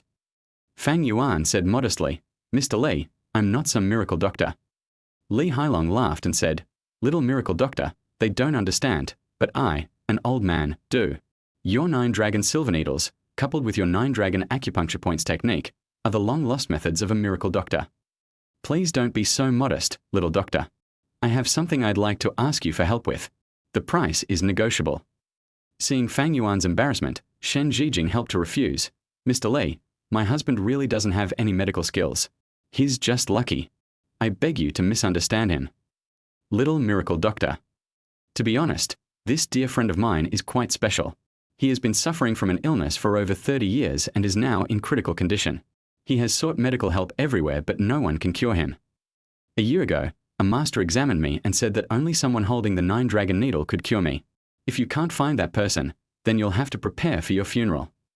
Little miracle doctor, please help me. As he spoke, Li Hailong even lowered his status and bent down 90 degrees. Fang Yuan hesitated for 2 seconds and agreed, okay, I promise you. He felt he could help. Besides, I am short of money now. Although there are more than 1.3 million in the account, who would think that the money is too little? Any money earned is good. When AI chips are officially mass-produced, he will truly be financially free. Then I will contact the little miracle doctor tomorrow. Good. Driving home, on the way, Shen Zhijing kept looking at Fang Yuan's profile silently. Fang Yuan took in the entire scene through the rearview mirror. Am I really handsome? Handsome. Shen Zhijing smiled gently, and she sighed. I will always be grateful to God for giving you to me and letting you come to my side. The two talked and laughed along the way and soon returned home. As soon as he entered the room, Shen Zhijing couldn't wait to come up to him. The fiery red lips are filled with strong love and passion. What is love? It is a wholehearted dedication. What is love? It means putting aside all his advantages and liking him the same way despite his disadvantages. To be honest, Shen Zhijing didn't fall in love with Fang Yuan because of how outstanding he was. Their encounter was a beautiful accident. He suddenly broke into her life and they got married. But through the contact over the past few days, Shen Zhijing discovered that Fang Yuan was like a treasure buried in a pile of sand. If you keep digging, you will keep discovering new things. Shen Zhijing hooked Fang Yuan like an octopus, sweat dripping down her cheeks as she whispered softly, "Husband. No, good brother. I love you so much." After another 2.5 hours of practice, Shen Zhijing finally fell asleep from exhaustion. She is the type who is both novice and playful, and always fails like this. The next morning, Fang Yuan's cell phone rang. It was Lan Lan who called. She said that the AI chip had been tested on a prototype machine and was ready for practical application today, and asked Fang Yuan if he wanted to come and visit the experiment. Maybe next time. I have something to do today. Fang Yuan refused. Lan Lan rubbed his temples. This person is so weird. This is clearly an unprecedented feat. Any architect or researcher would be extremely excited and can't wait to see the results of their research. Fang Yuan seemed to be. Look like he doesn't care. That's right, that's the feeling, as if it was just a little gadget he had casually researched and was not worth mentioning. What a strange person. Lan Lan's mind was full of Fang Yuan. After calming herself down, she entered the laboratory and started working, conducting the first wave of testing. Computer control, successful multi-threaded work, testing self-organization and adaptive functions. Other members in the laboratory began to report data. Successfully entered operation, first test passed. Second test passed. Third test passed. Successfully entered the self-organizing stage, taking 13 seconds. Lan Lan was extremely surprised, and there seemed to be light in her slightly blue eyes. Too fast. Smart chips are really too fast. Chapter 28. Another miracle doctor arrives. In this era, speed and intelligence are the most core technologies. Fang Yuan's architecture does not have any conflicts and can ensure stable operation. Seeing this, Lan Lan was also very excited. Continue testing. Beep. Li Hailong sent someone over early in the morning. When Fang Yuan got dressed, Shen Zhijing was still sleeping. She is really exhausted, so let her have a good rest. Downstairs is a low-key black Phaeton sedan, which costs more than 2 million yuan and is the top model in the business class. It is low-key, luxurious, and has connotation. Li Hailong personally waited for Fang Yuan downstairs. After the two met, they drove away together. The car drove out of the city and drove on the riverside road. It was a warm morning, and the ripples on the riverbank were enchanting to look at. Jiangcheng is not a first-tier city, but it retains many natural landscapes and a relatively slow-paced life atmosphere. On the riverbank, there is a private mansion. It is a villa surrounded by high walls on both sides. It has 3 floors and the locations on both sides have also been contracted. The car entered Washington. This is private territory. It goes without saying that anyone who can live here must be a big shot among big shots. Fang Yuan was very frightened.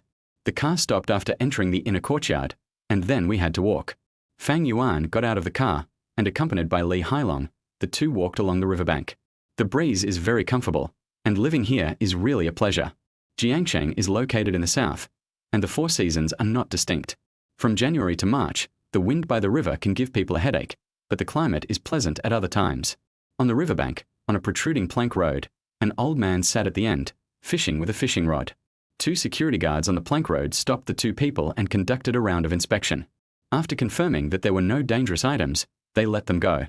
The 2 men walked behind the old man and Li Hailong bowed. Mr. Jiang, the little miracle doctor I mentioned yesterday has arrived. Only then did Mr. Jiang slowly turn around. After seeing Mr. Jiang's appearance, Fang Yuan frowned. His face looked haggard, and he might not live long. But even so, his eyes were still captivating, as if they could see through everything. Master Jiang, this young man is the one who possesses the 9-dragon needle. Why not let him try? Li Hailong introduced. Old Jiang slowly stood up and looked Fang Yuan up and down. Fang Yuan was also looking at Mr. Jiang. He was wearing loose-fitting clothes and knew someone was coming, but he didn't take the initiative to welcome them. Instead, he held the fishing rod and acted mysteriously. Let's go to the inner courtyard first. I'll be there later. After saying this, Mr. Jiang sat down again.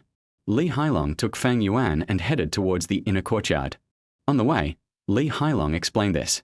Mr. Jiang is of high status, and he speaks slowly. Little doctor, please don't mind. Fine. Please. The 2 entered the inner courtyard. This is actually the main residence of the Jiang family. The overall design is not based on the traditional Chinese structure. It should have borrowed many Western elements. It is not a regular square, but rather staggered, leaving a lot of space. The first floor is the lobby, which is a standard wooden structure with floor-to-ceiling windows. So annoying. I've already told you that I don't like you and I can't possibly like you. A woman's irritable voice came from outside the door, followed by a young man's voice, who seemed anxious and said, Ningxin, I really didn't mean to deceive you. What happened yesterday was really an accident. Then a man and a woman came in. The woman was walking quickly in front. She looked young, about 20 years old. She was very beautiful and quite smart. If I were to describe her in one word, it would be cute, but her figure is hard to describe. How should I put it? She is just thin. Her calves are as thin as Fang Yuan's arms. Fortunately, she is just thin, not sick. She wore a black vest with a thin white jacket on the outside, denim shorts, and sneakers. She looked fashionable and beautiful, and her short hair showed her lively personality. The boy who followed was about 20 years old. He was quite handsome, but his face was pale and he had a feminine look. It seemed that he was not in good health and was begging the girl for forgiveness. Okay, stop bothering me. I have a boyfriend. The girl was annoyed, but the man persisted, saying, Junior, look, Master Jiang didn't try to stop me. Just agree to my request. Heaven and earth can bear witness to my love for you. You're so annoying. The girl suddenly saw Fang Yuan in the room, looked at him, her eyes turned, and she thought to herself, he is quite handsome, I can accept him. The next second, she walked over quickly, put her arm around Fang Yuan, stood on tiptoe to hook her arm around his neck, and gave him a mouth-to-mouth kiss. Fang Yuan was stunned. What is going on? Are all girls nowadays so proactive? But then he realized that he seemed to be a shield. Sure enough, after the girl kissed Fang Yuan, she boasted to the boy, this is my Jiang Yuan's boyfriend. The boy's jealous flames burned, and he pointed at Fang Yuan and shouted, I'm Li Hailong. If you know what's good for you, get out of here now. Never show up again. Fang Yuan shook his head and refused. I'm afraid that won't work. You bastard. Someone, get him out of here for me. Just as Li Hailong finished giving the order, a majestic voice came over. Li Hailong, who gave you the right to bully others in my Jiang family? It's Mr. Jiang who asked back. When Li Hailong heard this, he quickly smiled and said, Mr. Jiang, I wouldn't dare. Old Jiang glanced at him indifferently. Little Li, this is not your Li family. Control your temper, or don't blame me for not giving old Li face. I will kick you out of the Jiang family and never let you set foot here again. Hey. Li Hailong's eyes rolled. His main purpose of coming today was to present a gift, and his secondary purpose was to apologize, so he bowed. Mr. Jiang, I'll remember this. Please don't be angry. Elder Jiang did not pursue the matter further. He simply invited Fang Yuan to sit down and asked doubtfully, Young man, do you have the 9-dragon needle? However, Fang Yuan was somewhat unhappy with Mr. Jiang's attitude.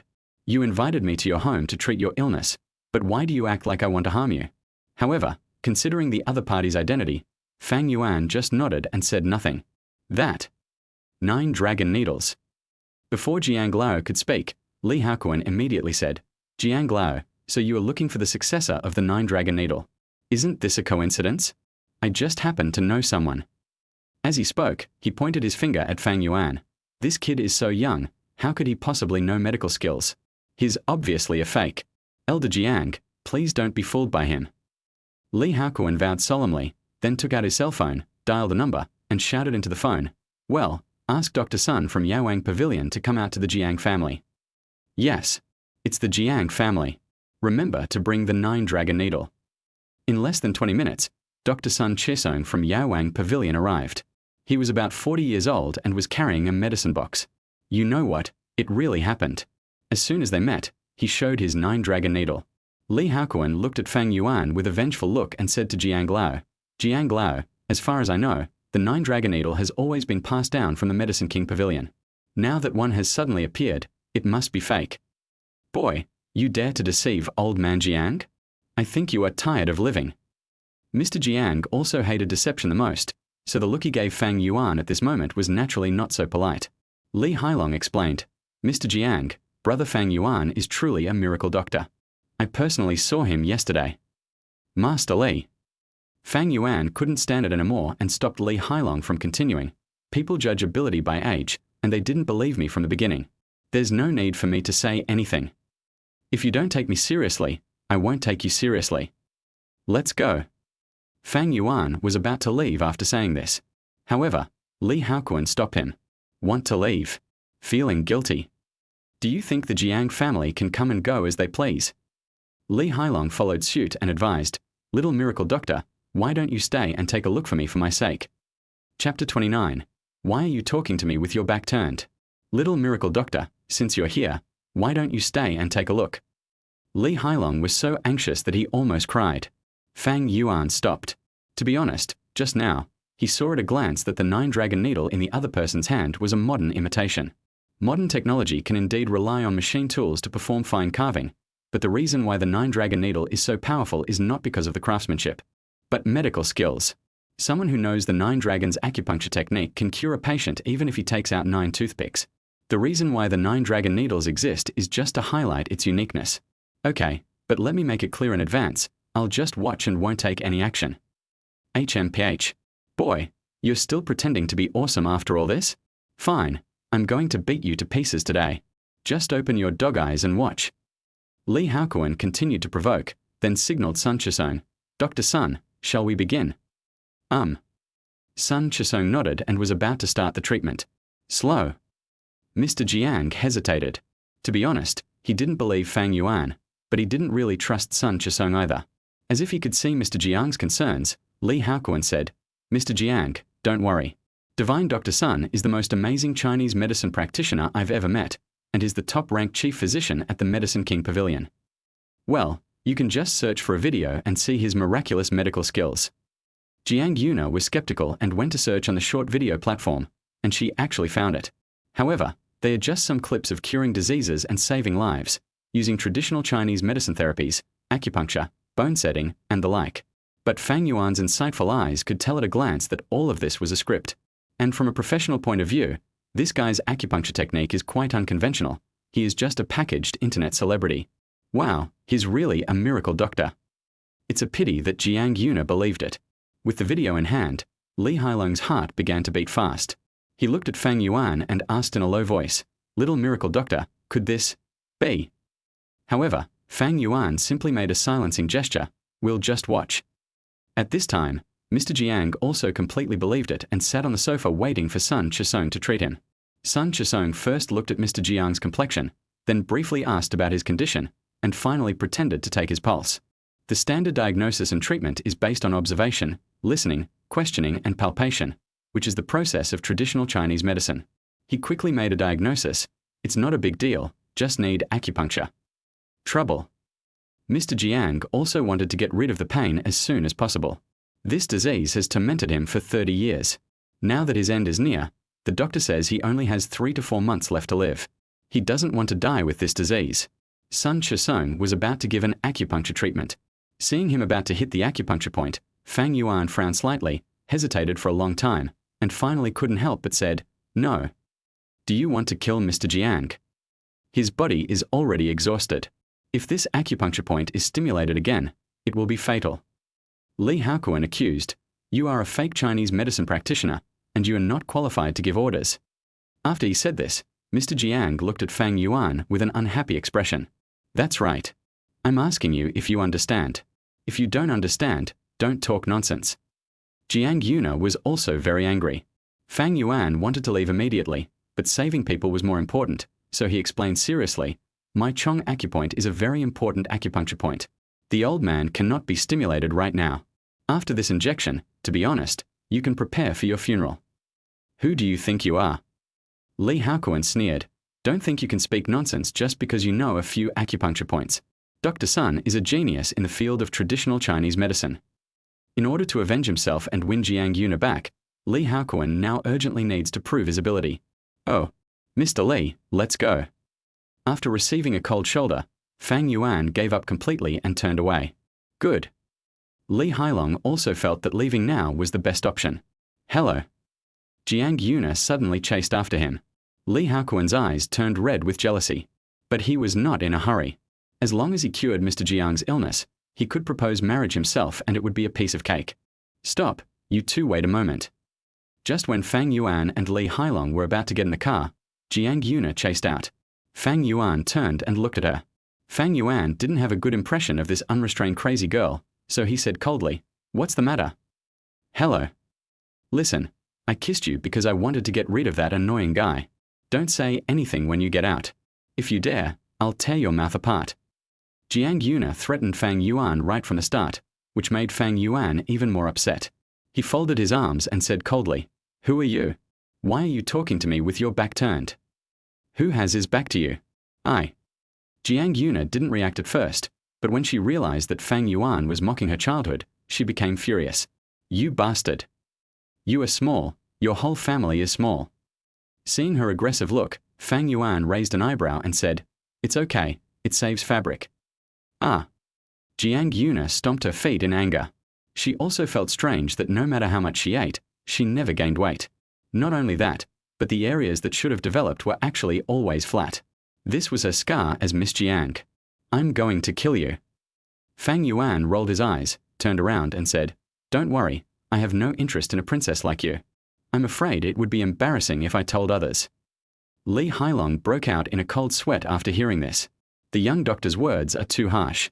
This unruly princess has a vengeful personality. Just wait for me.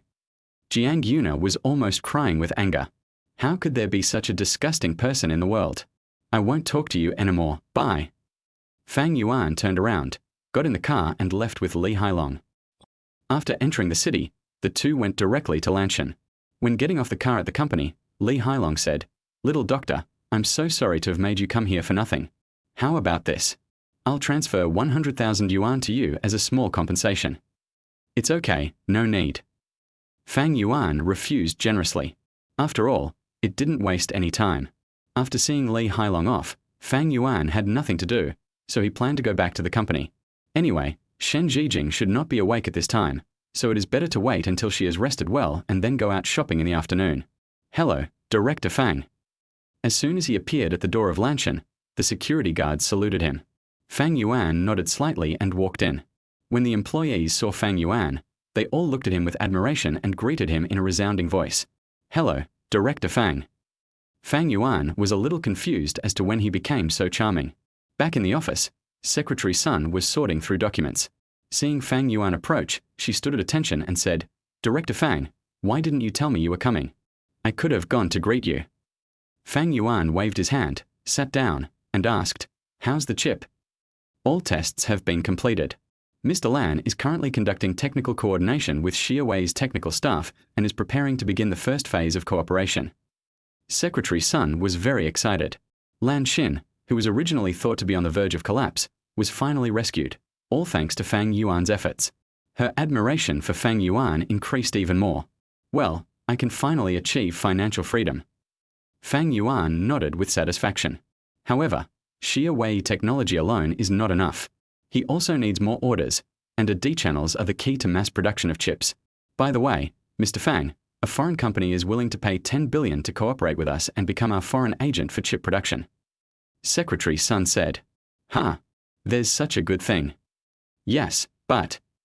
Fang Yuan immediately asked, does the other party have any conditions? Secretary Sun shook his head and whispered, "This is a multinational company. The first person they contacted was President Lan, and I heard that President Lan has already agreed. I'm not saying anything bad about President Lan, but this chip is arguably the best in the world today. President Lan seems." Lan did not inform Fang Yuan about this matter. "I did some private research. The person who contacted Mr. Lan is called Maring Jie. In 3 days, there will be a summit in the technology circle. I think, Mr. Fang." Fang Yuan raised his hand. "Don't employ those you doubt, and don't doubt those you employ. Maybe Mr. Lan was just too busy and forgot." Chapter 30. Qi Yunfeng's Conspiracy. Secretary Sun was still a little worried. "You should know that the patent for this chip is in the hands of Lan, and Bluecore only funds the research and development. Although the contract states that Bluecore owns 35% of the patent rights, if the other party really goes back on its word, Bluecore, with its size, will not be able to make any splash in the face of such capital." Just then, the office phone rang. Secretary Sun picked up the phone and it was the security office calling. "Secretary Sun, the people from the investigation department are here. They've entered the company and we don't dare to stop them." Secretary Sun frowned. "Investigation department? What's going on?" "I don't know.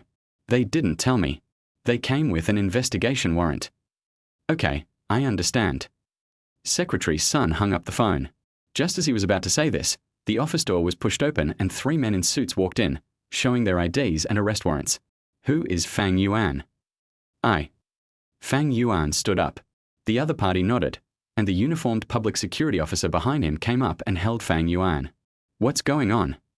Fang Yuan was completely bewildered. The people from the investigation department directly took out a document.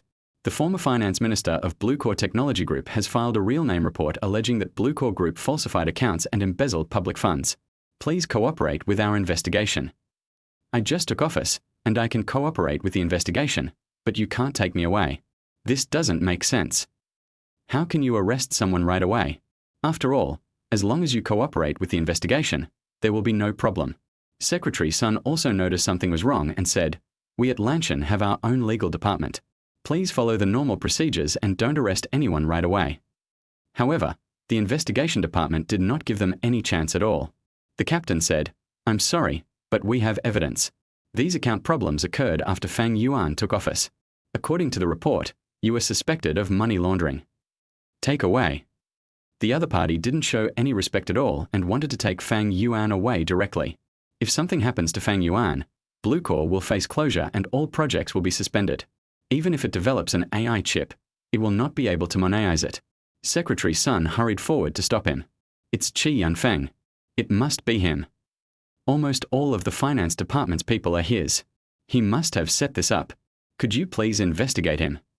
The investigation department said, "This is your internal matter. He just needs to cooperate with our investigation. We won't wrongly accuse innocent people. But it's unreasonable for you to arrest people directly." Secretary Sun argued, "Even if you want to arrest someone, you need to do it in court. Lanshan is a legitimate technology company. They didn't issue a notification letter in advance and wait for relevant procedures. This is an illegal case. Go away. If you cause any more trouble, I'll take you away with me." The investigation department roughly pushed Secretary Sun away and came downstairs to the company. At this time, some employees came over to see why their chairman was taken away. Secretary Sun contacted the legal department. As a result, the entire legal department ignored the matter and even resigned collectively. She contacted the finance department, but they just said that the accounts were currently frozen and needed to be liquidated. Secretary Sun was at a loss. It could be said that Lanshan had become a complete shell. Outside the Bluecore Group, in a car across the street, Qi Yunfeng and his 2 sons sat in the backseat and watched Fang Yuan being taken into the car. The eldest son said excitedly, "Dad, this trick of yours is really amazing. I just received news that Lan has successfully developed the chip. We just need to do a favor and guide Lan to hand the chip over to Linda. Then we can list our own business on the New York Stock Exchange." Qi Yunfeng said coldly, "This is a business war." A young boy who thought he could call the shots just because he had a little money, but in the end, he still became our sacrifice. Listen carefully, both of you. Keep a close eye on Lan. Nothing can go wrong with this. Qi Yunfeng's plan was to deal with Fang Yuan. 90% of the employees belonged to Qi Yunfeng. It can be said that the entire Lanshan has long been his, and those who stay are just his undercover agents. Although Fang Yuan offered generous conditions, people die for money and birds die for food. This is an eternal truth. Moreover, the first thing he did after taking office was not to purge the court of corrupt officials, but to become a hands-off boss. I haven't seen such a fool in a long time. Beep beep. Qi Yunfeng's cell phone rang. He opened it and saw only 3 words, Sun Jiring, so he called back. What's wrong, Secretary Sun? Qi Yunfeng. You framed Director Fang. Qi Yunfeng smiled like an old fox and said, Secretary Sun, what are you talking about? I just remembered that your father seems to owe quite a bit of money in the underground casino. If I remember correctly, it should be 700,000 yuan. I think those people might not let him go. Secretary Sun was silent for a long time, then squeezed out 2 words from between his teeth. Despicable. That's the competition. If you want your family to be safe, I suggest you take out the contract signed by Lan Xin and Lan Lan. An email will be sent to the computer in the chairman's office later, and you will need to click to agree. After the deal is done, you won't have to pay back the 700,000 yuan, and another 2 million yuan will be deposited into your account in 3 days. You'll then achieve financial freedom. Qi Yunfeng hung up the phone after he finished speaking. This time, Fang Yuan not only became someone else's wedding dress, but also had to bear a big blame. Office of the chairman of Blue Core Group. Secretary Sun was sitting in front of the computer. An email had indeed been sent to the computer, and Secretary Sun clicked it. This is a plan to ask whether or not to agree to financial fraud. You have to know that financial fraud is no joke. If she clicks to agree, Fang Yuan will never be able to recover. Secretary Sun's hands trembled and he closed his eyes. Fang Yuan is too kind, but real business competition is cruel, and there are many people in Lanshan who belong to Qi Yunfeng. You can't win. It's impossible to win. Moreover, the lives of Secretary Sun and his family are still in the hands of Qi Yunfeng. Unconsciously, the mouse moved to the agree option. Secretary Sun hesitated to press it and took a deep breath to calm himself down. Fang Yuan, when you get out, I'm willing to work like a slave for you. But now, I have to save my family. But Secretary Sun still couldn't press it down. Even though she was mentally prepared, she couldn't convince herself. Then, she thought for a moment, took out her phone, switched it to selfie mode, and began to speak into the camera. My name is Sun Jiring. What are you doing? Suddenly, Lan Lan entered the office. Secretary Sun was startled and quickly turned off his phone. Looking at Lan Lan walking towards her quickly, Sun Jiring wanted to turn off the computer, but she was stopped by Lan Lan, who grabbed her wrist. When Lan Lan saw the email on the computer, she frowned and said, You want to destroy Fang Yuan? No. Mr. Lan, please listen to my explanation. What I hate most is traitors. Lan Lan ignored him completely and immediately took photos for evidence. She said coldly, Director Fang plans to train you to be the vice president. He also told me about this privately. Is this how you repay him? Sun Jiring explained, I know Mr. Lan, but I must agree to this because my family is in Qi Yunfeng's hands. And I plan to record a video to expose Qi Yunfeng's guilt. Even if I end up in jail, it doesn't matter, but Director Fang is innocent. Boss Lan, you are so powerful, I beg you to save Director Fang. After hearing Secretary Sun's explanation, Lan Lan's expression softened. After hearing about this, she immediately came out of the laboratory, and as soon as she arrived at the chairman's office, she saw this scene. Now that it's been explained clearly, it's fine. She blinked. I'll figure it out, you follow me. Chapter 31. Mission Upgrade. Lan Lan put on her coat and took the elevator downstairs with Secretary Sun. The two walked quickly and arrived at the garage. Lan Lan handed over a key and said, You drive. We are going to number 25 Yongshan Road. Okay. Secretary Sun started the car and after leaving the underground parking lot, Lan Lan made a phone call. Uncle Wu, I need your help. The answer from the other end of the phone was also very straightforward. Okay, see you in 15 minutes. After agreeing on a time, Lan Lan hung up the phone. Secretary Sun was surprised and asked, Boss Lan, could this Uncle Wu be Lawyer Wu Qi? Lawyer Wu Qi is a legend. He has never lost a case he has taken on, and he specializes in difficult cases. He is not only a litigation lawyer, but also a detective. The fact that Lan Lan was able to invite him to come forward shows that he is serious this time. Feel sorry. Secretary Sun apologized sincerely. Why? Lan Lan was very puzzled. What was Secretary Sun trying to do by suddenly apologizing?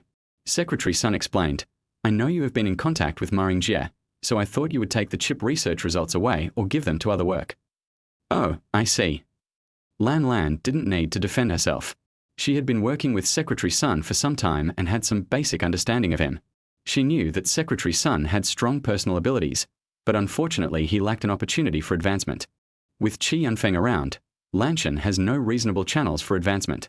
Secretary Sun's family is also a burden to her. Lan Lan thought for a moment and said, "If I were a capitalist, then there is no doubt that I would license the chip to a more powerful company, thereby obtaining commissions dozens of times greater than Blue Cause, as well as academic status. But I'm also a scientific researcher. I have my own pride. And only 1/3 of the credit for this chip belongs to me. The remaining 2/3 belongs to him." This he refers to Fang Yuan. Secretary Sun understood everything. But while she was happy, she couldn't help but worry about her family. Lan Lan saw her worry and said, "Don't worry, your family is fine. However, people have to pay the price for making mistakes, and this, no one can avoid it." Supervisory Bureau. After Fang Yuan came in, he was placed in a separate room and no one came to interrogate him. This single room is not like the environment in TV dramas. The overall feeling is that of a hotel without windows, with no contact with the outside world. 20 minutes later, there was a knock on the door and a man walked in. He looked to be about 40 years old, wearing glasses and a suit, holding a few documents, and his nose turned up as soon as he walked in. "This is my identification. I'm Hao Jian from the investigation department. Mr. Fang Yuan, your subordinates have reported you under their real names for signing a document that laundered money using the company's accounts. Here's some evidence we have. Please take a look." Hao Jian handed over some documents to Fang Yuan. But Fang Yuan didn't take it. Instead, he said, "It's fake. I didn't sign it. Besides, your method of finding a scapegoat or framing me is too despicable." Hao Jian frowned. "Do you think we are being framed?" Fang Yuan shrugged and said, "It's not a day's cold. I've only been in charge of Lanshan for a few days, and a financial case has already occurred. Even a fool would know that I've been framed." Snort. Hao Jian slammed the document on the table. "What does that prove? You weren't involved? This is all irrefutable evidence, and with the information we have right now, we can handle the case without a confession. Also, even if I want to frame you, what can you do?" Hao Jian stopped pretending and came straight to the point. When dealing with people with a certain status, he can still speak in a righteous manner. As for Fang Yuan, oh, does he deserve it? You come from a farming family. Your parents run a farm in the countryside. You just got married a few days ago, and you climbed up to the top by living off your wife. People like you are born to take the blame. Now that you've become the legal representative of Lanshan, who else should we arrest if not you? Hao Jian first frightened Fang Yuan and explained the pros and cons to him, meaning to tell him that if we say you are guilty, even if you are not guilty. Bite. Detected that the host has been framed by an enemy, currently locking onto the mark. Qi Yunfeng, current number of revenge attempts remaining, 1. Every wrong has its perpetrator. Every debt has its creditor. Please complete a magnificent reversal and you will receive a superb reward. It was indeed Qian Peak. Fang Yuan smiled knowingly. Even when facing Hao Jian, he was still full of confidence. Hao Jian saw that his threatening tactics had failed and was about to continue reasoning with him, but Fang Yuan interrupted him and said, "Qi Yunfeng's tactics are quite childish. Go tell him that the game has already begun. I hope he won't cry when he loses." "Oh."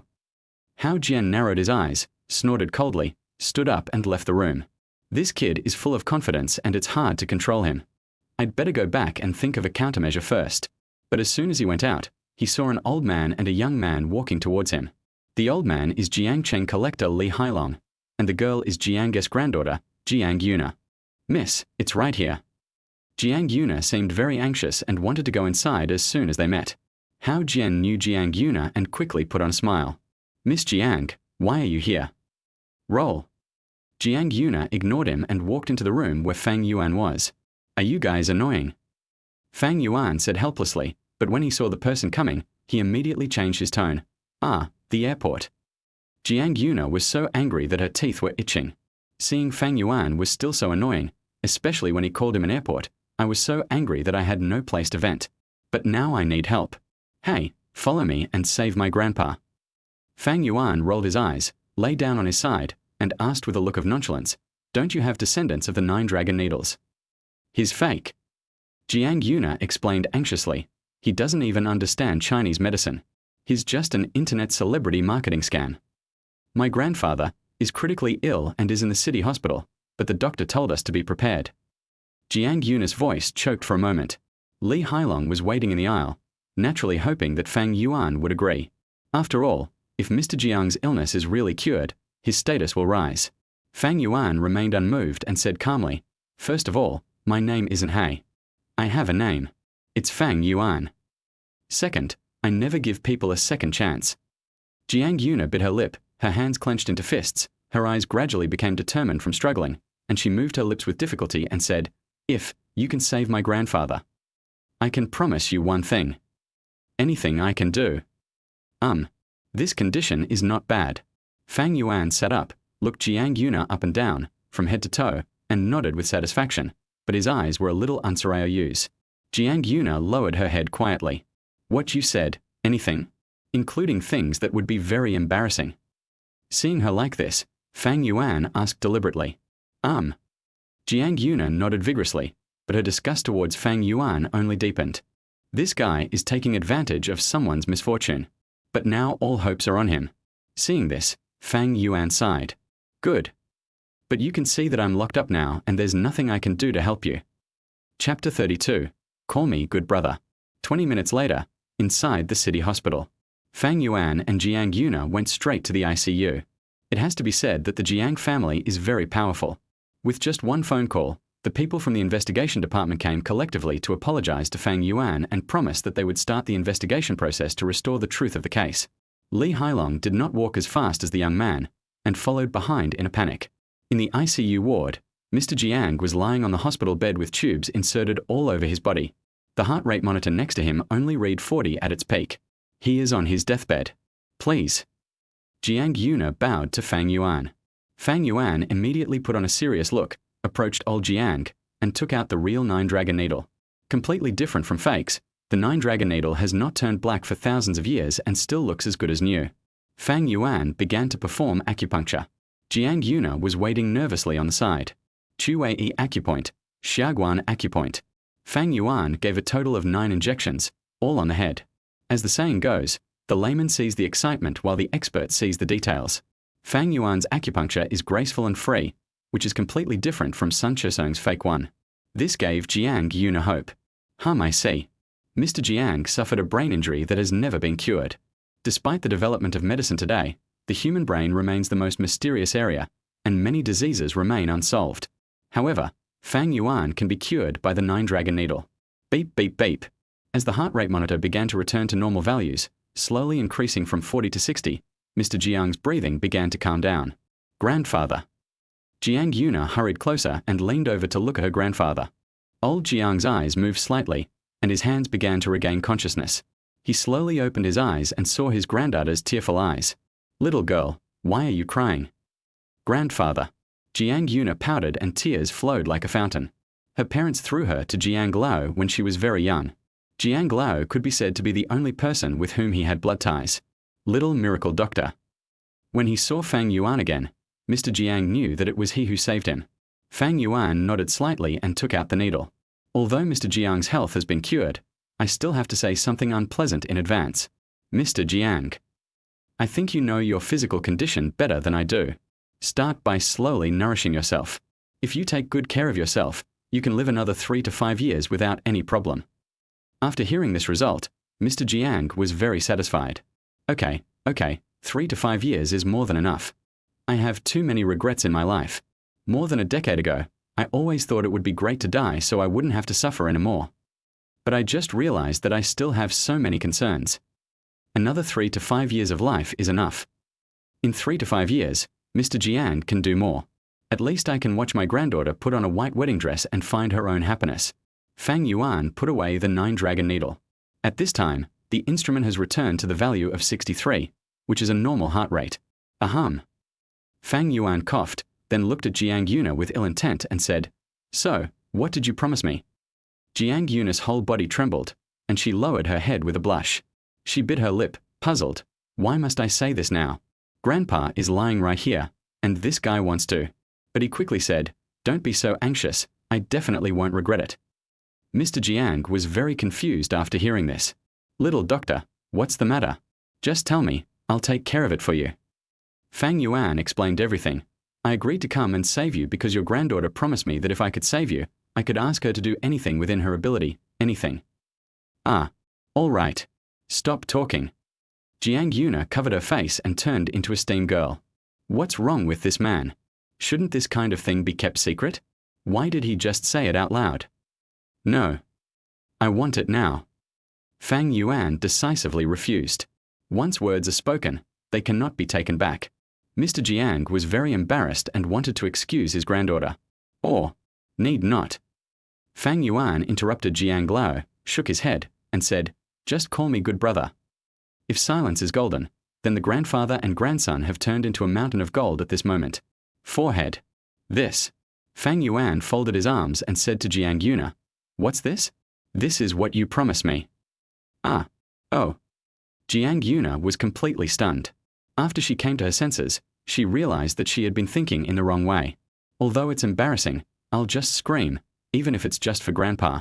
Good brother Tilda. Why? Fang Yuan had a lot of plans in mind. With this relationship with Jiang Yuna, I will definitely be able to do things more reliably in the future.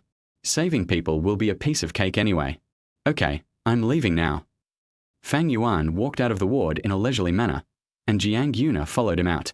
Hey, wait a minute. Fang Yuan turned around, raised an eyebrow and asked, "What did you call me?" "Good brother." Hey, what's wrong? Fang Yuan was satisfied.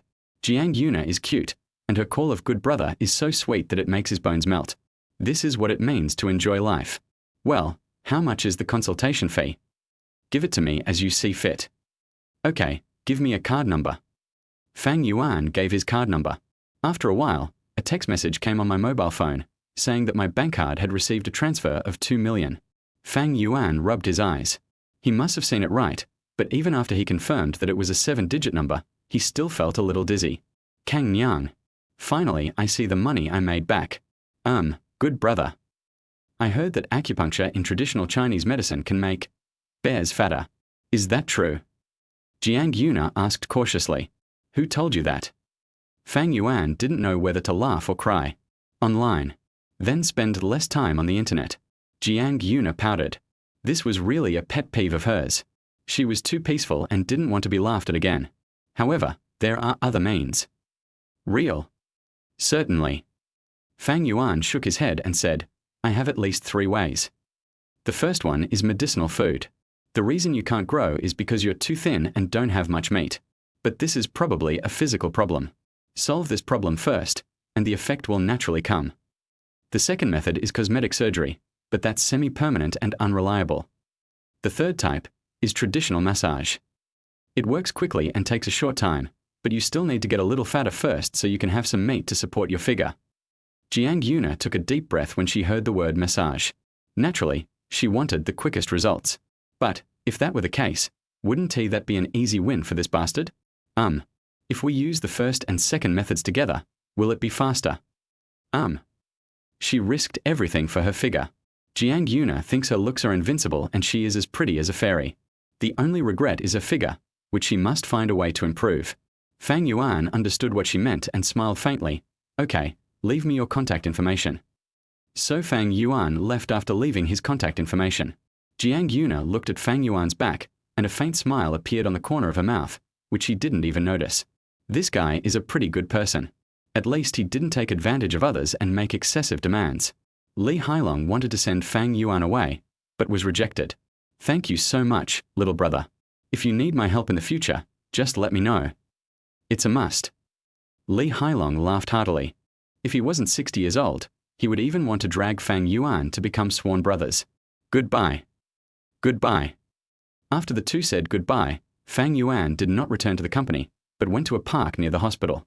He found a pavilion to sit down and figure out how to achieve a gorgeous reversal. He wants to take revenge on Qi Yanfeng and get the best reward. Chapter 33. Hidden Boss. Fang Yuan was thinking when an old man and a young boy ran towards him. The old man was about 60 years old and looked very vigorous, not like a man of his age. The girl was about 20 years old, very beautiful, with a perfect figure like a water snake, a charming body, and looked like a little fairy. The two were being chased by 3 young men with machetes. Master Wei. Run. The woman pushed the old man away and tried to resist the young man alone. The man showed no mercy and raised his hand to chop her down fiercely. The posture of this knife is to end the life of the woman in front of him.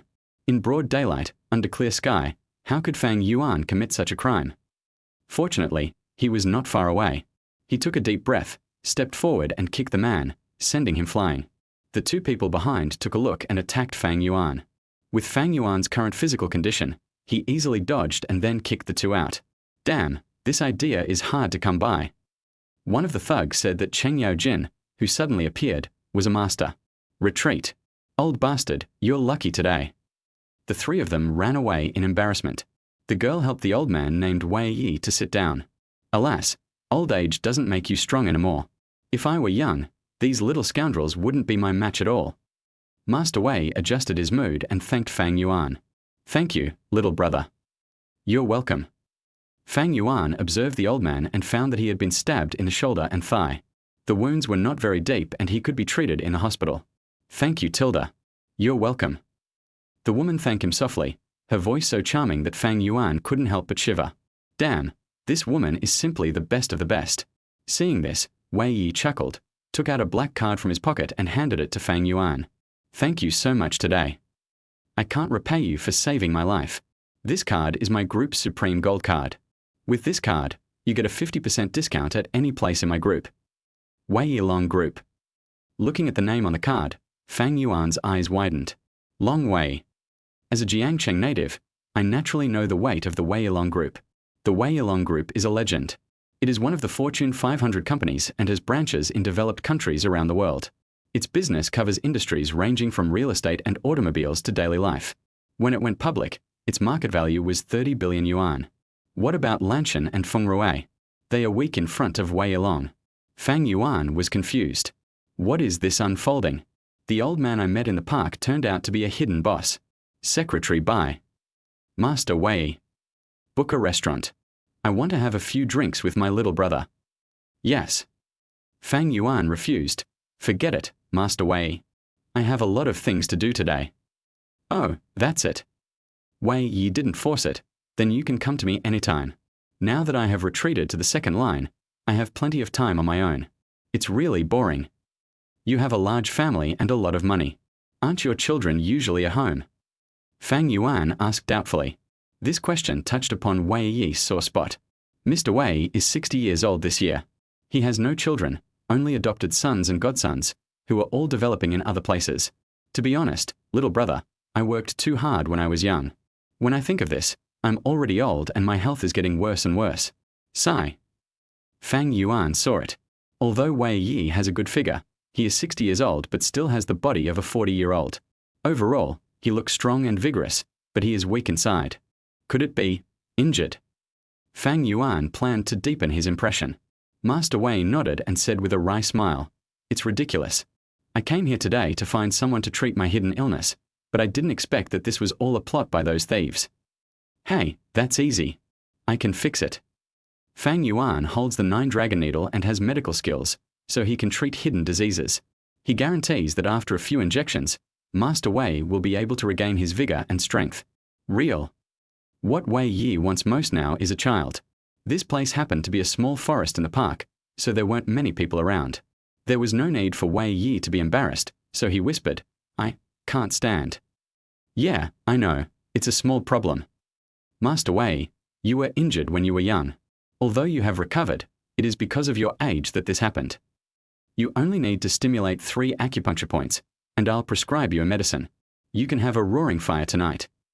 Wei Yi was extremely surprised.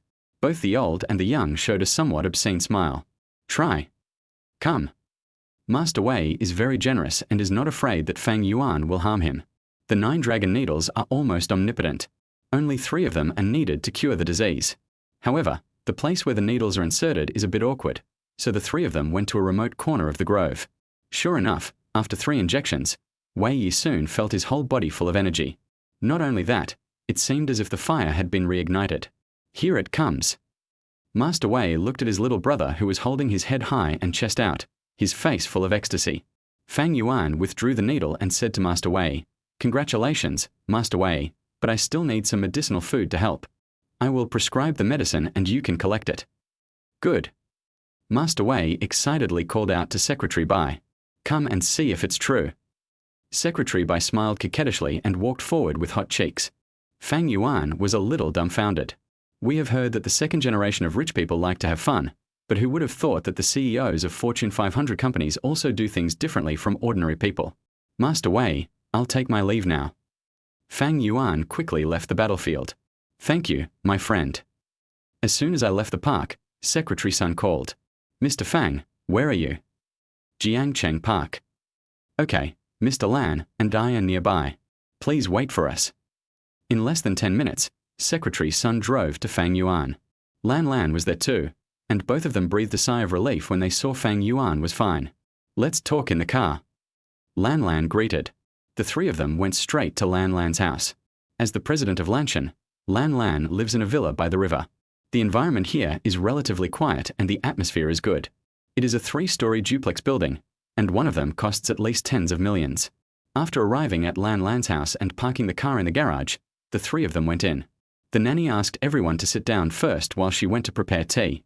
The environment in Lan's home is very elegant, with many works of art and an entire wall of red wine.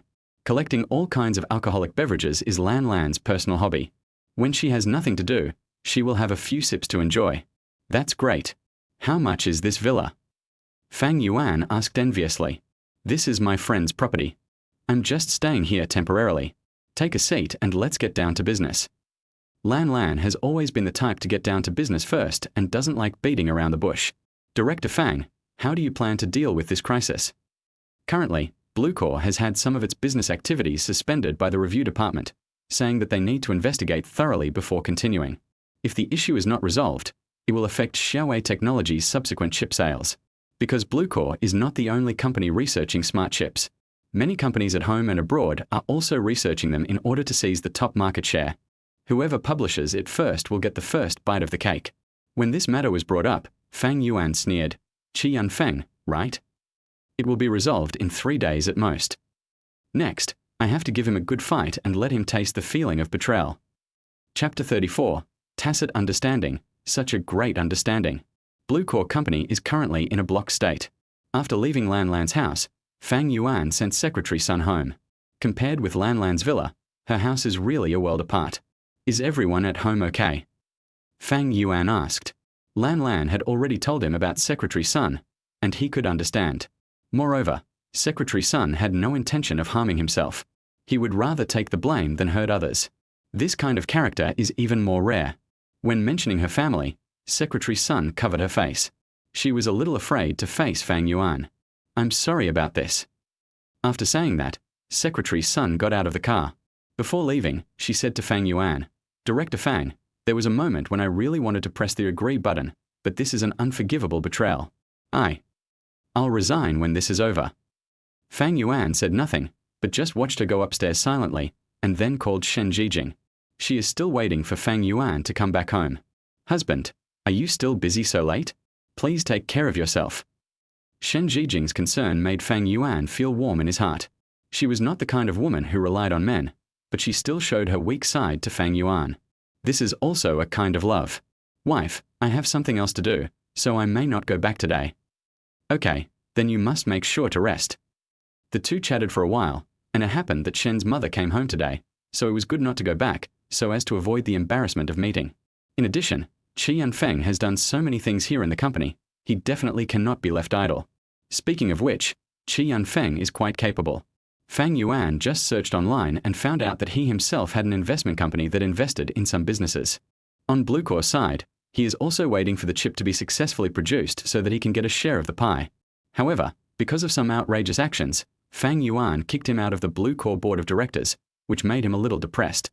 He definitely can't make any money, so he's taking revenge and even wants to use some means to take the chip for himself. Since he was going to do something, he had to find a capable assistant. Fang Yuan thought about it and felt that Jiang Yuna would definitely be able to help, so he called her. After a while, the call was picked up. I could hear singing in the background music, so I guess it was from a KTV. Hello. My dear sister, have you forgotten your dear brother so quickly? Fang Yuan said bluntly. Depend on. Jiang Yuna was very surprised. She coughed and said quickly, Why are you looking for me so late? I was asking you for a favor. I won't help you for free. You need to pay something. Jiang Yuna is the typical example of someone who won't release the eagle until she sees the rabbit. Fang Yuan blushed and said, "You don't want money, do you? I told you in advance that I don't have any money." Money? HMH, the last thing I lack is money. How about this? You come to the Dragon Palace first, and then follow my instructions when you get here. Okay. Fang Yuan hung up the phone and drove to Dragon Palace. Dragon Palace is the name of an entertainment club. As the largest and most prestigious club in the city, it includes a wide variety of entertainment projects. And next to the neon plaque of Dragon Palace, you can see the logo of Longwei Group. The Bugatti Veyron that Fang Yuan drove was very cool and attracted a lot of people's attention as soon as it arrived. There were even a few little girls who took the initiative to approach Fang Yuan and came over after seeing him get off the car. "Handsome guy, can you add me on WeChat?" No. Fang Yuan waved his hand. He knew that these people added him on WeChat because they were attracted by the Bugatti Veyron and thought he was rich. Humph. Poor bastard, you can tell it's rented. The rejected woman was a little embarrassed and could only say that the grapes were sour. After entering the Dragon Palace, Fang Yuan called Jiang Yuna and told her about it. After a while, he saw her in the private room on the 3rd floor. "Here." Jiang Yuna waved her hand. The little girl was dressed very coolly today, with a pink short-sleeve shirt, a miniskirt, and even fishnets and leather boots, giving her the image of a little gangster.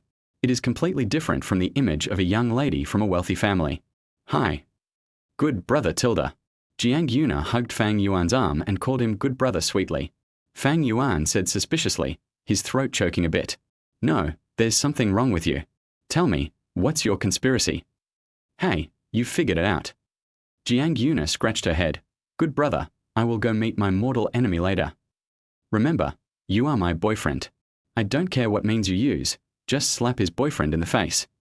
It turns out to be a competition between girls. That is no problem. Slapping people in the face is Fang Yuan's strong point.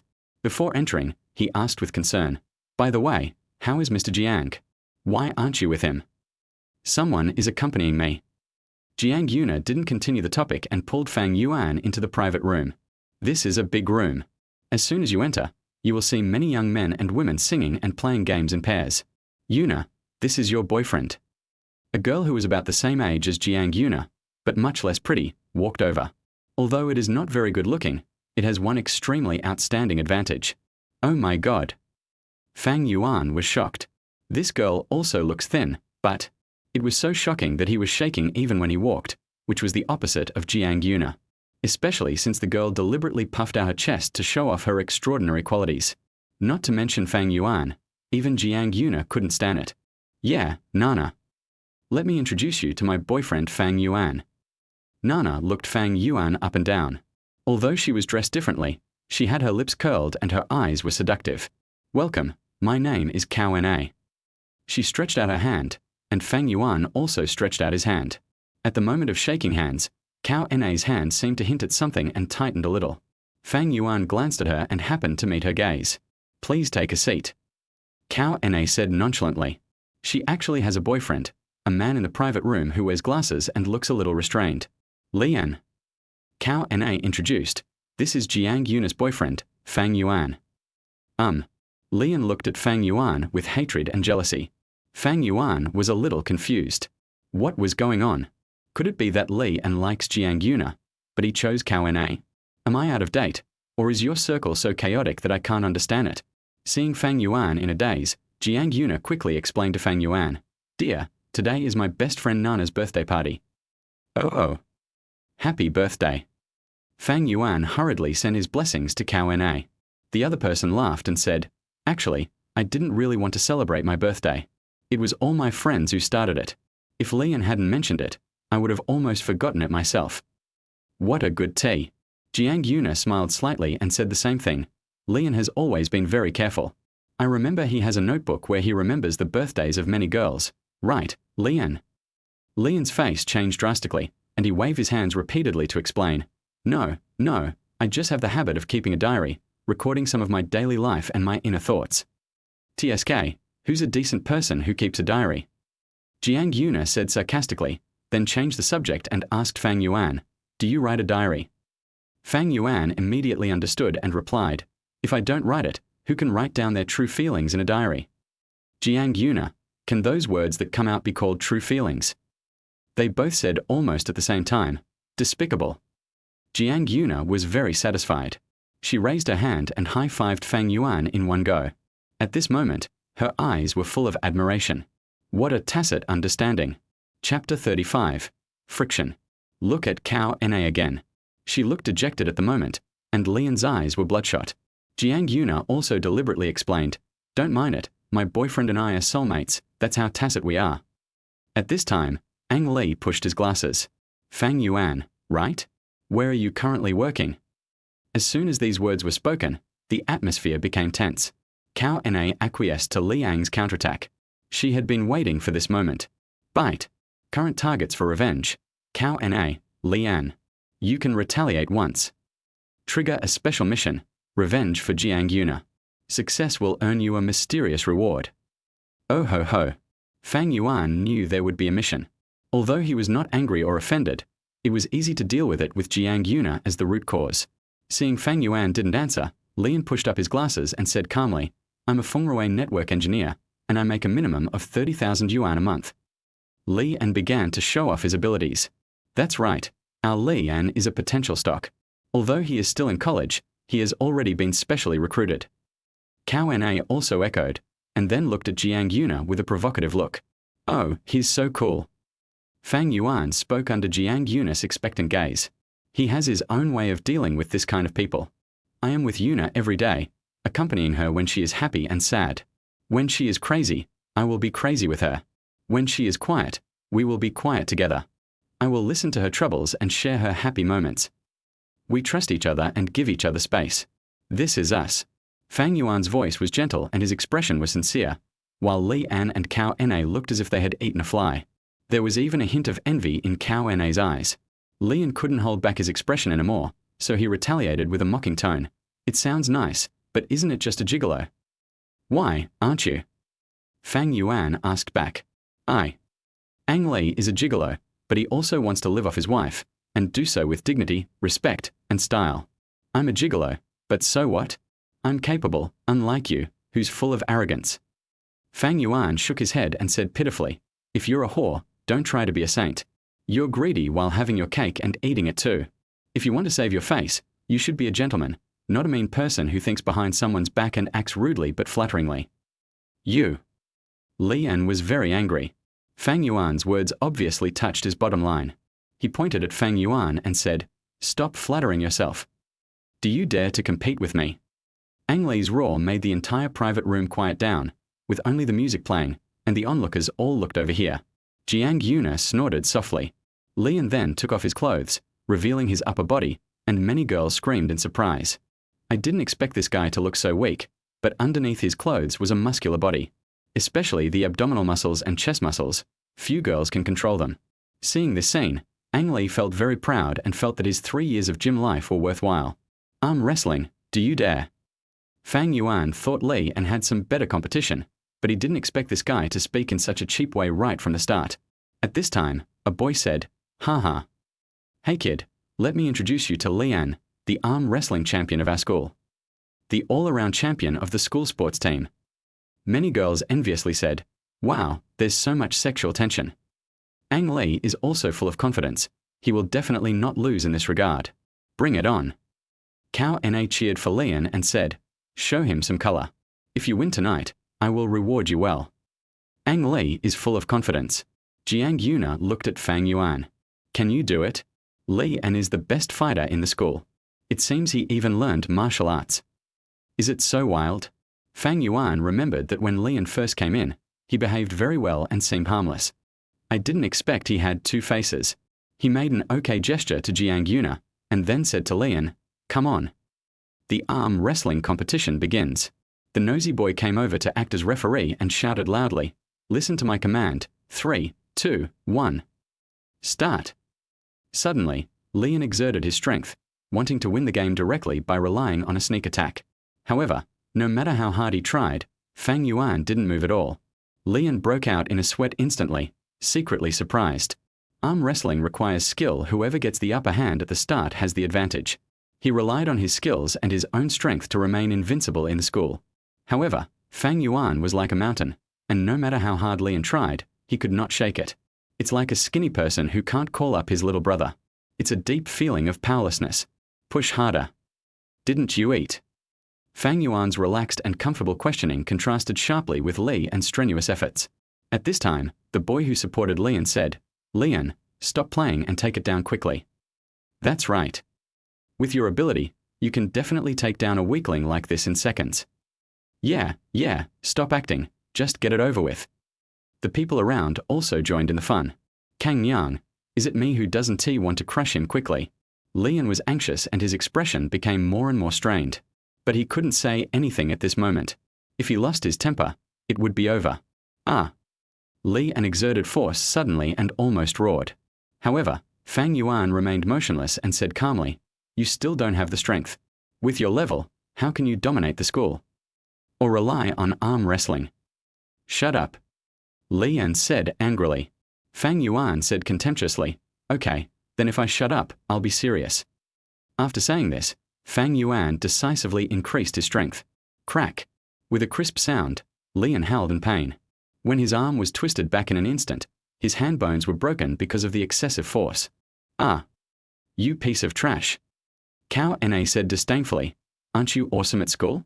You're no good once you're out of school." Lian's hand was broken, but it was not Fang Yuan who broke it. After all, there are such risks in arm wrestling. Knowing you can't win, you still insist on using force. Now your hand bones are broken. Cao Na looked at Lian with disdain, then glanced at Fang Yuan and licked her lips.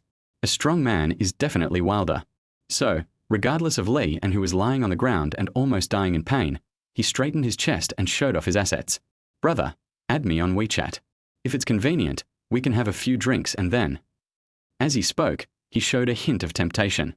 Fang Yuan took Jiang Yuna's hand and stood up, looking down at Cao Na. "Oh, forget it. I'm not interested in silicone. And remember to avoid cosmetic surgery. It can easily lead to cancer." "What did you say?" Cao Na looked as pale as death. She had a good foundation, but it was abnormal at this age, and her true colors were revealed under Fang Yuan's insightful eyes. The reason why it is so turbulent is that 1/3 of her body is filled. "Yuna, let's go." Good. After Jiang Yuna had her fun, she didn't want to stay any longer. Cao Na's secret was revealed, and now she is filled with hatred towards Fang Yuan. The boys and girls in the private room didn't dare to speak. After all, Cao Na was the real boss. "You bastard. Fang Yuan. I'm going to make you pay." Chapter 36. Congenital Deficiency. Ding. Congratulations to the host for completing the primary revenge against Cao Na and Li An. A reward, primary superpower, multiplication technique can be applied to any object, increasing it to twice its original size. Note, natural doubling, no side effects. Additional reward for completing special tasks, invisibility cloak. Just elementary revenge? Fang Yuan was a little surprised. But if you think about it carefully, it seems that this really doesn't require much technical knowledge. It's this doubling technique. I don't know if it can be used on a certain brother, but maybe you can try to double it for Kang Yuna. It's just that her base stats are too low, twice 0 is still 0, so it doesn't seem to have any effect. Another special reward, the invisibility cloak, is quite interesting. The two left the Dragon Palace and got on the Bugatti Veyron. Jiang Yuna is not interested in luxury cars. She can have as many of these as she wants. Woohoo! Sitting in the driver's seat, Jiang Yuna roared with satisfaction. It feels so good. That bitch Cao Na has finally been punished. Haha. Jiang Yuna's personality is not like that of a lady at all. She is more like a female hooligan. Are you and her really best friends? Fang Yuan asked, raising an eyebrow. No. We are enemies. Jiang Yuna hugged her arms, but of course, as Princess Taiping, she couldn't hug anything. This Cao Na is the little princess of the cow group. When we first met, she was quite nice. Who knew she would become like this after growing up? There were many boys pursuing me at school, but she insisted on snatching me away.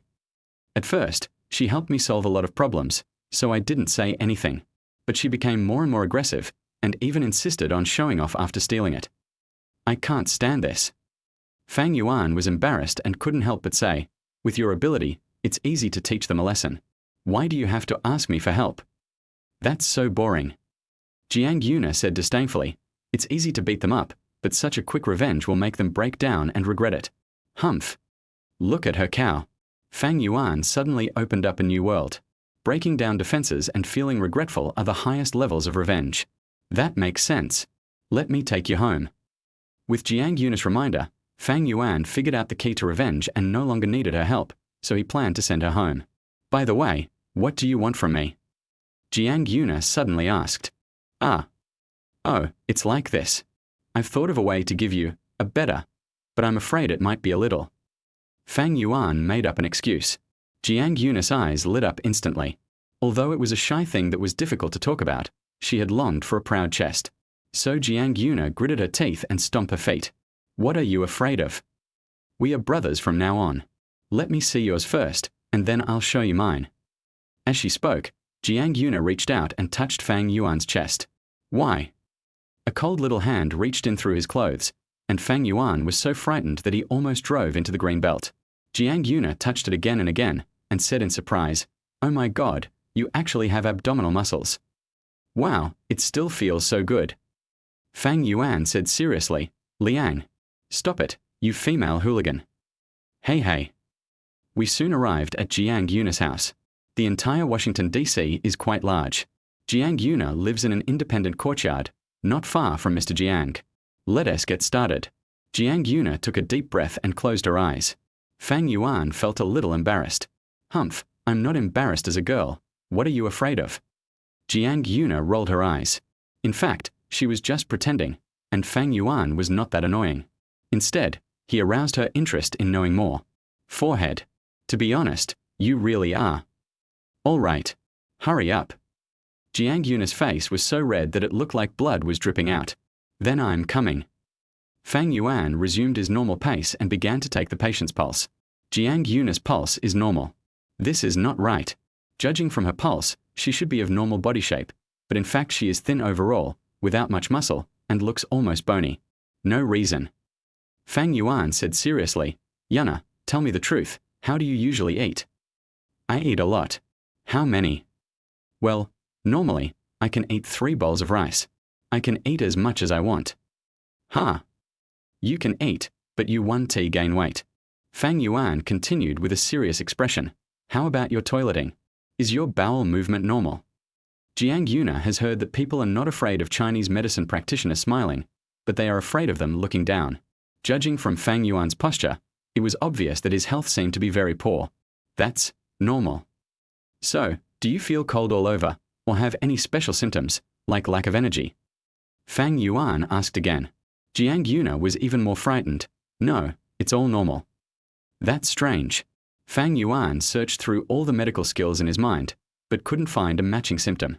This meant that this was a symptom that couldn't be solved by intermediate medical skills, but it was also so counterintuitive.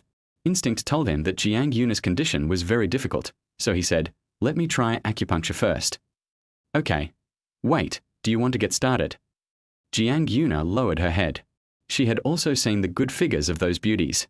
Although she was very envious and had prepared herself mentally, she still felt very shy. Don't be nervous, just lie down first. There was no trace of evil in Fang Yuan's eyes. This was also because Jiang Yun's figure could not arouse his evil thoughts at all. In addition, the situation was not right, so Fang Yuan had to be cautious. The 9-dragon needle technique involves inserting needles into 9 acupuncture points: forehead, shoulders, hands, and feet, and the area below the chest. How does it feel? A little cold, and a little itchy. Fang Yuan put away the needle, asked Jiang Yun to put on her clothes first, and said cautiously, Your situation seems much more troublesome than I thought. The way of innateness is to reduce the excess and supplement the deficiency. It seems that some kind of accident happened to you while you were in your mother's womb, which led to your congenital deficiency.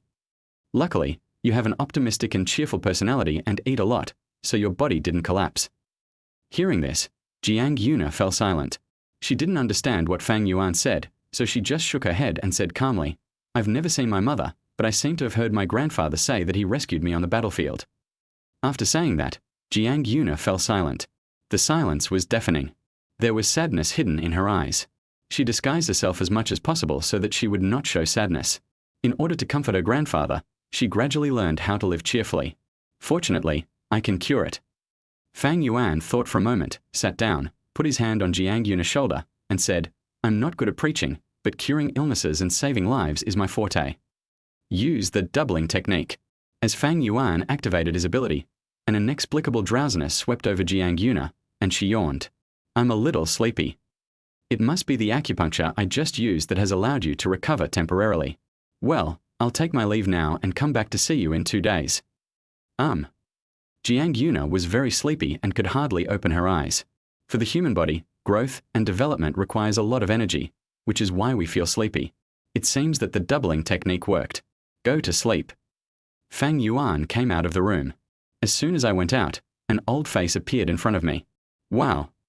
Mr. Jiang, you scared me to death. Mr. Jiang had no expression on his face. He had just recovered from a serious illness, and after recuperation, his complexion had improved a lot. Xiaofang, come with me.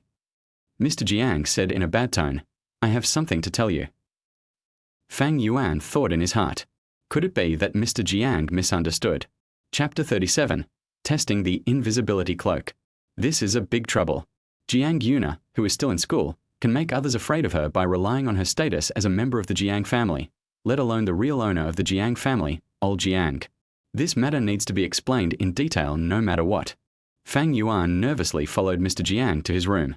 Overall, Mr. Jiang's room is quite tidy and simple, without any unnecessary or redundant items. A coffee table and a set of tea sets. There are also common furniture such as a TV. There is a photo hanging in the room, which should be of Mr. Jiang and his wife. It looks like an ordinary old man's room. The two sat down on the sofa. Seeing Fang Yuan was a little restrained, Mr. Jiang smiled and said, Xiaofang, you don't have to be so reserved. I was just at the door and heard you say that my Yuna is so thin because of congenital deficiency. Mr. Jiang is very worried about his granddaughter. When I heard that Fang Yuan and his granddaughter were in the same room, I thought of coming over to check and see if they had an ambiguous relationship. But at the door, the more he listened, the more he felt something was wrong. Until he heard Fang Yuan's assessment of his granddaughter's physical condition, he couldn't help but want to ask for clarification. Yes. Fang Yuan nodded. Also, I think a normal medical institution would hardly find anything abnormal with Miss Jiang's body even if they did an examination, because all of her current physical parameters are healthy. Mr. Jiang nodded. That was indeed the case. Countless tests have been conducted in the hospital, and Jiang Yuna's physical parameters are all normal, but the child is getting thinner and thinner. She doesn't have any special symptoms and is no different from a normal person. Mr. Jiang felt it was strange, but he did not overly doubt it. He just thought that maybe it was just the difference in personal physique. Can you cure it? Yes, but it will take a long time. Mr. Jiang was relieved. As long as he can be cured, it's fine. Naturally, we have investigated Mr. Fang Yuan Jiang and know that he is not a bad person and he did not approach the Jiang family with any purpose. That's enough. Okay, thank you for your help. Jiang Lao said cautiously, Xiaofang, I don't want Yuna to be wronged. This child has been pretending to be strong since she was a child. I have seen it all. Although I really want to entrust Yuna to a reliable person, I still hope that she can meet someone who truly loves and cares for her. This was said to Fang Yuan. With Mr. Jiang's means, he would definitely be able to find out that Fang Yuan is married. If not, Mr. Jiang could entrust his granddaughter to Fang Yuan. However, since he is married, he should keep a certain distance. This is good for everyone. What do you think? Fang Yuan understood what he meant and nodded in agreement. I think so too. That's good. If you need any help, please let me know. This is my way of thanking you. Mr. Jiang emphasized the key point, which is I will thank you. Fang Yuan said he understood. The two chatted briefly again. Mr. Jiang also needed to rest early, so Fang Yuan did not disturb him any further and drove out of the Jiang family villa. And the news from the other side has also been received.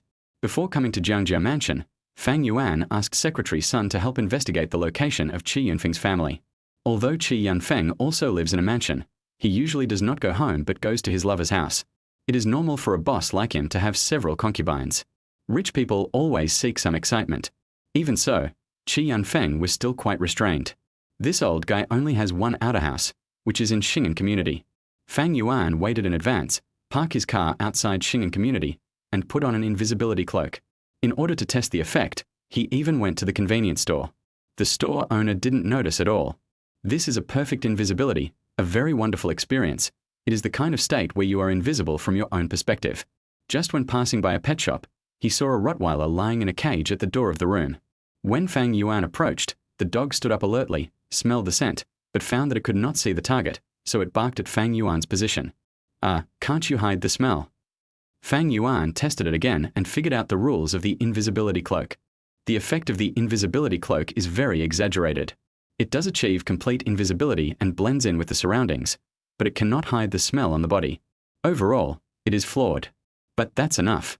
Fang Yuan waited in the community until around 3 o'clock, and he actually caught him. Qi Yunfeng is back, and he came back with his lover.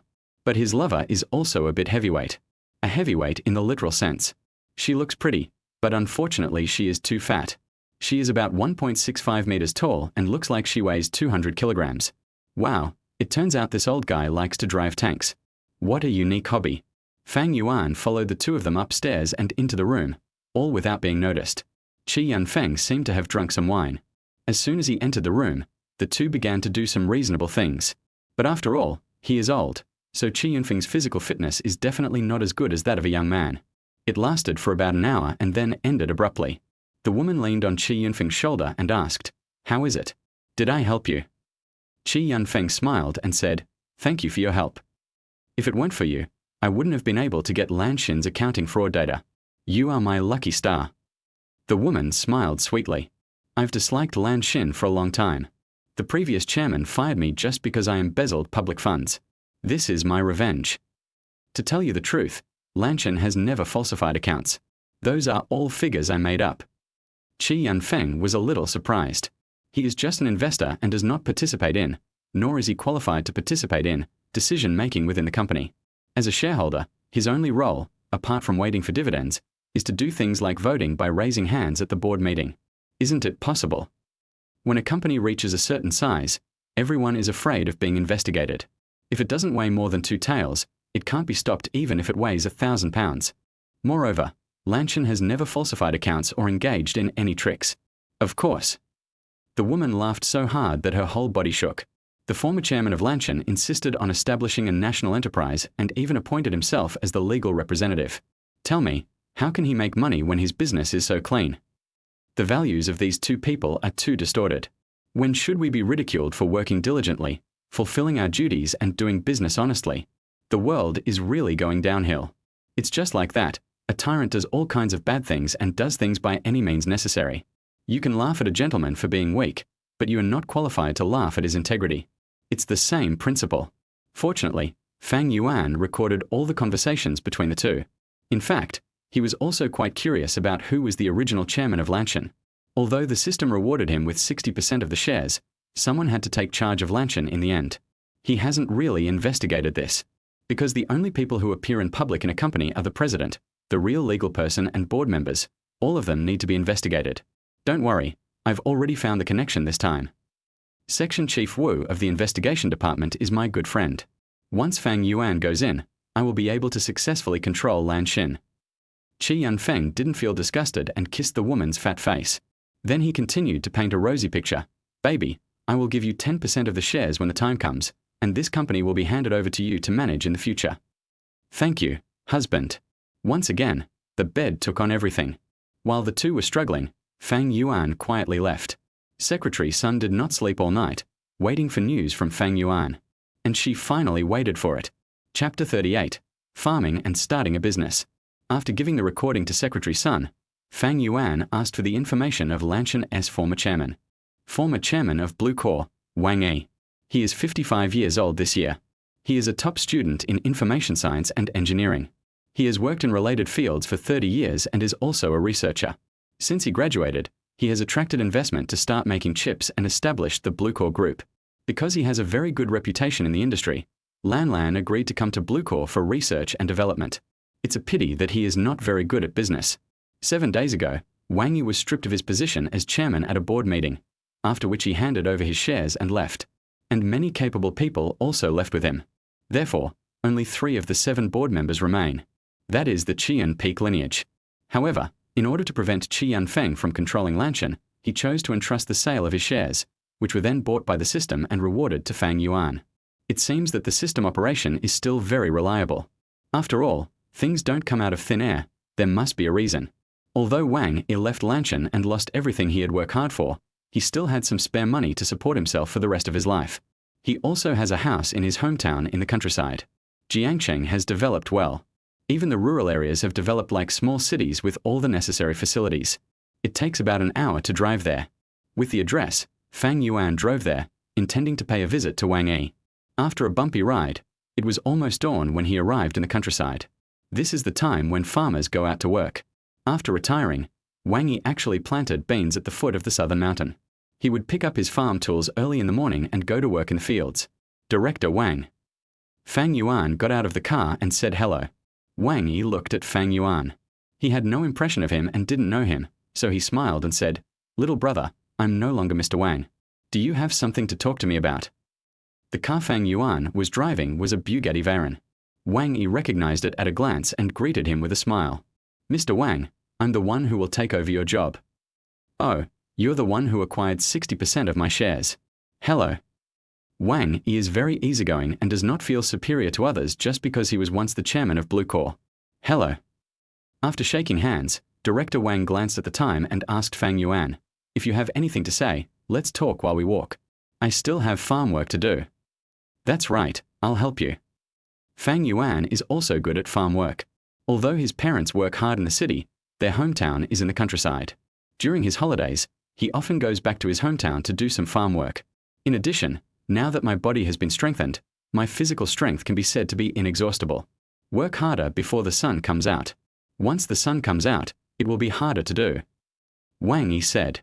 He put down his farm tools, changed his clothes and started to work. Fang Yuan also came to help. "You don't need that, little brother." "It's okay, I'm good at it too." Unable to persuade Fang Yuan, the two began to weed. What Wang Yi planted in this field were indeed beans, and bamboo sticks had been set up to facilitate climbing. The only thing left to do next was to weed. While working, Wang Yi praised him. "Young men of your age rarely work so skillfully." Fang Yuan chuckled. "Mr. Wang, you're too kind." After praising him, Wang Yi returned to the point. "You are looking for me because of Qi Yanfeng, right?" "Director Wang, have you guessed this?" Wang Yi smiled confidently. Although he didn't understand Fang Yuan, didn't he understand Qi Yanfeng? After all, they have been cooperating for a long time, and Qi Yanfeng is an ambitious person and not a good person. Qi Yanfeng is an opportunistic thief. He becomes a shareholder of other companies under the guise of investment, then through his own operations, takes control of everything in those companies. For over 20 years, he has relied on this tactic to defeat countless opponents. It can be said that one trick can conquer all. Fang Yuan continued working and asked, "Is Lanshan like this too?" I have been following the news about Bluecore, and some friends have also told me about Bluecore's recent situation. I heard that the chip had been successfully developed, and I was very happy, but then I heard that I was tricked. So when you came, I knew it must be Qi Yunfeng's doing." Wang Yi smiled bitterly and said, "I'm a scientific researcher, and I'm not a match for Qi Yanfeng. So I'm sorry, I can't help you."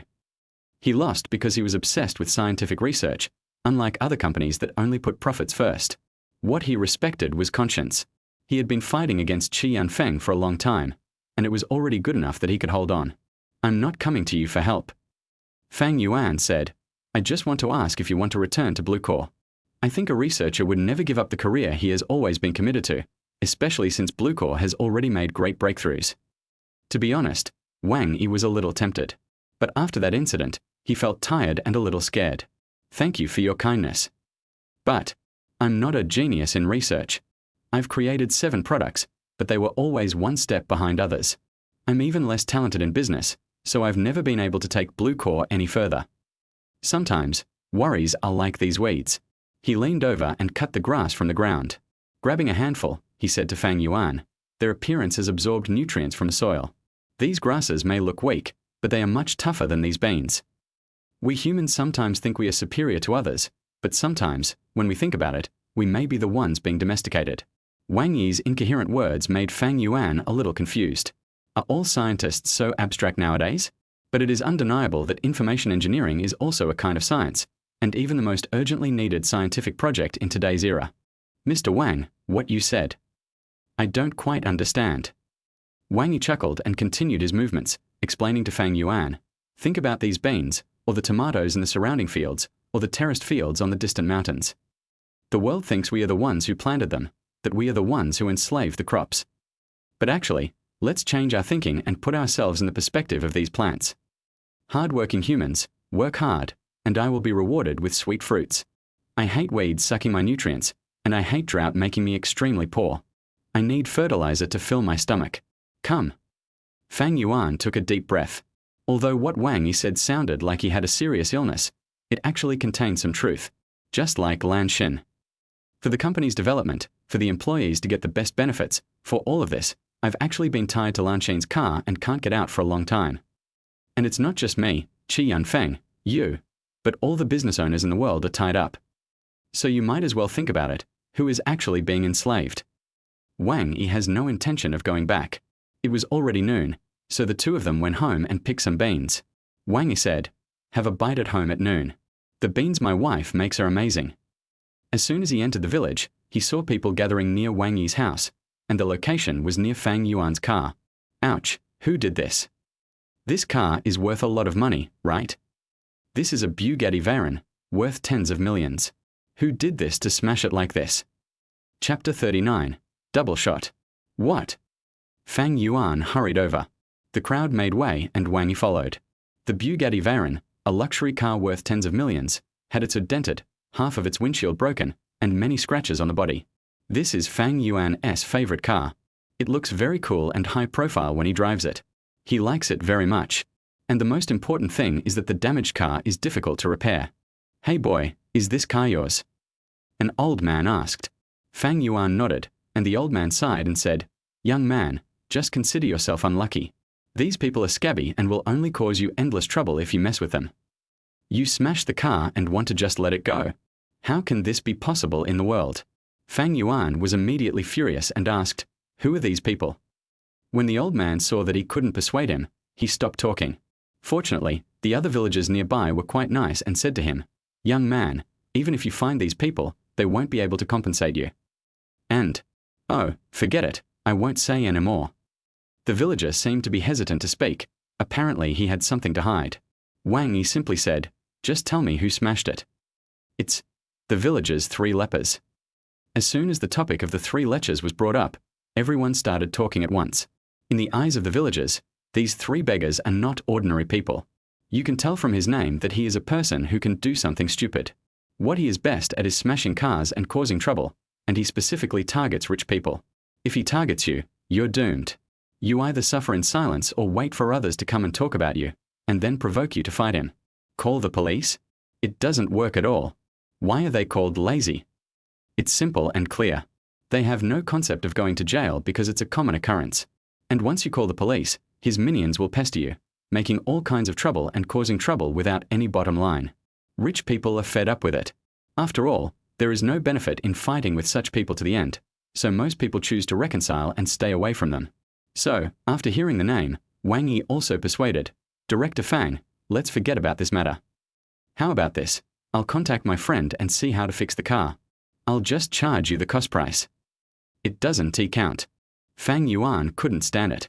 And the system task has been activated. Bite. Current target for revenge. Sanlaser Jiaobin can be retaliated once.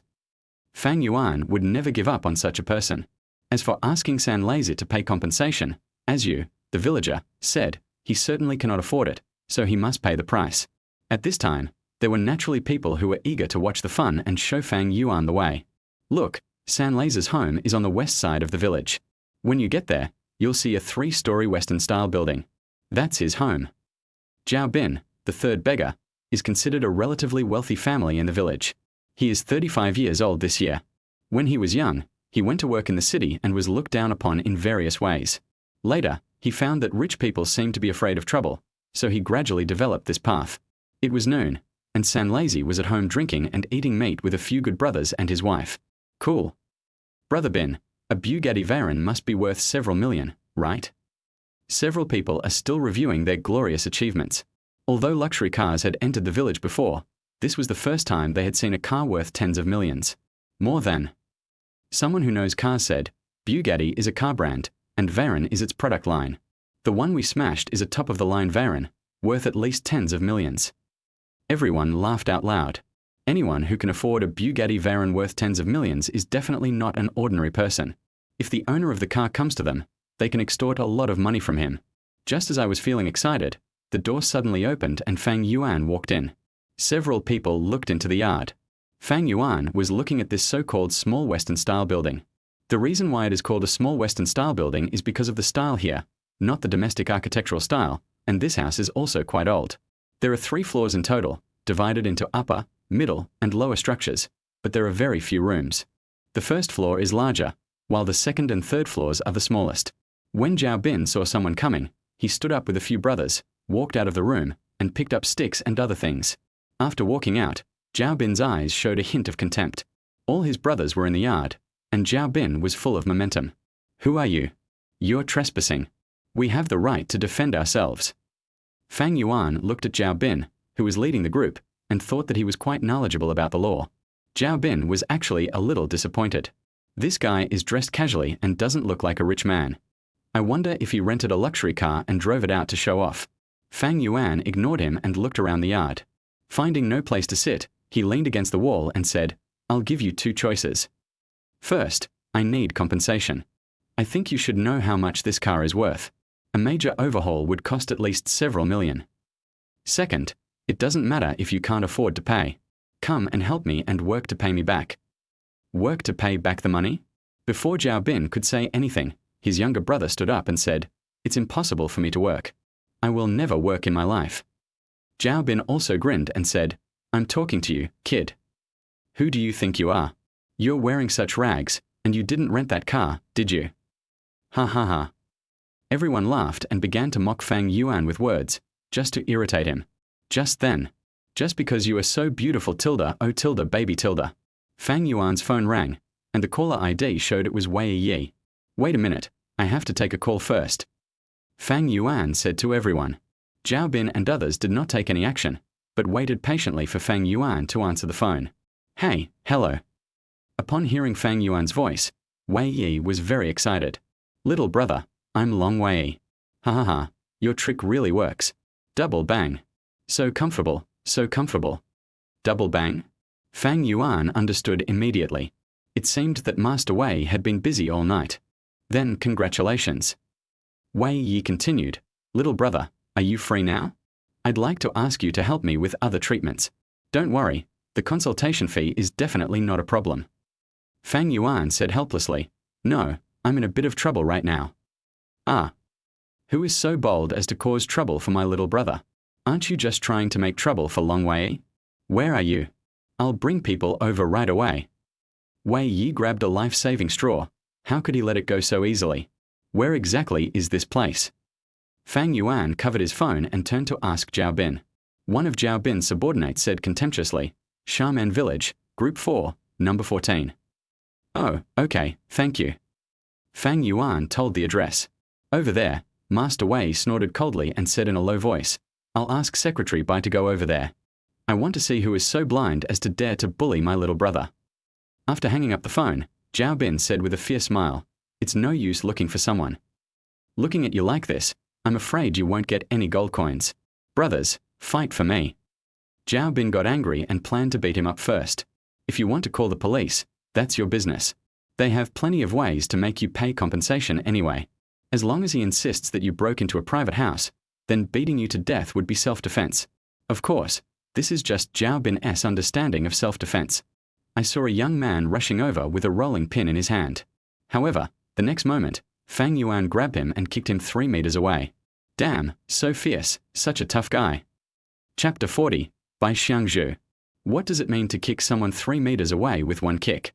Under normal circumstances, if a person of the same size is kicked, the opponent will at most stagger or fall to the ground due to unstable balance. Unless there is indeed a huge gap. It's like an adult kicking a child. Fang Yuan looked to be only a little over 100 pounds and about 1.7 meters tall, but the man he kicked flew away weighed nearly 200 pounds and was 1.8 meters tall.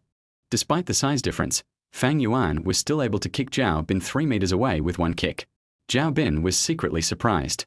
A martial artist? Impossible. The size difference is huge. Zhao Bin is a small-time gangster, but he has been able to get to where he is today not by simply relying on others, he is also somewhat cunning. Fighting is commonplace. Seeing how fierce this guy was, Zhao Bin's eyes rolled and he immediately said, "All right. You hit my people, right? You'll have to pay for it." This is his plan B. If he can't win, he will choose to report to the authorities. But before reporting to the Public Security Bureau, Zhao Bin still asked, "Would you choose to settle this matter publicly or privately?"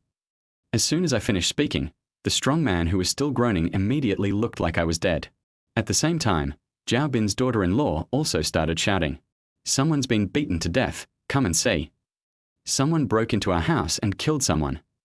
Is there any justice in the world?" This shout was not a big deal.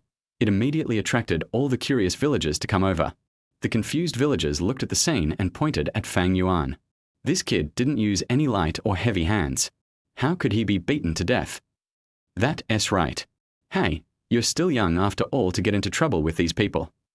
Wang Yi naturally came too. Seeing this scene, he chose to stand up and said to Zhao Bin, "Zhao Bin, forget it.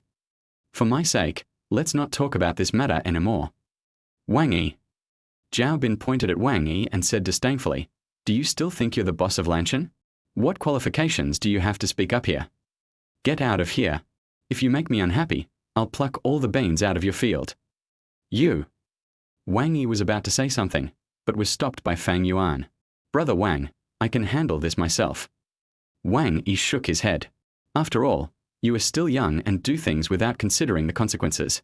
If someone blames you for killing someone, the rest of your life will be ruined. As the old saying goes, it is better to offend a gentleman than a villain." The matter became more and more serious, and even the village chief came. The village chief is almost 60 years old, and you can tell at a glance that he is not a good person. Sure enough, when he saw people from his own village lying on the ground, and an outsider was fine, he immediately became excited. Even though he knew the whole story, he still chose to stand on the side of the village and collude with Zhao Bin. After all, he was still relying on Zhao Bin to make money for him. "Where are you from? How dare you attack our village? Come here, everyone." After saying that, many energetic young men entered Zhao Bin's yard. Everyone looked at Fang Yuan with unfriendly eyes. If they had to describe him in one word, it would be greedy and violent like a wolf. In their eyes, Fang Yuan is a mobile god of wealth. Those who can afford to drive a luxury car worth tens of millions are noble people. Anyone who dares to do something to them can get a sky-high compensation. Fang Yuan smiled and said he had a solution. 30,000. He made a shocking offer directly. "Anyone willing to stand on my side will be given 30,000 yuan, right now." After hearing the price, a young man in the crowd's eyes moved slightly, and he walked out and stood silently beside Fang Yuan. "Sir, if a fight breaks out, just run away and don't worry about me."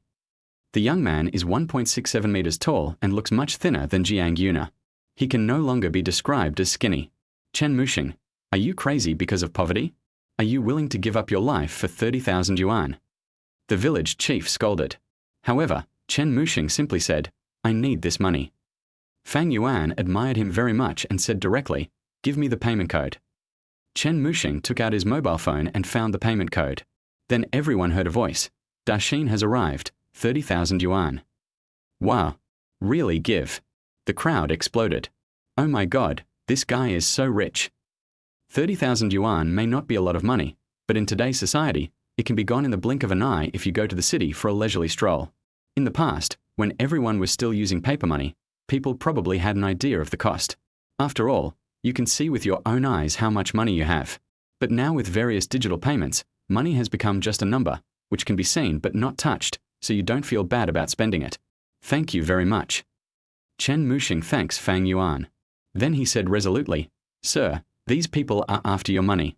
They're all deadbeats. I suggest you call the police first and leave quickly. I'll block them here. Don't worry, I've taken your money and will definitely ensure your safety." Fang Yuan was a little surprised. Chen Muxing is about the same age as himself, but thinner than himself.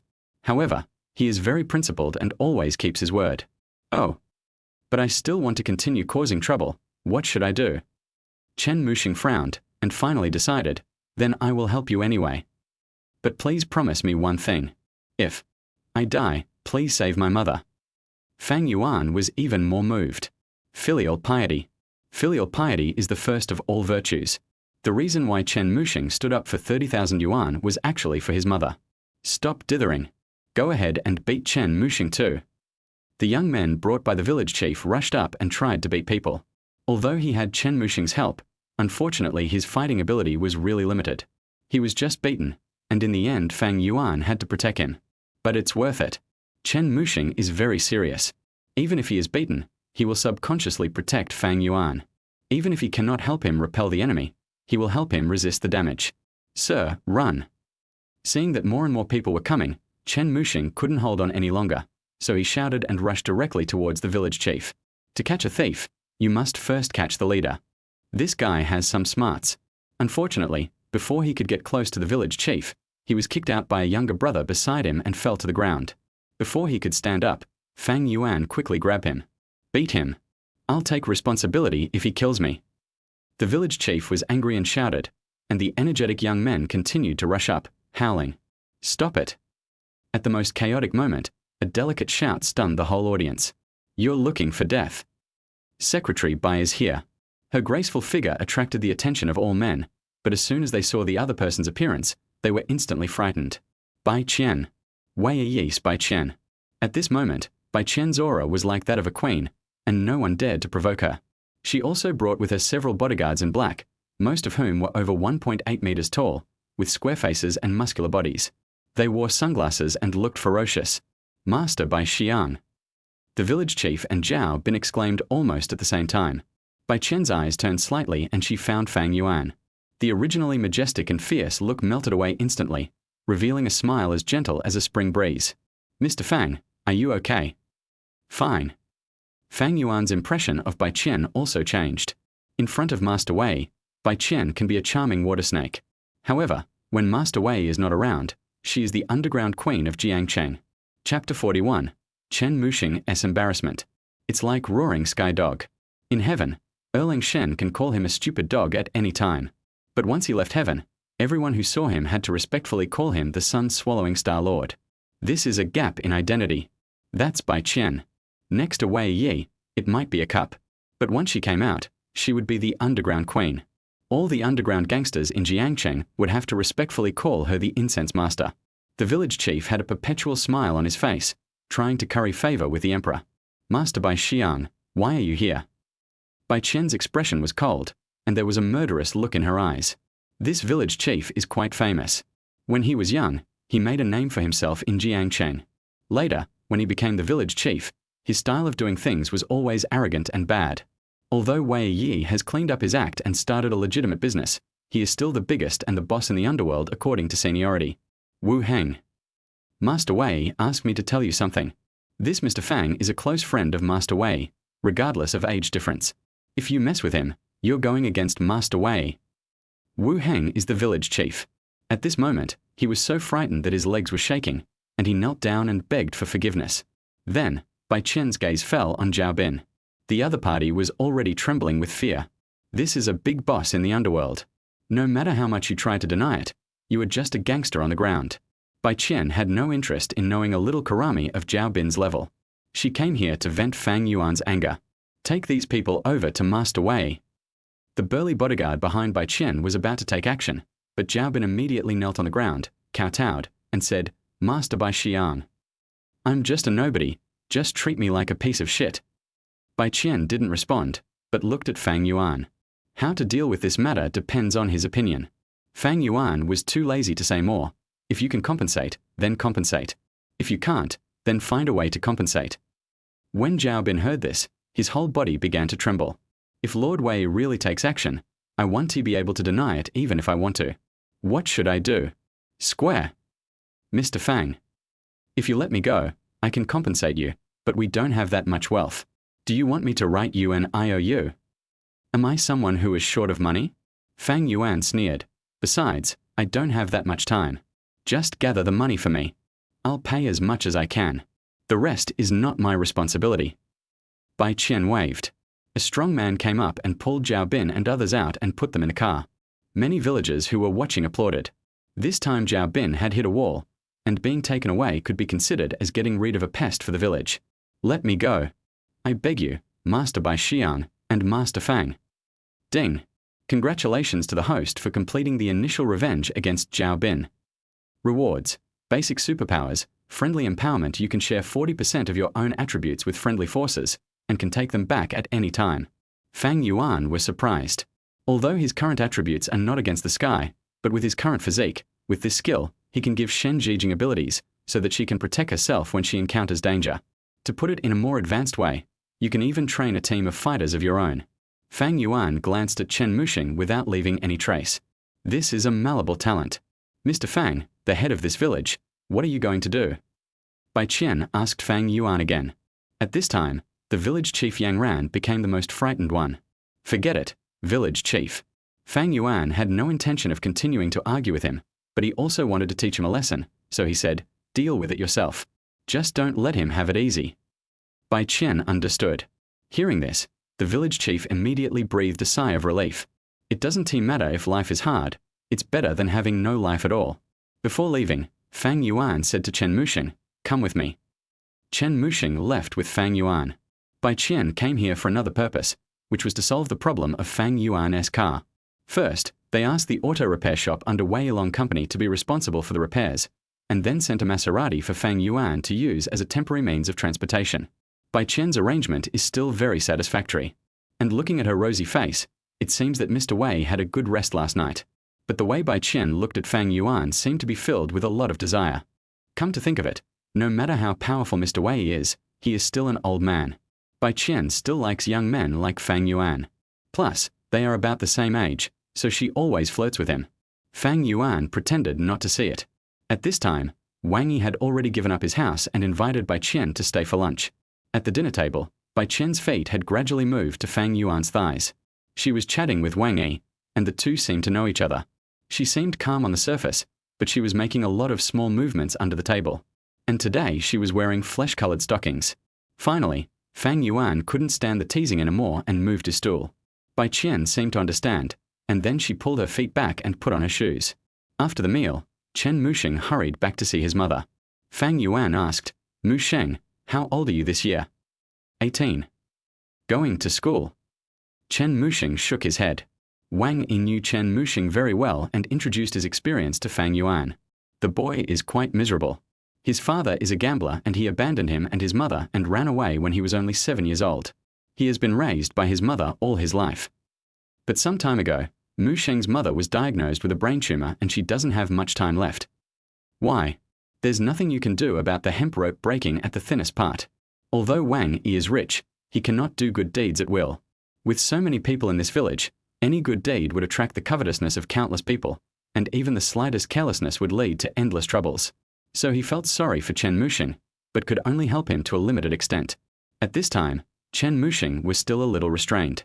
He knew that Fang Yuan was capable and was not on the same path as him, but he still wanted to raise enough money for his mother's surgery. Muxing. Fang Yuan admires Chen Muxing's attitude towards work and believes that he is a talented person with great potential and may be of great use in the future. Mr. Fang, Mr. Fang. Chen Muxing took a step forward. Fang Yuan asked, how do you plan to spend these 30,000? Save it for my mother's medical treatment. Chen Muxing blurted out without any hesitation. Just for 30,000 yuan, you might be beaten to death today. Aren't you afraid? Chen Muxing hesitated for a moment. It would be a lie to say he wasn't afraid, but in order to raise the money, he had no other choice. No. For my mother, I can do anything. Fang Yuan stood up, patted Chen Muxing on the shoulder and said, come on, take me to your house. My home. Chen Muxing was stunned and didn't quite understand. Could it be that the other party wants to get the money back? Sir, my house is a mess, and... What are you doing at my house? Fang Yuan noticed Chen Muxing's embarrassment and said to him, let's go to your house first. So Chen Muxing walked in front and Fang Yuan followed behind, heading towards his home. Of course, Bai Qian followed. She had another mission this time, which was to ask Fang Yuan to go back and continue treating Master Wei. Chen Muxing's home is located in the middle of the village. It is a very small courtyard and a bungalow, which forms a sharp contrast with the surrounding small buildings. Entering the yard, the ground is still made of red bricks, with many potholes. Inside the house, the pungent smell of Chinese medicine irritates the nasal cavity. There was no way. Chen Muxing couldn't afford expensive Western medicine. Although Chinese medicine is cheap, it is also a considerable expense.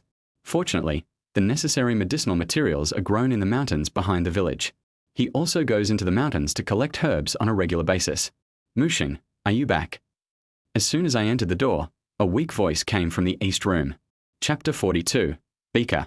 Bai Qian wrinkled her nose. Although the medicine has covered up most of the smell, there is still a bad smell. After all, it is normal for a person to lie in bed for many years. You guys go in, I'll wait outside. Bai Qian couldn't stand the smell, so she left the room and waited in the yard. Chen Muxing smiled awkwardly. The smell was indeed a bit unpleasant, but it seemed that Fang Yuan didn't care much. In the east room. He is currently lying in bed. Although he is only about 40 years old, his hair is already grey. She became a little thin due to the pain of illness. There was still uneaten food on the table, but it was divided into 2 portions. On the side close to the bed, there were meats and various fruits and vegetables, but on the other side, which should be where Chen Muxing himself ate, there were only some steamed buns and pickles.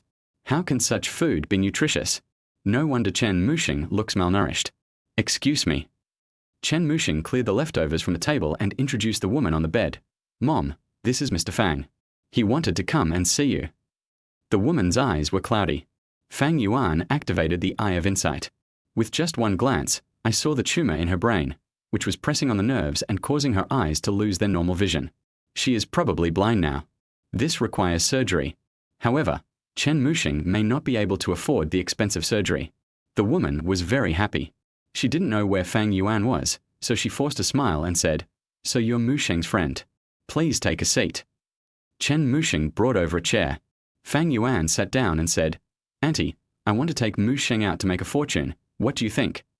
"Okay, that's good." Muxing has been taking care of her all these years, and she feels more sad because she has been a burden to her son. She didn't want to be a burden to her son, and she also wanted her son to have his own life. But no matter how she persuaded him, her son remained unmoved and insisted on taking care of himself. There were times when she even wanted to end her life and die. "Mr. Fang." Chen Muxing wanted to refuse. He wanted to stay and take care of his mother. But he still didn't say the last sentence.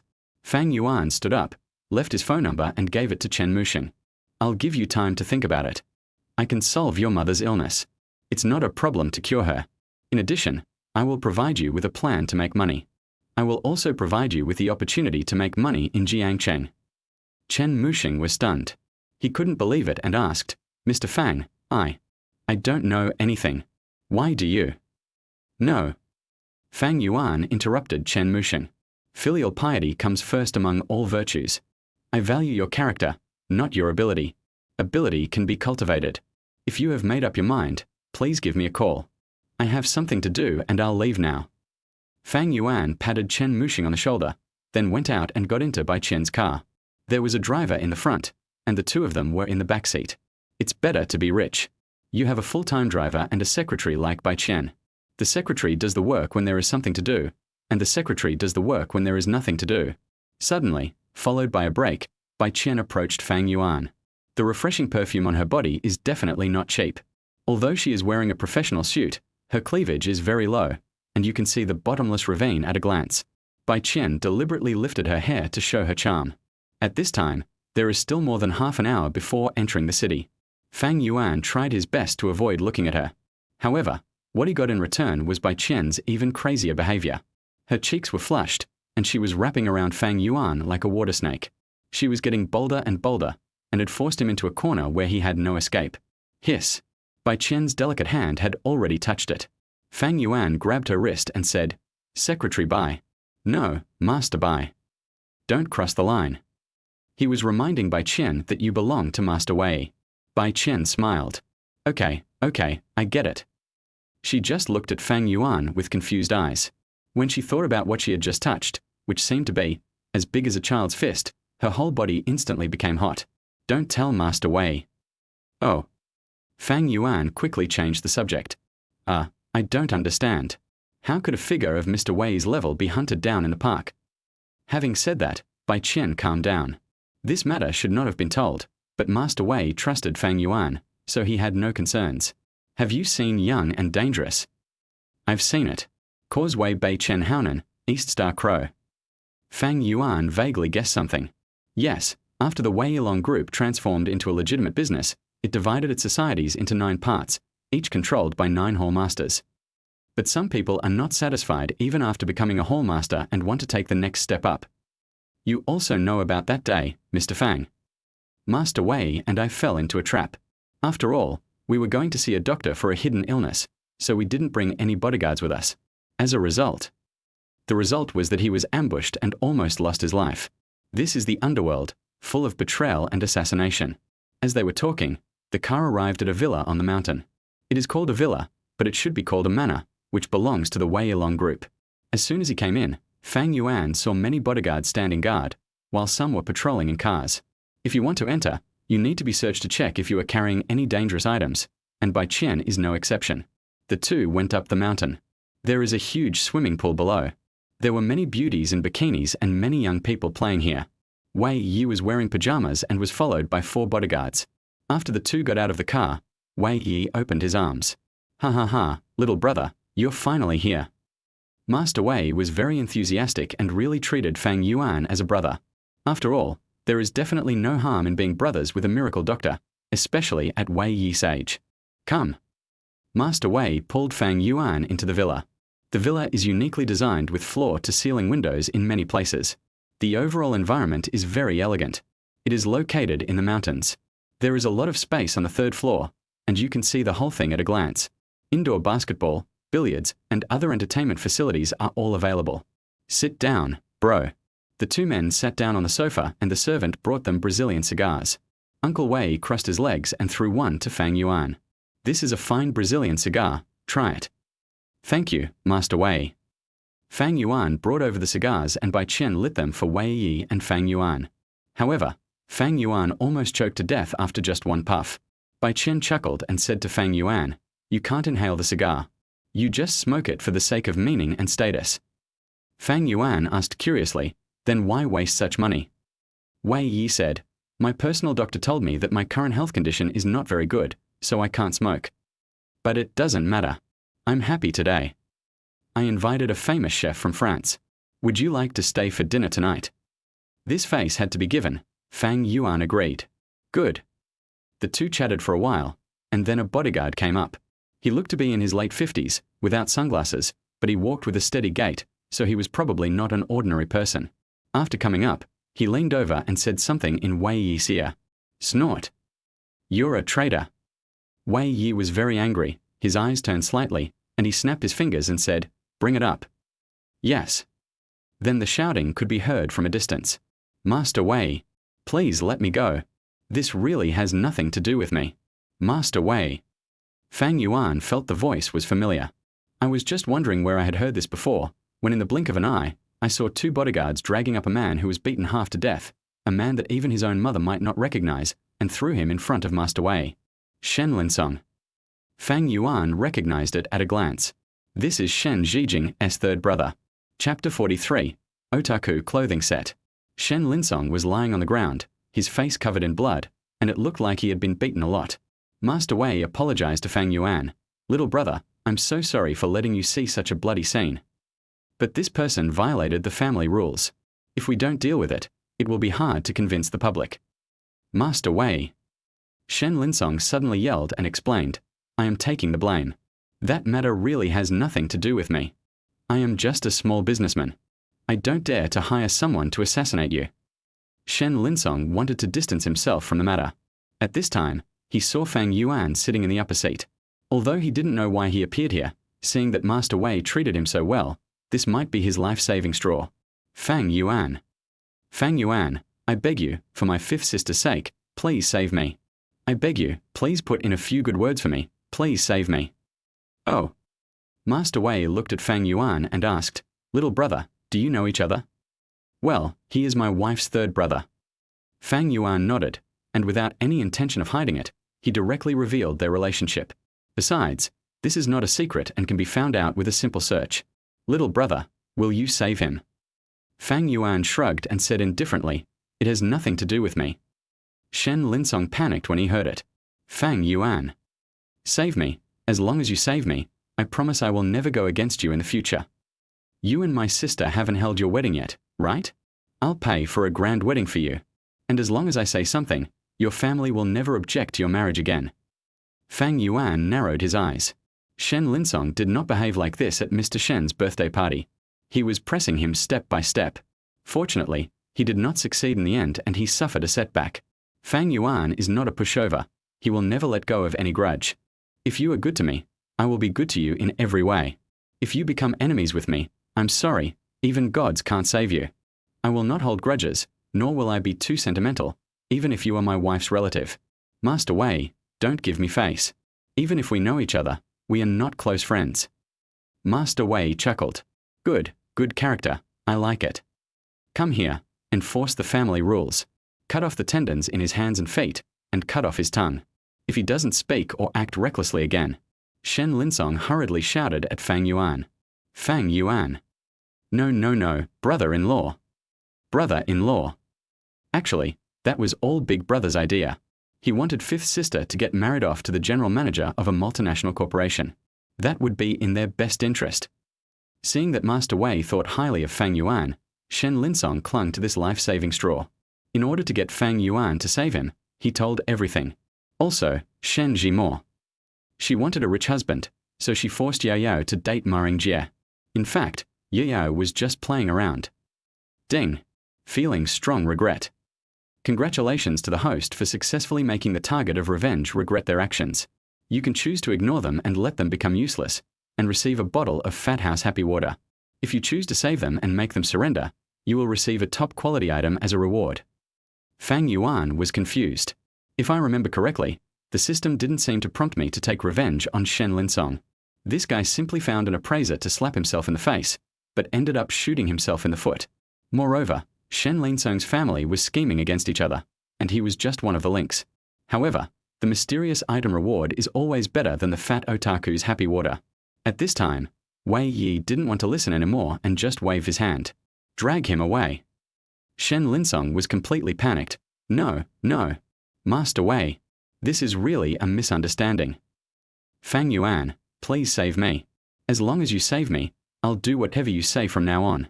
I beg you, please save me. Fang Yuan raised an eyebrow. This guy Shen Linsong was really scared, and he also repented from the bottom of his heart. So he said to Master Wei, don't be anxious for now.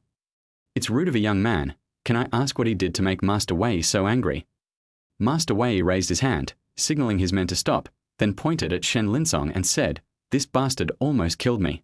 Oh, how do you mean? Master Wei didn't respond, but just snorted coldly. Bai Qian hurriedly explained, Dr. Fang, do you remember that Master Wei and I were chased in the park the other day? Remember? Fang Yuan nodded. That was how he got to know Master Wei. Bai Qian looked at Shen Linsong coldly. This man, in order to curry favor with Master Wei, said that there is a miracle doctor in the park who can cure hidden diseases. Because this kind of thing is not easy to explain publicly, I will accompany Master Wei. I never thought that it was actually a game targeting Master Wei. You saw what happened next. So that's how it is. Fang Yuan seemed to be thinking about something, and then asked Shen Linsong, tell me the truth, what does this matter have to do with you? Shen Linsong quickly told everything. Brother-in-law, I really didn't do this. I'm just a small businessman running a restaurant chain. Fang Yuan frowned. Stop talking nonsense. Yes. When it comes to business, everyone hopes to make their business more successful. But I don't know what's going on lately. My business has been stagnant, and I'm worried about drinking with friends. While we were drinking, a friend told me there was a fortune teller in the park who was proficient in medicine. I thought maybe I could let Wei Yi try it. Who would have thought that this was a setup against Master Wei? Shen Linsong was also wronged. He was really kind-hearted, but ended up causing a fatal disaster and offending Master Wei. Real. Shen Linsong didn't dare to lie about matters of life and death. Besides, he is not a tough guy and just wants to survive at this moment. Let us save him. So Fang Yuan said to Master Wei, I want to ask for a favor for him. Master Wei raised his hand and said seriously, little brother, no. Brother Fang, you and I are equals. You are my brother. Shen Linsong was dumbfounded. Being able to be on the same level as Master Wei also indirectly illustrates Fang Yuan's ability. Okay, Brother Long. Fang Yuan simply changed his address and called him Big Brother. Master Wei is 60 years old this year, and Fang Yuan is only in his 20s, so it's not unfair to call him Big Brother. Besides, given his status, there are no more than 10 people in Jiangcheng who dare to mess with him. It is well deserved that he is called Big Brother. I think the key is to find out who gave Shen Linsong the information. Why not give him a chance to atone for his crime? Let me handle this matter and I will definitely give you, Master Wei, a satisfactory answer. Master Wei chuckled. Naturally, he wanted to do this favor, and if Fang Yuan wasn't there, he wouldn't have agreed to let anyone bring Shen Linsong up. The old fox had already planned it out. After all, winning over Fang Yuan is the most important thing. Otherwise, for a punk like Shen Linsong, Master Wei wouldn't need to meet him in person to deal with him. In that case, Wei Yi thought for a moment and acted very cautiously. I owe you another favor, brother. Fine, you can take this man away. Thank you, Master Wei. How could Fang Yuan not see the old fox's thoughts? Shen Linsong also breathed a sigh of relief. Ding! Congratulations to the host for completing the mission. Obtained a mysterious item reward, otaku clothing set after wearing it. It will make you look very low-key, increasing the disgust of others, but it will increase your charm value for those the host likes. What garbage? Isn't this just hilarious? Increasing the sense of disgust and keeping it low-key to the max. Is this prop seriously ill? Chapter 44. First Friendly Empowerment. Thank you, brother-in-law, and thank you, Master Wei. Shen Linsong kowtowed continuously, thanking Fang Yuan for saving him and thanking Master Wei for letting him go. Get out of here. Wei Yi waved his hand in disgust, signaled his men to take Shen Linsong for simple basic treatment, and then went to the room with Fang Yuan. Bai Qian was waiting outside. Inside the room, Wei Yi expressed his suffering. Brother Fang, although I have returned to normal in this regard, it's still not powerful enough. Master Wei clicked his tongue and looked at Fang Yuan pitifully. He really treated him as a brother. Although acupuncture allowed Wei Yi to raise his head again, there was still a problem. What do you mean? Fang Yuan didn't understand. Wei Yi whispered, 9 centimeters. Huh? Wei Yi coughed to hide his embarrassment. Fang Yuan understood. Wei Yi feels that he is too young. After all, he is also a powerful leader. Although Bai Qian is very cooperative, he knows in his heart that she is just catering to him and is not sincere. But there is really no way to solve this problem by relying on acupuncture.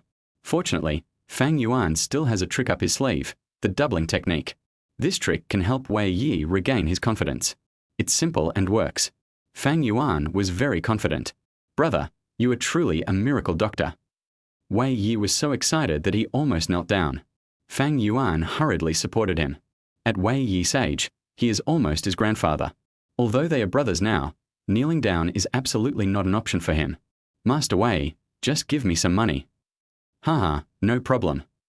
Master Wei said generously. Money was really no problem for him, so he transferred 3 million immediately.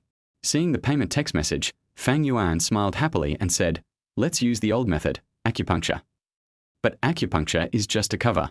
He can't say that he can become stronger with just a snap of his fingers. Fang Yuan pretended to insert a few needles, and then performed the doubling technique. Just like Jiang Yuna, people affected by the multiplication technique will feel sleepy or even unable to open their eyes. Wei Yi, who was still talking to Fang Yuan the last second, couldn't open his eyes. I'm so sleepy, Brother Fang. I'm going to take a nap first. You can stay for dinner. Fang Yuan refused. Let's have a couple of drinks together sometime. You should take care of yourself first. Well, I'll ask Bai Qian to take you there. After saying that, Wei Yi fell asleep. Fang Yuan left the room. Shen Linsong had also treated the wound and washed it clean. The two left Wei Yi's villa and Bai Qian sent them home. Brother-in-law, well, let's discuss something.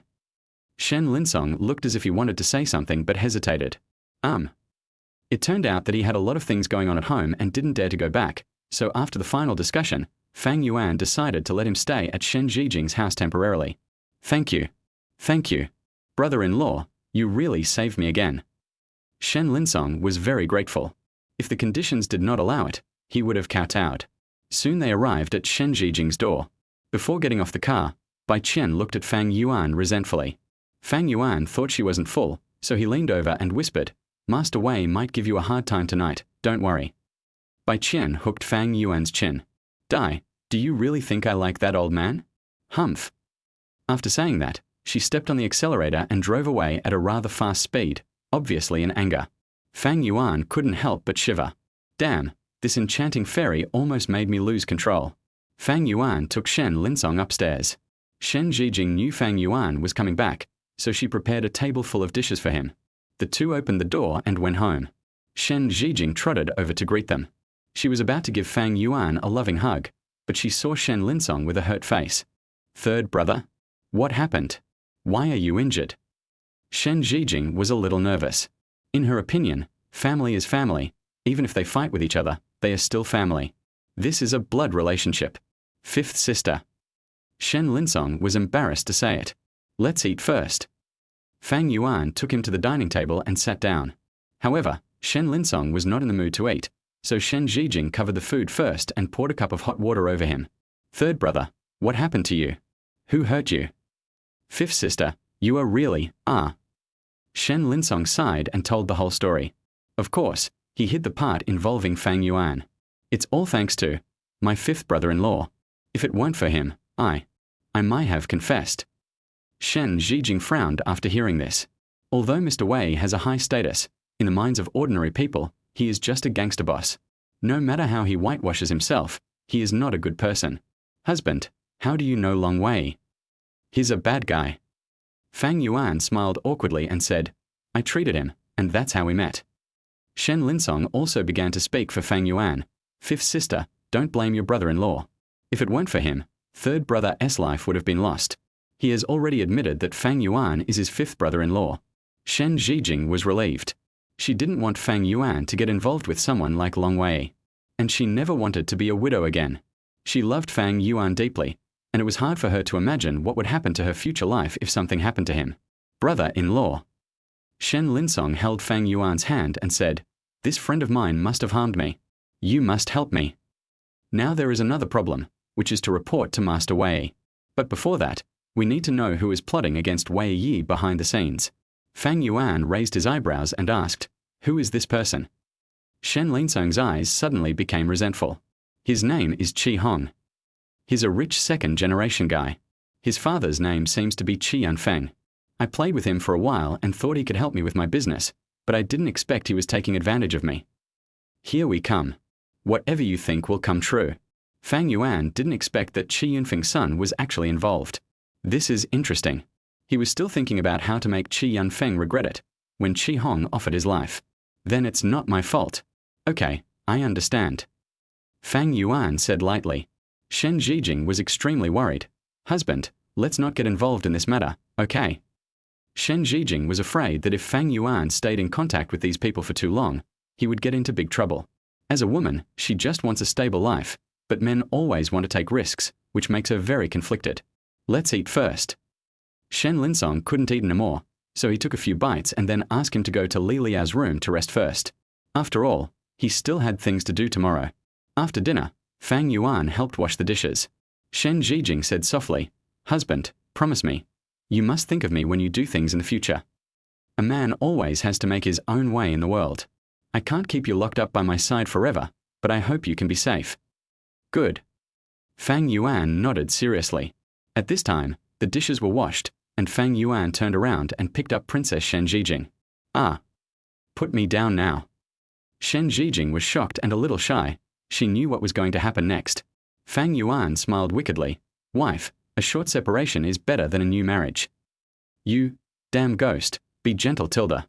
Shen Zhijing couldn't handle Fang Yuan, and she would feel exhausted halfway through each session, which was not a very good experience. But this time, it's different.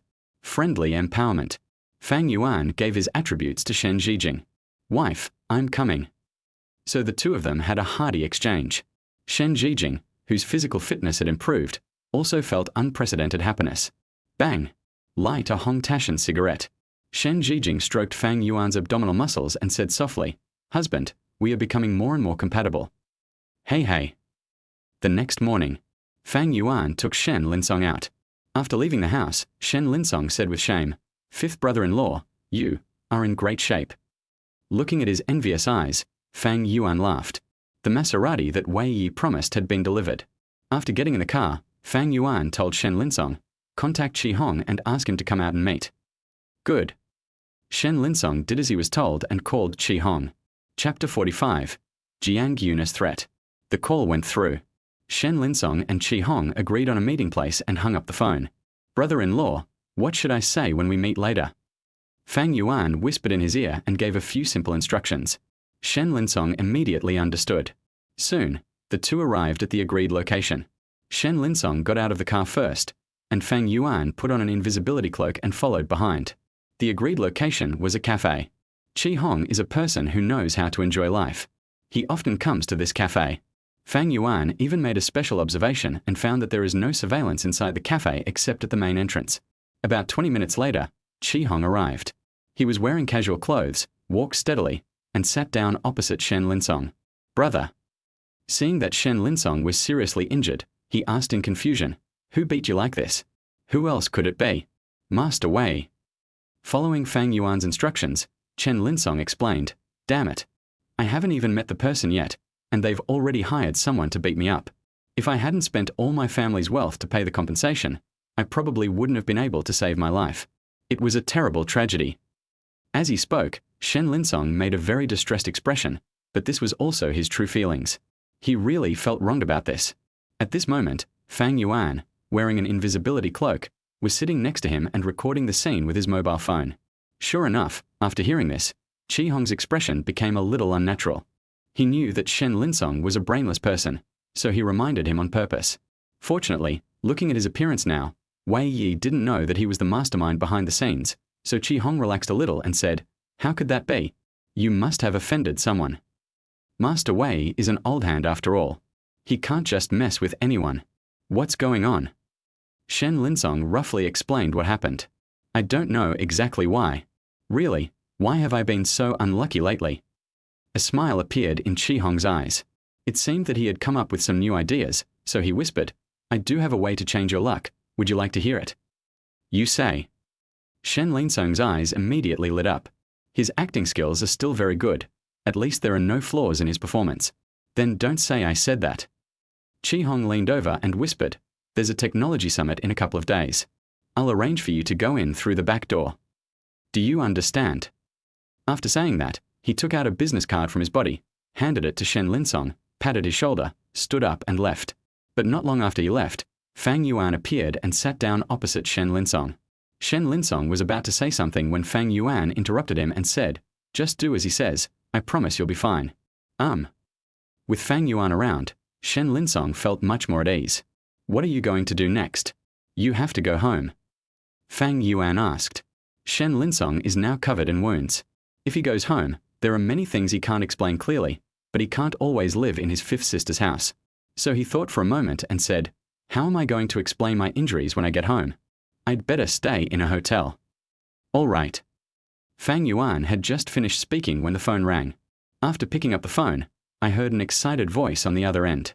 Hey, I've really gained a lot of weight, and I've gotten much bigger. I'm really big." "Calm down." Fang Yuan quickly calmed the little girl's excitement. Jiang Yuna woke up and discovered the changes in herself. She used to be skin and bones, but now she is no different from a normal person.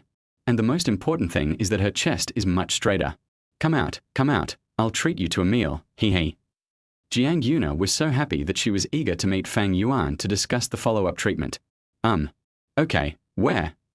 Jiang Yuna booked a restaurant by the river, where she could enjoy the river view. "Okay, I understand." Fang Yuan sent Shen Linsong away and drove there, but he didn't expect Jiang Yuna to arrive early. "Yo." When he saw Jiang Yuna again, Fang Yuan couldn't help but take a few more glances at her. She was wearing very trendy clothes and a pair of black boots when she went out today, which was in line with Jiang Yuna's overall style. In addition, her face has become fatter, her long hair with bangs falls to her waist, and her small eyes are very lively, making her look much cuter. How about it? Jiang Yuna couldn't wait to stand up and show off her figure. Well, he's recovering well. I think he'll be back to normal after a few more courses of treatment. Fang Yuan gave a truthful evaluation. However, Jiang Yuna didn't seem to like Fang Yuan's answer very much. She sat down and said generously, "You helped me, so I must repay you. This is the family motto of our Jiang family. Tell me, what can I do for you?" Fang Yuan shook his head. Not really. Mr. Jiang had reminded him to keep as much distance from Jiang Yuna as possible. Of course, it doesn't mean that we can't meet, but there should be a sense of boundaries. Jiang Yuna lost interest a little. "Oh, you're such a boring person, and you're still young. So, what do you usually do for fun?" "Nothing to play." "Well, we have to find something to pass the time, right?" Jiang Yuna was so bored being alone at home, but she didn't have many true friends around her, so she felt more relaxed when she was with Fang Yuan. Internet cafe, work, nothing. This was Fang Yuan's life before. It was very simple. Apart from working in the internet cafe and going home to sleep, he would go on dates. Hello. Jiang Yuna raised her eyebrows and suddenly looked at Fang Yuan playfully. She stood up mischievously and said, "You don't think I like you, do you?" Fang Yuan was startled at first, then shook his head repeatedly. "Stop hiding it." Jiang Yuna smiled softly, patted Fang Yuan's shoulder and said, "I'm telling you, don't overthink it. I don't like you. We are just buddies at best. Do you understand, old friend?" "That's good." Fang Yuan breathed a sigh of relief, saving himself the trouble of explaining himself. Hey. Jiang Yuna smiled cunningly. Fang Yuan suddenly felt like he had been fooled. "Really? As a buddy, why don't you take me on a tour of your company?" Jiang Yuna knew that Fang Yuan was the chairman of Lanshan. Fang Yuan gave a wry smile and said, "All operations have been suspended, and they're still under investigation. I can help. It's just a phone call away." There was a hint of cunning in Jiang Yuna's eyes. "Need not." Fang Yuan decisively refused. Who knows what this little girl is planning in her mind? Jiang Yuna pouted and said unsatisfiedly, "Why are you so stubborn? I'm trying to help you out of good intentions, but you're just being ignored." "No, then you have to do me a favor." Fang Yuan shook his head and said, "I refuse." "You." Jiang Yuna couldn't hold it in any longer, and then suddenly her eyes rolled. She moved closer and said, "If you don't help me, I will tell my grandfather that you molested me. You touched me, humph." Jiang Yuna threatened. She didn't care since she was seen naked anyway. "Go ahead and file a complaint. I'll just say I'm doing it for treatment." Fang Yuan is not afraid of her. "Good brother, please help me Tilda."